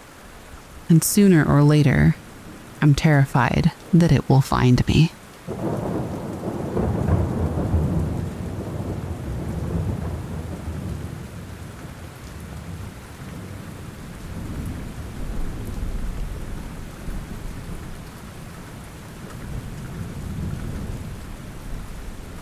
This happened last winter, and it still messes with me. I was doing my usual grocery shopping at a local store, the one I always go to. It was around 8 p.m., so the store wasn't crowded, just a few people here and there. I had my list, and I was just focused on getting in and out as fast as possible. I was in the dairy aisle when I noticed a man standing at the end, just kind of staring at the shelves. He looked normal enough, wearing a dark jacket and a cap, but something about him didn't sit right. I walked past him, a bit nervous, grabbed what I needed, and moved on to the next aisle. But when I turned the corner, I saw him again. He was standing right there at the end of the aisle, like he'd been following me. I froze for a second, but then I just shrugged it off as coincidence. The weird part? I saw him again. This time he was at the checkout, standing behind me in line. I didn't think much of it at the time, but when I think back on it, he didn't even have any items. He never had a cart. He was never carrying anything. He was just there, staring at random things and then following me. Anyway, I checked out, and then I looked behind me, and he was just gone. He had completely disappeared without a trace, and it was like nobody around me even noticed. I asked the cashier if she had seen where he went, but she just looked confused and said that there was no one like that in the store that she had seen. I left the store quickly. I couldn't really explain it, and I've never seen him again, but I still wonder who that man was and how he vanished so quickly. To this day, it really freaks me out.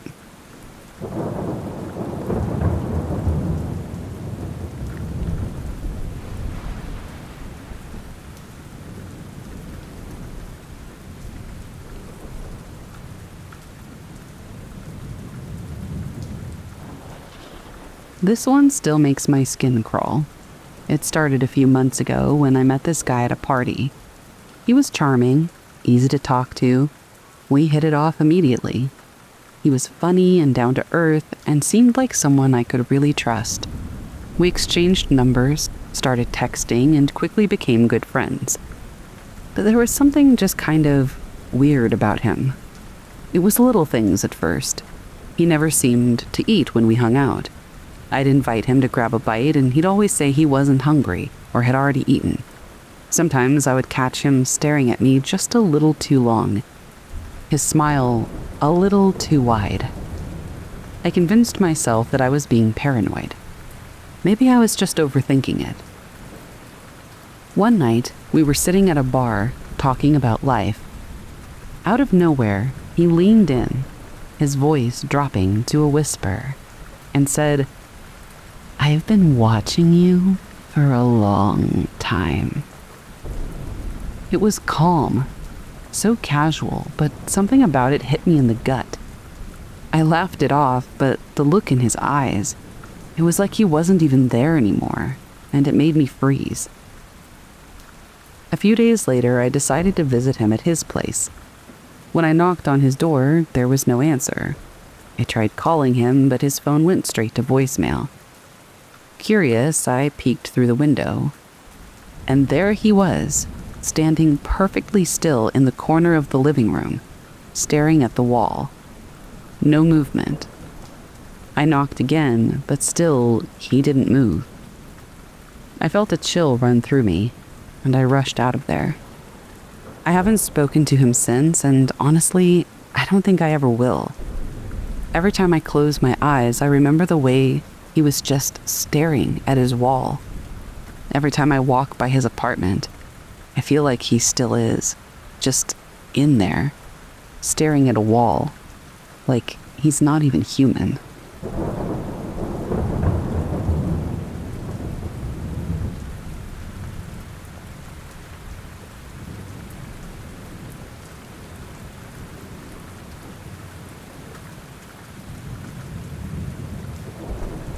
It took me 5 years to talk about it.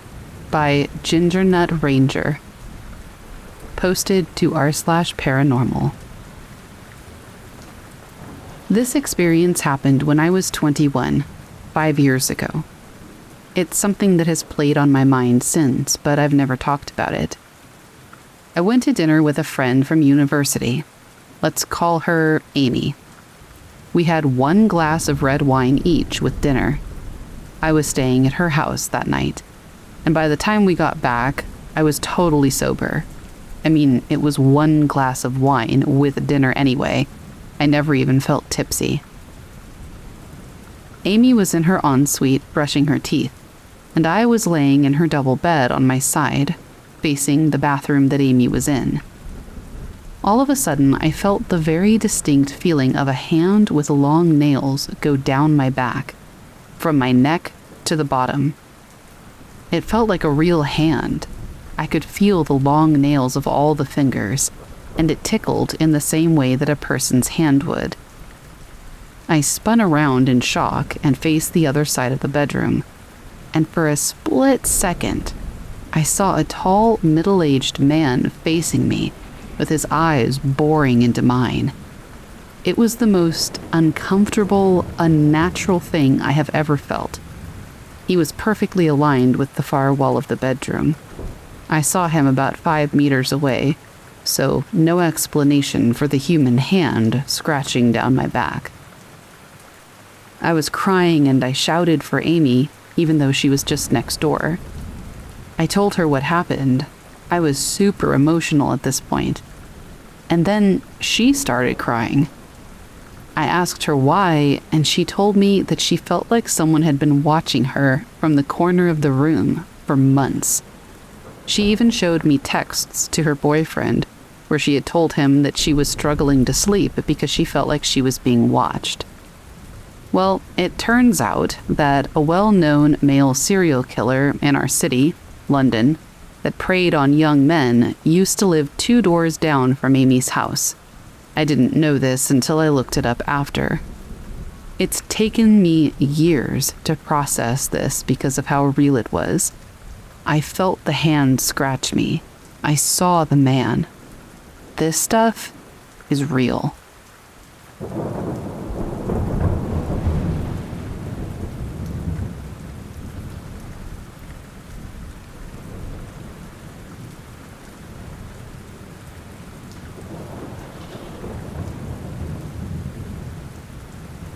The Siberian fog.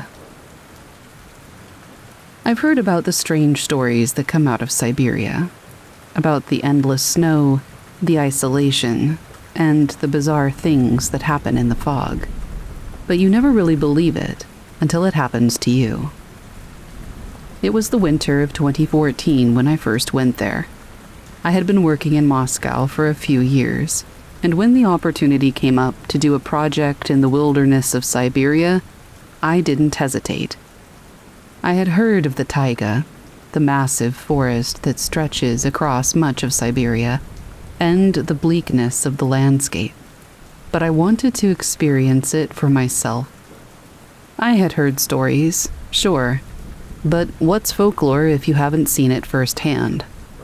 Besides, it was supposed to be a simple job. Survey some land, assess the environmental impact of logging, and move on. The group I was with didn't know what they were getting into either. Our small team consisted of 4 people: myself, a guide named Sergey, and 2 other environmental engineers. We were sent out into the wild, a place so remote that cell service barely existed. The nearest town was hundreds of kilometers away, and we'd be staying in a small wooden cabin built for workers deep in the taiga. It wasn't exactly luxury, but it was a place to sleep and get some food while we worked. It wasn't supposed to be a dangerous trip. The weather wasn't great, sure. It was Siberia, after all, but we were prepared for the cold, the snow, and the isolation. What we weren't prepared for was the fog. I'll be honest, I didn't think much of it at first. I was more focused on the task at hand, measuring, calculating, and taking notes. But by the second night, things began to feel off. We had all settled into the cabin after a long day of work.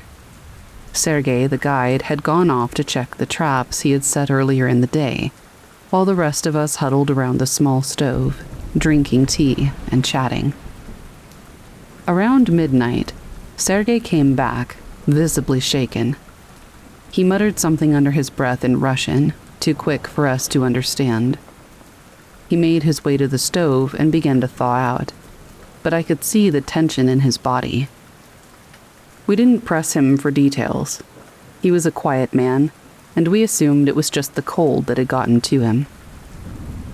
The fog came in that night, creeping in like a slow-moving blanket over the land. It wasn't unusual to have fog in the area. It was a common weather pattern, especially during the cold months. But what happened next was far from normal. Sergei had barely gotten into bed when we heard a noise outside. It wasn't a loud noise, more of a subtle rustling, like the sound of something brushing against the snow. But it didn't sound like an animal. Animals, we had learned, didn't move like that. There was something deliberate, purposeful about it. At first, we tried to ignore it. But then came the knocking. At first, it was faint, but it grew louder and more insistent. It wasn't a knock on the door, though. It came from the fog, from the direction of the trees. It was as though something was trying to get our attention. Something out there in the mist. "Do you hear that?" I asked, breaking the silence. Sergei didn't say anything at first, just stared into the fog through the cabin's small window. He was the first to move, grabbing his jacket and slipping out of the cabin. The rest of us followed reluctantly, but we trusted him. Sergei knew the land, knew the woods, but the minute we stepped outside, the air felt different. The fog pressed in, thick and suffocating. I couldn't see more than a few feet ahead of me. The trees loomed like dark silhouettes in the mist, and the shadows moved in a way that felt wrong. "Sergei, what's going on?" I asked, my voice barely audible over the howling wind. He didn't respond, but I saw his eyes scan the mist. His expression was grim. Finally, he just muttered, "Stay close." And then we heard it. The whispering. It was faint at first, like a murmur carried on the wind. But then it grew louder, and I swear to you it sounded like voices, a cacophony of whispers like hundreds of people were talking all at once, just beyond our line of sight. Some of the words I could make out. It was Russian, but the sentences were jumbled, strange, and nonsensical. I felt a chill run through me as the fog thickened. It was like we were standing in the middle of a cloud, and the world had disappeared. The only thing that I could hear were those whispers. And then the shape appeared. At first, it was just a shadow, a silhouette moving through the fog. But as it got closer, I could make out a figure, tall, thin, and almost translucent in the mist. It didn't look like a person. It looked wrong. The limbs were too long, too thin, and it moved in an unnatural way, like it was floating just above the ground. Sergei raised his hand, signaling for us to stay still, but it was too late. The figure stopped about 10 feet away from us. Its gaze locked onto mine. Its face, well, it didn't have a face, not in the way we understand it. Just smooth, pale skin, stretched too tight. I felt like I was being pulled toward it. Like it was reaching into my mind, dragging my thoughts from me. I couldn't move. I couldn't speak. The whispers grew louder, and the figure stepped closer. And then, as quickly as it had appeared, it vanished. melting into the fog like it had never been there. We stood in stunned silence for what felt like an eternity before Sergei spoke again. "We need to go back," he said, his voice low, almost shaking. We didn't need any further convincing. We made our way back to the cabin as fast as we could, and once inside, we bolted the door and shut the windows. But the whispers didn't stop. They were there, just outside, always on the edge of hearing. I didn't sleep that night. I mean, how could I? I kept hearing the sound of footsteps outside the cabin, but when I looked out, I saw nothing but the fog. It was like the world outside had turned into a maze, a place where things that weren't supposed to be real could walk freely. The next day, Sergei wouldn't talk about what we had seen, but it was clear something had changed in him. He was distant, distracted, and the look in his eyes told me everything I needed to know. He was scared, and I could tell he was hiding something. We tried to continue with our work, but the fog never let up. By the third day, the fog had become a constant companion.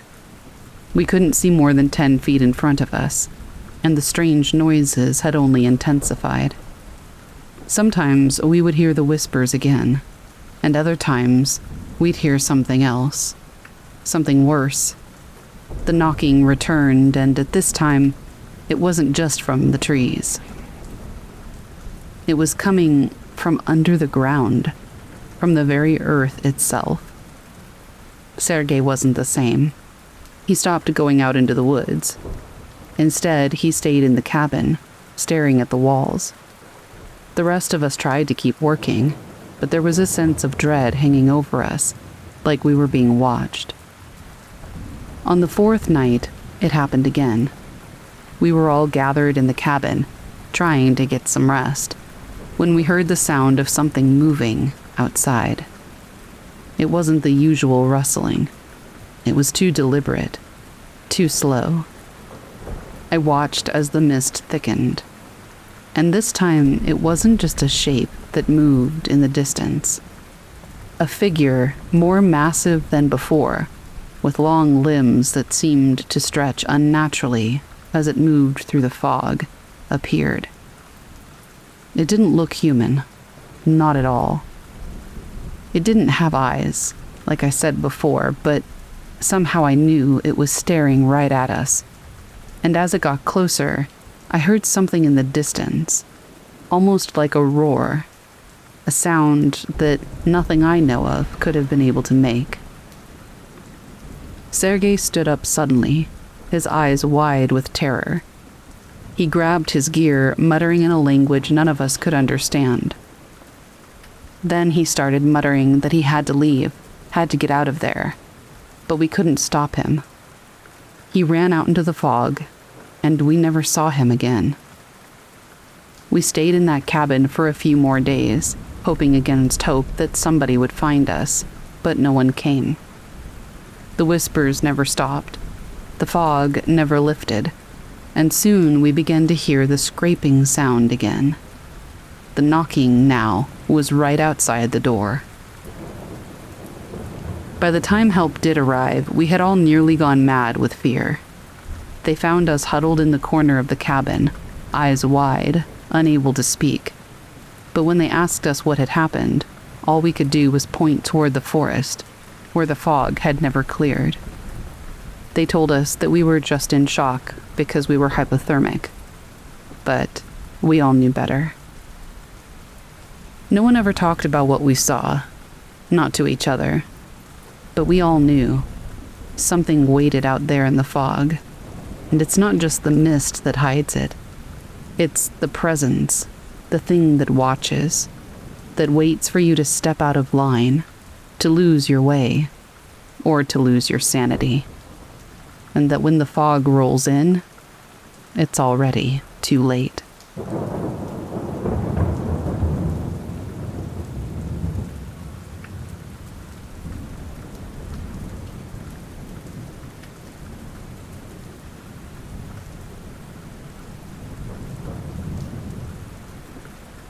He smiled and took my ring.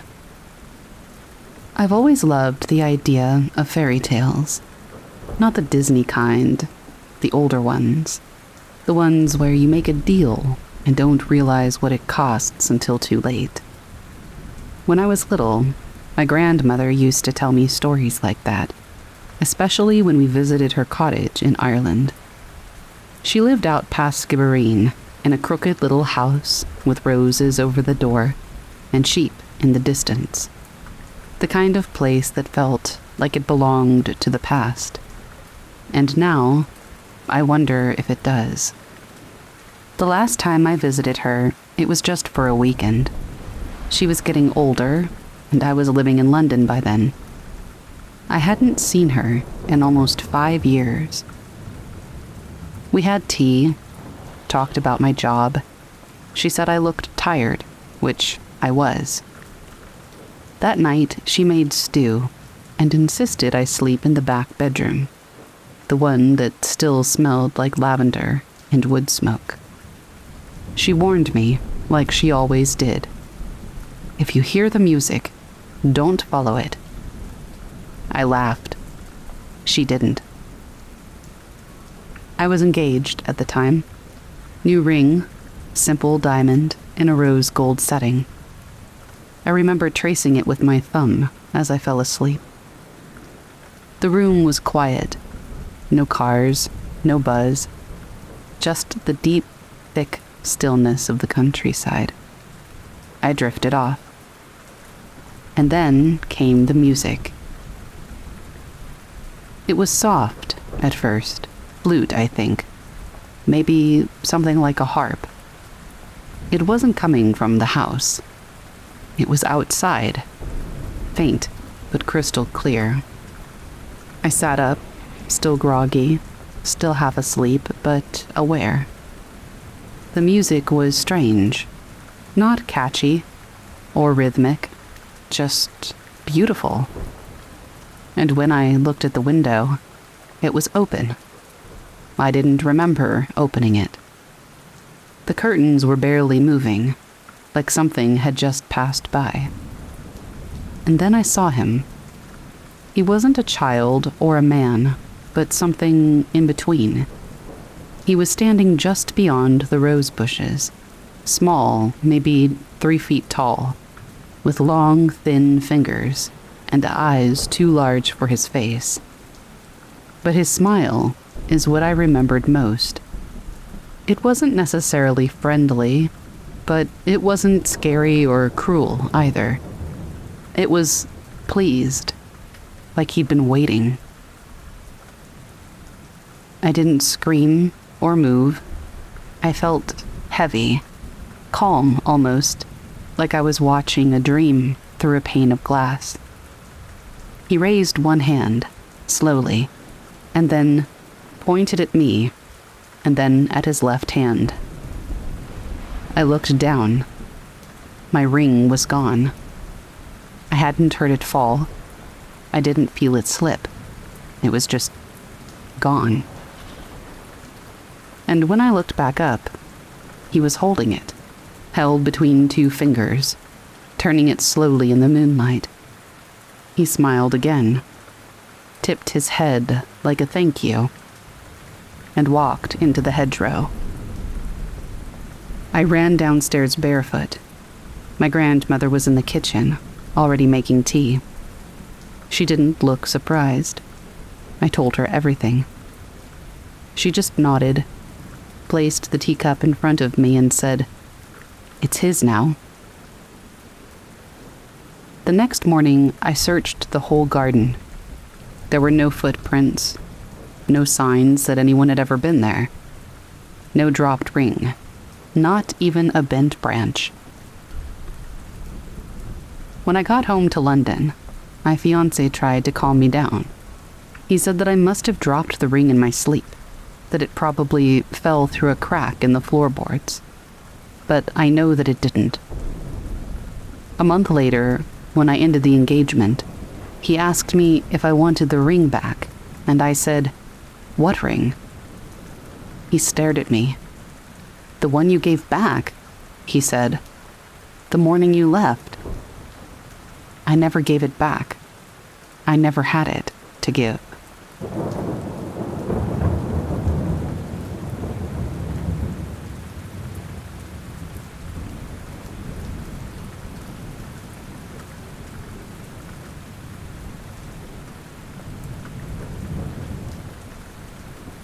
The mysterious mirror. I found the mirror at an antique shop, tucked away in a dusty corner. It was beautiful, an old gilded frame with intricate carvings, and the glass had a slightly cloudy, antique look.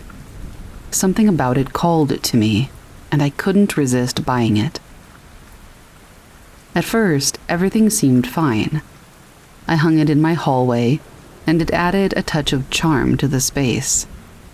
I admired it whenever I passed by, noticing how it reflected the light in a warm, soft way. But then one night, things started to change. I was walking past the mirror when I caught a glimpse of a reflection that didn't match mine. For a split second, I saw a woman standing beside me, her reflection staring at me with wide, vacant eyes. She had dark hair and was wearing an old-fashioned dress. I spun around, but no one was there. The hallway was empty. I tried to brush it off as my imagination, but it kept happening. Every time I looked into the mirror, I'd see the same woman in the reflection, standing beside me and staring. It was always in the corner of my vision, like she was just out of place, watching me. One night, I gathered the courage to ask out loud, "Who are you?" There was no answer, but the next time I looked into the mirror, the woman's expression had changed. Her eyes were now wide with fear, like she was trying to warn me. I moved the mirror to the basement, but the strange reflections didn't stop. Sometimes I still feel her presence, like she's there, just behind me. The mirror is still in the basement, gathering dust, but I can't shake the feeling that she's waiting for me to look into it again.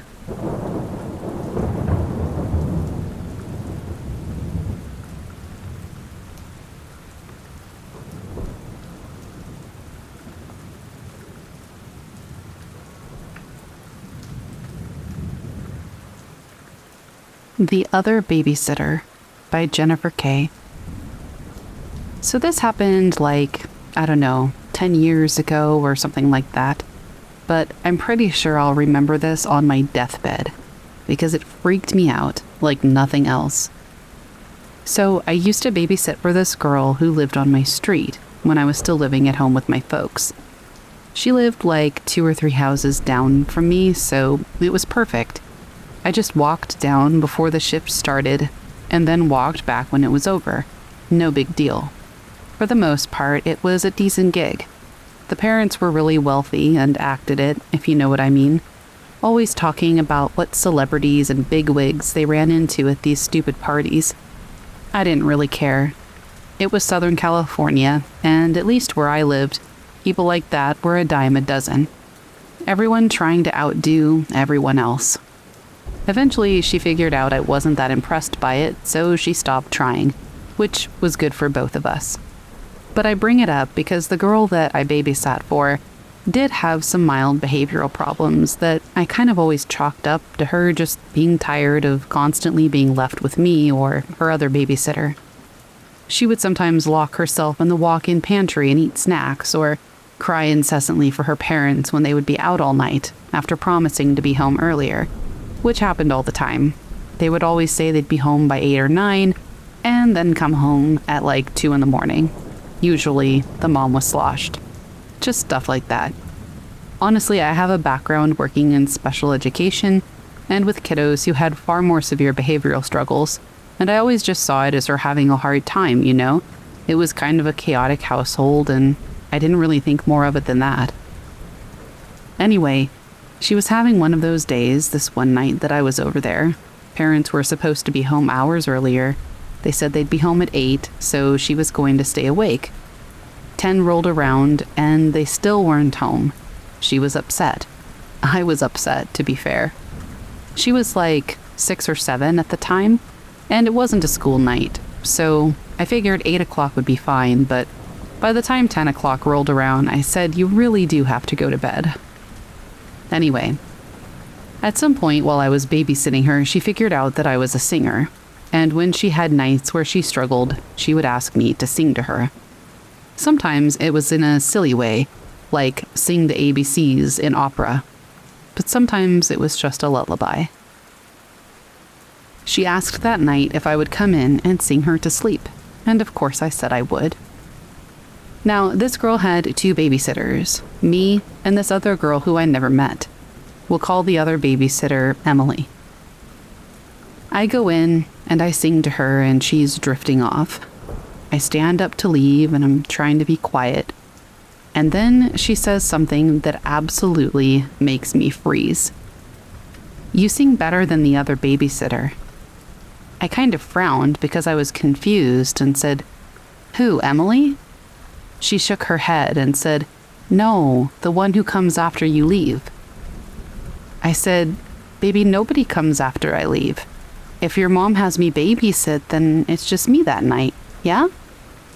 She frowned and shook her head more adamantly and said, No, the one that comes into the room after you leave. She's all dark and sits in the corner and hums, but you sing better. I genuinely had no idea what to say. And then, as casually as if she had just told me that her favorite color was purple, she said, Anyway, you sing good. Night. The weirdest part of the whole thing, and the part that makes it hard for me to just brush off as attention-seeking behavior or something, is that several nights previous, when I had babysat, I would leave her room, sit down to read until her parents got home, and I would hear humming. But I always assumed that it was her. After that, though, I don't know. Creepy as hell.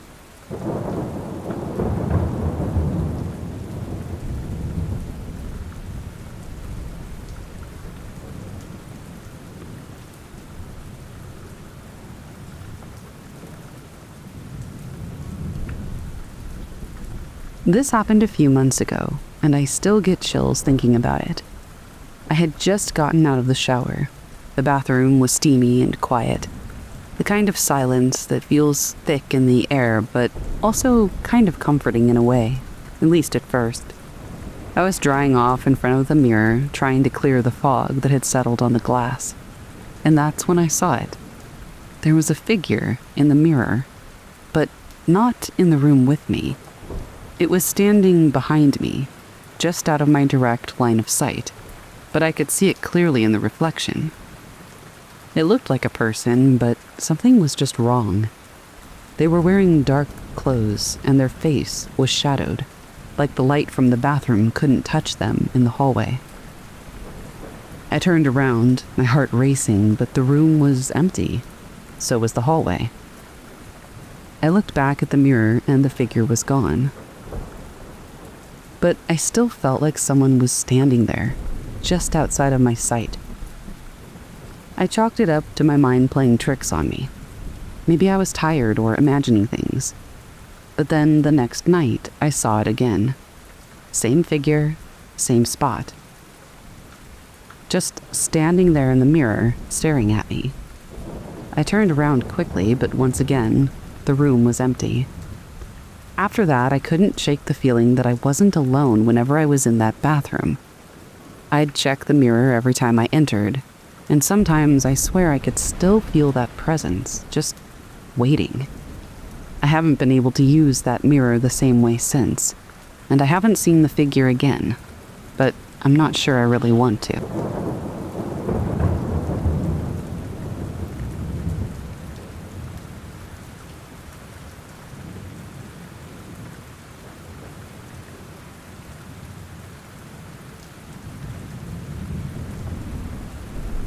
The Whistler in the Fog.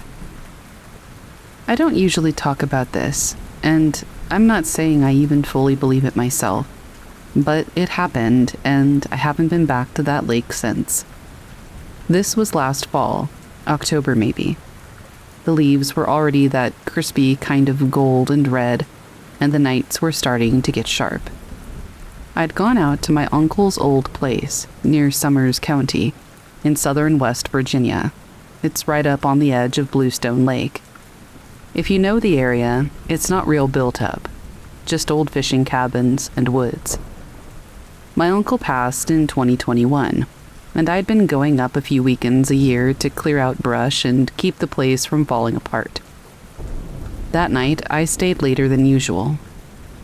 I'd been cutting down deadfall and sort of lost track of time. The air got weird around sunset. Still, like everything had just gone quiet at once. I've been in the woods all my life, and I've felt the normal kind of still before. But this was different. It was like even the trees were holding their breath. No bugs or wind or birds or anything. It was just this really heavy silence. Around 7, the fog started rolling in off the lake. It happens sometimes, but this came too fast. It was like a wall, real thick, and suddenly I couldn't see more than a few feet. So I packed up, locked the shed, and started heading back to the truck. And then came the whistling. It was just a few drawn-out notes, kind of tuneless, like someone testing their lips out more than making a melody. At first I thought it might have been a loon or something echoing weird off the water. But it wasn't a bird. The pitch was off, and it was very deliberate and very close. It was maybe 50 feet to the tree line. My truck was on the other side, up a little gravel path. The whistling came again. Same notes, but a little louder. But it wasn't coming from the same spot. It sounded like it was moving around every time I heard it, like someone pacing just inside the fog. I should have been able to hear someone moving around, but I couldn't. And I still couldn't see anything. Now, I grew up hearing stories. My grandma was full-blooded Cherokee, and my granddad on the other side was Scotch-Irish. So I got double doses of mountain folklore. She used to say, "If you hear whistling and you don't see no person, no, you didn't. You don't answer it. Don't whistle back, don't run, and don't look too long. Just get out of there." I didn't do any of those things, except I was trying to get out of there. But for a second I just stood still. The fog started to thin just a hair, and I swear to all things holy, I saw something across the path. It was tall and lanky and limbed, like the arms were long enough to hang past the knees. It was standing dead still, angled a little toward the trees, but I could make out the silhouette.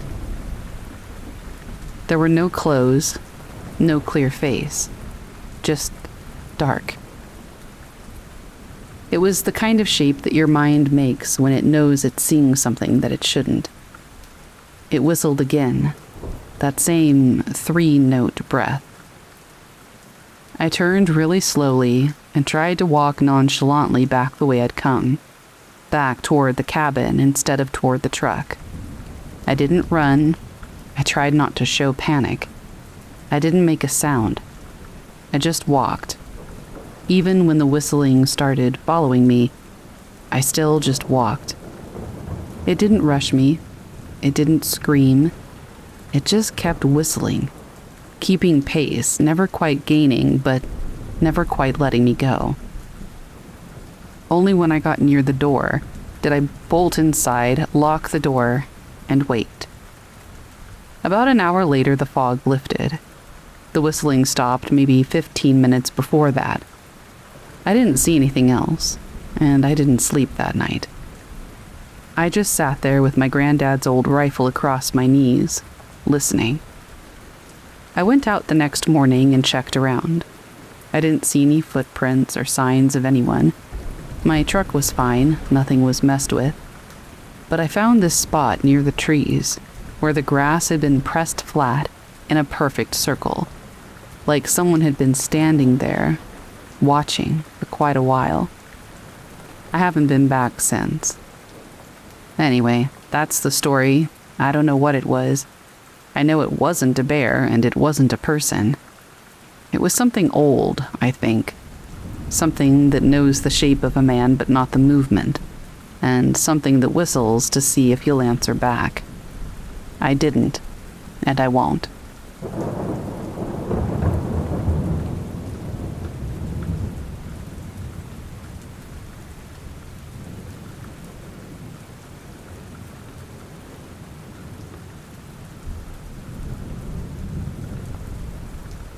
The silent phone calls.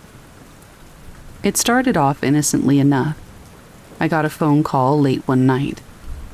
It was an unknown number, but I thought nothing of it. When I answered, there was nothing but silence on the other end.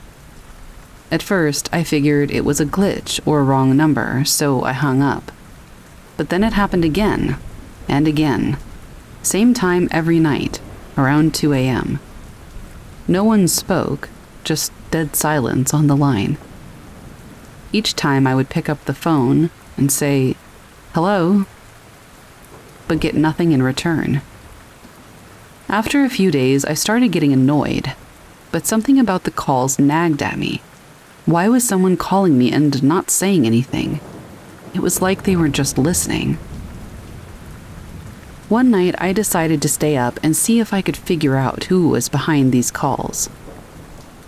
I had the phone on speaker, sitting by my bed, waiting. The clock hit 2 a.m., and my phone buzzed. It was that same unknown number. I took a deep breath and answered, but this time I didn't say anything. I waited for the silence, but it wasn't the usual quiet. I heard faint breathing, slow and steady. And then the whisper. Soft, barely audible. "I'm watching." My heart nearly stopped. I hung up immediately and checked the number, but there was nothing there. Just the same blocked call. I stared at my phone in disbelief, trying to process what had just happened. The calls continued every night, each one more unnerving than the last. Sometimes I'd hear whispering, sometimes a creak like footsteps in the background, always that unsettling breath. But each time I tried to call the number back, it was disconnected.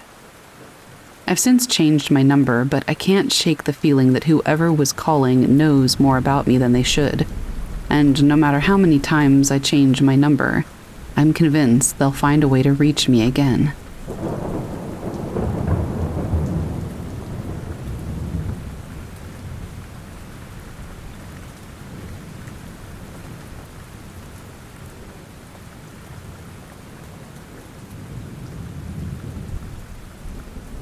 The thing that watches from the back window. So I live in Alaska, in a small town just outside Wasilla. It's a quiet place, the kind where everyone knows everyone, and the houses are spread out enough that you get a decent bit of land between you and your neighbors. My neighbor, though, she's a character. Mrs. Harper, late 60s, lives alone in the house next to mine. She's sweet, but she's always had these weird stories about her house being off. For months, she'd complained that someone was staring into her house at night. She said it was happening when she was trying to sleep, but every time she turned on the light or looked out, the figure was gone. I hate to say it now, but I thought she was just imagining it. I mean, she's older, you know? Maybe her vision wasn't what it used to be. Maybe it was just her mind playing tricks on her. She mentioned it often enough that it started to feel like she was just grasping at straws. But then, she told me something that changed everything. One night, she came over to my place. Her hands were shaking, and she wasn't looking at me. She was looking over her shoulder, like someone was right behind her. I figured that she was just scared of the dark or whatever, but then she said it again. "Someone's watching me. Someone's at the window." And she wasn't talking about the usual sense of feeling watched. She was talking about an actual presence, a thing. I didn't know what to say, but that night something strange happened. I couldn't sleep. Hadn't been sleeping much anyway, but this night I felt like something was off. I'm not a paranoid person, but I couldn't shake the feeling that I was being watched. So I decided to check the back window. Now, my house is old. Really old. The kind of house that has creaky floors and windows that don't always close all the way. It's a fixer-upper I've been meaning to get to, but I'd put off work for too long. I went to the kitchen, switched on the light, and looked out the window. I'll admit I was expecting some kind of animal or a reflection to freak me out. The wind had been gusting pretty hard, and there were shadows dancing all around. But then I saw it. At first, I thought it was just some trick of the light, but no. It was a figure standing in the backyard by the tree line, right in the corner of the yard where it was too dark for anyone to get a clear view of the woods. The thing was tall, like unnaturally tall. And the more I stared, the more I realized something was horribly wrong. It wasn't a person. It didn't have a face. It was like the outline of a person, but the space where its face should be was just empty, like it was covered by a deep blackness that didn't match the night around it. I froze. My first instinct was to turn the lights off and back away from the window, but I couldn't move.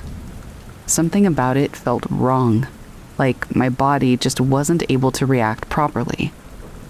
And then, like it knew I was watching, it started moving, slowly but steadily, toward the house.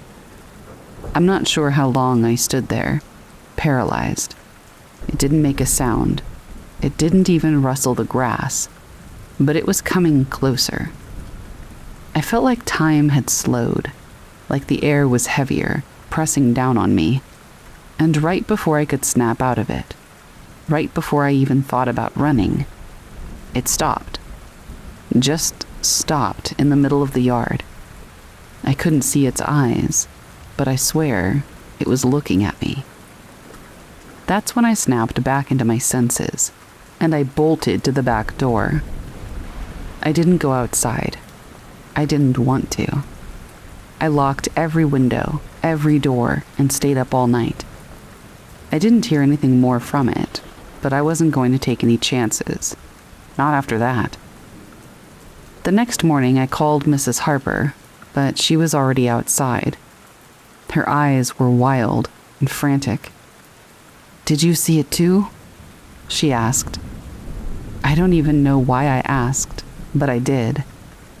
"What did you see?" And she told me exactly what I had seen.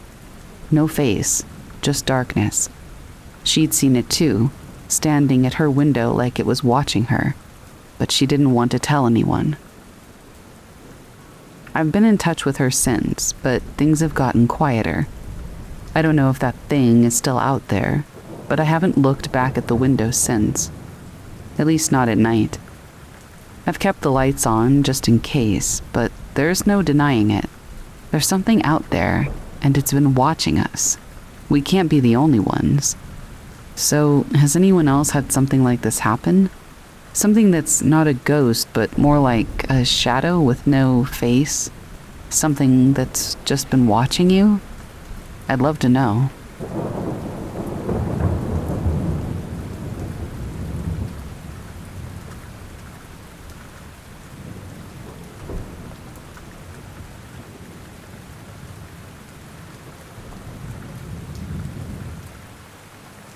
I opened a sealed door in my new house by Professional Rub 2453, posted to r/paranormal. So last month, I moved into a super old farmhouse, the kind that feels like it has 100 stories tucked into its walls. The realtor was upfront about it being quirky, but nothing serious. Everything was fine until I kind of noticed something strange. There was a narrow door upstairs between two bedrooms, completely sealed shut and painted over, like someone really didn't want anyone opening it. Naturally, curiosity got the better of me. Rookie mistake, I know, and I broke it open. Behind it, a staircase leading down, deeper than the house's basement. There was no light, freezing cold air, and this weird old mirror at the bottom. I didn't really think much of it at the time. I figured it was some abandoned storage space. But ever since that night, I keep hearing knocking from the stairwell.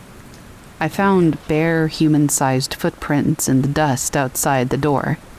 My cat refuses to go upstairs anymore. And last night, I swear I saw a figure standing in the hallway. But when I turned on the light, it vanished. I don't know if I'm freaking myself out, or if it's just the old house noises, or if I really woke something up. I don't know, should I seal the door back up? Bless the house? Move? I really don't know what to do next.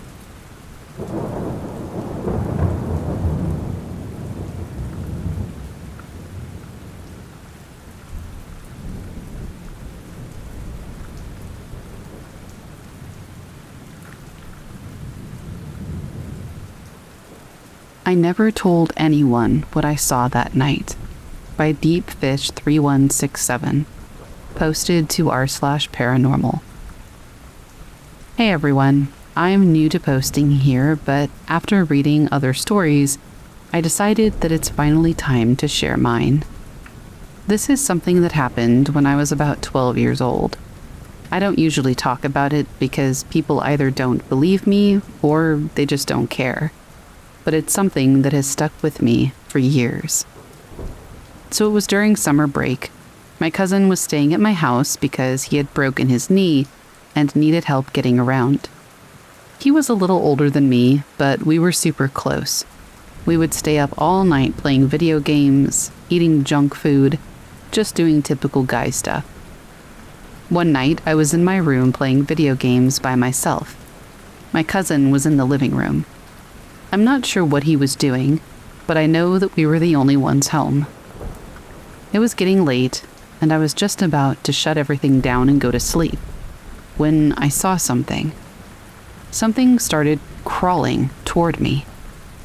It looked human, but not quite. It was all messed up, deformed. The way it moved didn't seem right at all. It made these weird noises that I can't even describe. At first I thought it was my cousin playing some kind of sick prank, until I remembered his leg was broken. He couldn't crawl like that even if he wanted to. And that's when I absolutely lost it. I ran out of that room so fast, I didn't even look back. I told my cousin what I saw, but he didn't really believe me, but he could tell that I was creeped out. After that, I refused to sleep in my room for like a week. I crashed on the couch in the living room, and I kept the lights on. I ended up living in that house for another 6 years. Nothing quite like that ever happened again, but that room never felt right. I always had this weird, heavy feeling when I was in there, like I was being watched. I don't know what I saw that night, and I honestly don't care if people believe me or not. I know what I experienced, and to this day I still get chills thinking about it. I've moved since then, but every now and then I get scared that something like that might happen again. Has anyone ever experienced something similar? Do you have any advice on how to deal with this kind of thing? I still get freaked out sometimes, and I don't really talk about it with anyone in real life.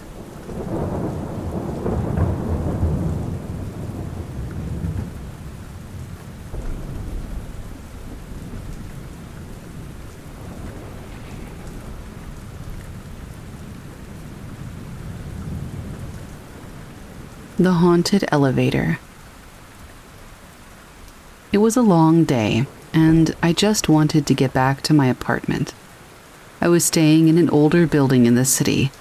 the kind with creaky floors and a slow elevator. I never minded, though. But on this particular evening, something felt very off. I entered the lobby, and the elevator was right there, waiting. No one was inside, so I pressed the button for my floor. The doors closed, and I felt a shiver run down my spine as I heard the faintest of whispers. I froze.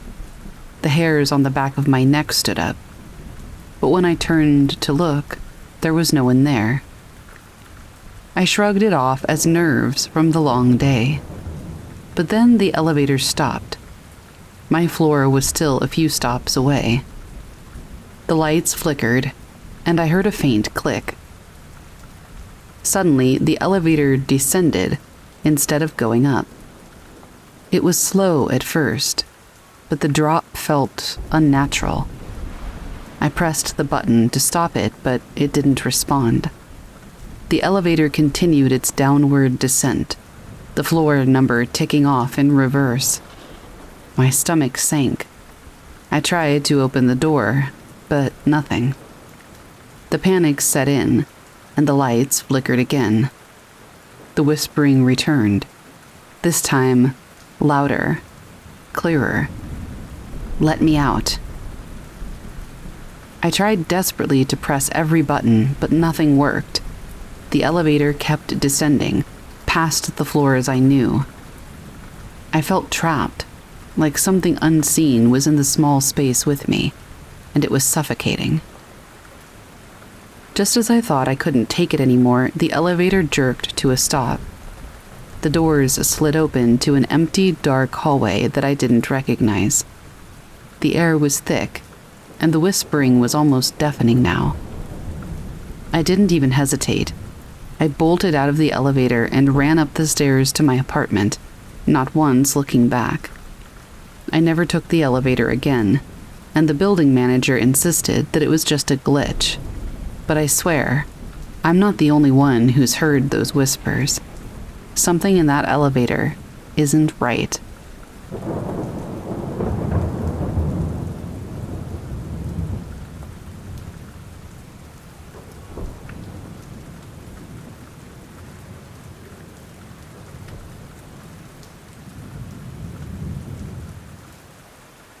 I've always loved really old libraries. The smell of the books, the quiet, the peace. So, when I moved to a new town, I couldn't wait to check out the local library. It was this grand old building with high ceilings and rows upon rows of dusty shelves. One day, while I was browsing through some books in the basement section, I noticed a door at the far end, tucked behind some shelves. It was cracked open, just enough to see a sliver of darkness beyond. I'm not the type to ignore things, so I pushed the door open. The basement was a lot bigger than I expected, dimly lit and a little musty. There was something about the place that just didn't feel right. The floor was covered in old rugs, and there were stacks of boxes. But it wasn't anything out of the ordinary for an old building like that. I decided to take a look around. And then I heard a soft scratching sound, like nails on wood. I froze. It was coming from one of the dark corners of the room. My first thought was that it was an animal, maybe a mouse or something. But the sound wasn't natural. It was too rhythmic, too deliberate. I called out, thinking that it might be a person, but there was no answer. I stepped closer to the corner, my heart pounding. As I reached it, I shone my flashlight into the shadows. Nothing. Just some old crates and a chair tipped over. But then I heard it again. Scratching. Only this time, it was right behind me. I spun around, but there was no one. Just the empty basement, with the sound still echoing through the room. I bolted up the stairs, slamming the door behind me, and gasping for air. I didn't go back to that basement after that, and I haven't been in that part of the library since. I still can't shake the feeling that whatever was down there, it was waiting for someone to find it, and that somehow I narrowly escaped.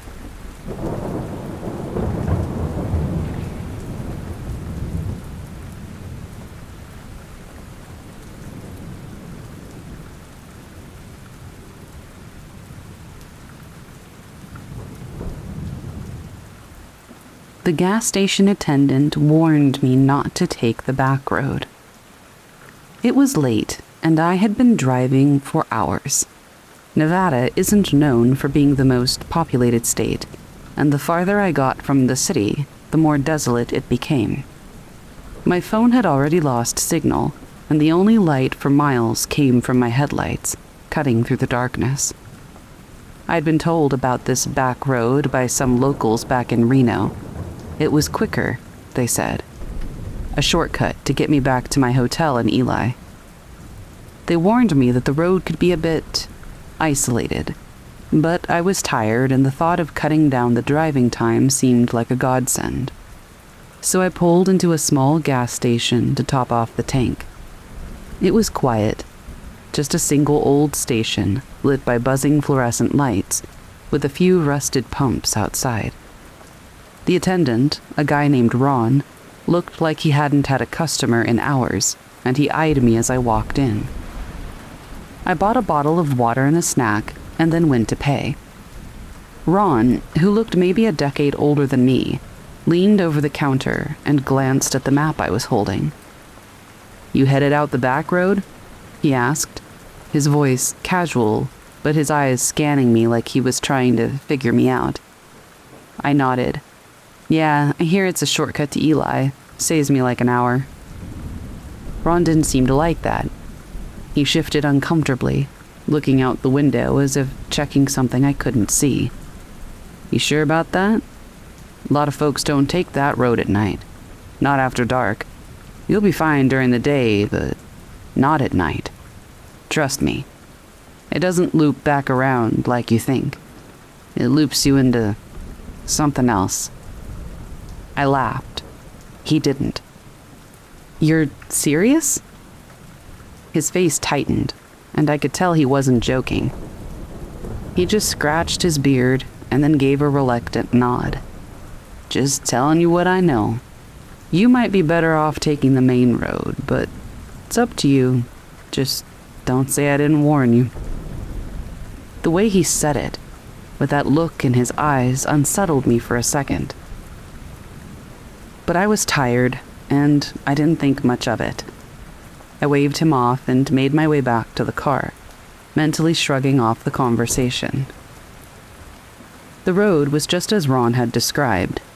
Desolate, winding, and isolated. It wasn't even paved for the most part, just a rough stretch of gravel with barely enough room for my car. I kept my eyes on the road, doing my best to avoid the growing sense of unease creeping up my spine. The further I went, the darker it got. No other cars, no signs of life. Just the occasional flicker of a shadow passing across the road in my headlights. It was starting to feel like I was driving through some forgotten corner of the world. I started to regret not listening to Ron. Then, as I turned a bend, I saw it. Up ahead in the distance. A figure. At first, I thought it was a tree or a rock, but as I got closer, I realized it was too tall, too human-shaped. I slowed the car, instinct telling me that something was off.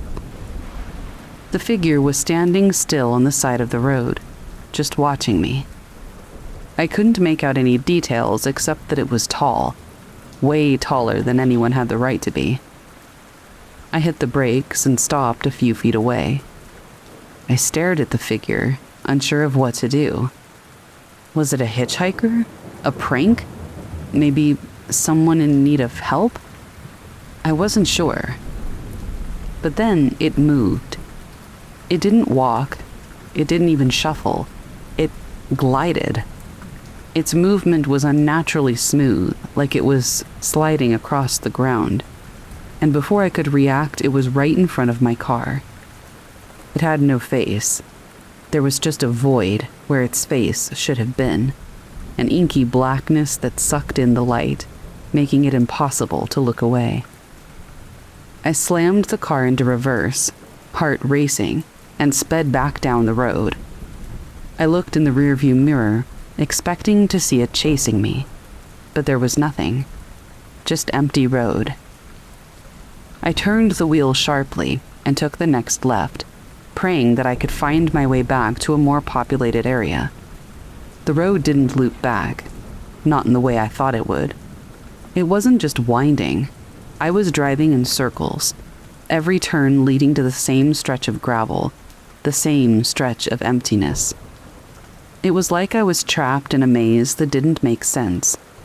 My headlights barely cut through the blackness, and I was starting to feel dizzy, like the road itself was pulling me into something that didn't want me to leave. I finally pulled into a small clearing, desperate for a break. I shut off the engine and sat in the silence, trying to figure out where I had gone wrong. My heart was still racing, and I was sweating, my fingers shaking as I fumbled for my phone.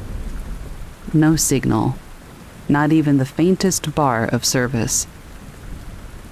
That's when I heard it again, the sound of footsteps, but not footsteps, shuffling, like something dragging itself across the ground, slowly getting closer.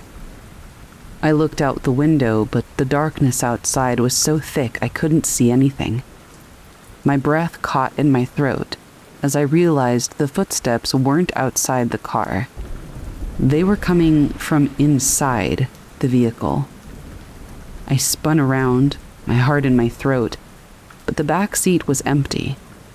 I glanced at the rearview mirror. Nothing. Then I saw it again.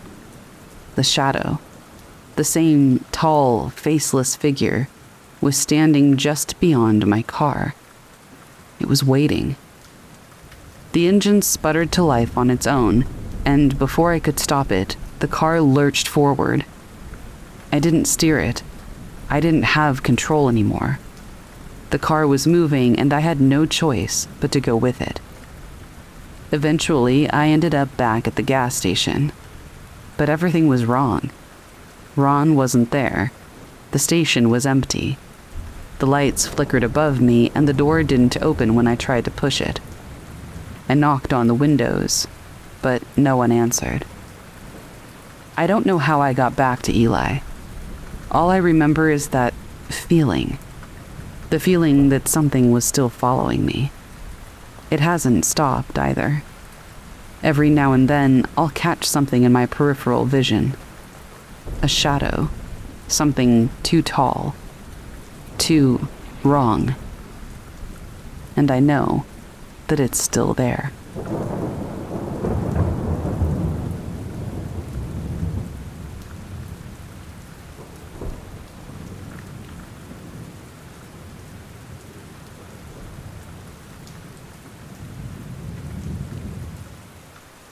Go Find Them Boys by BoyMom119816.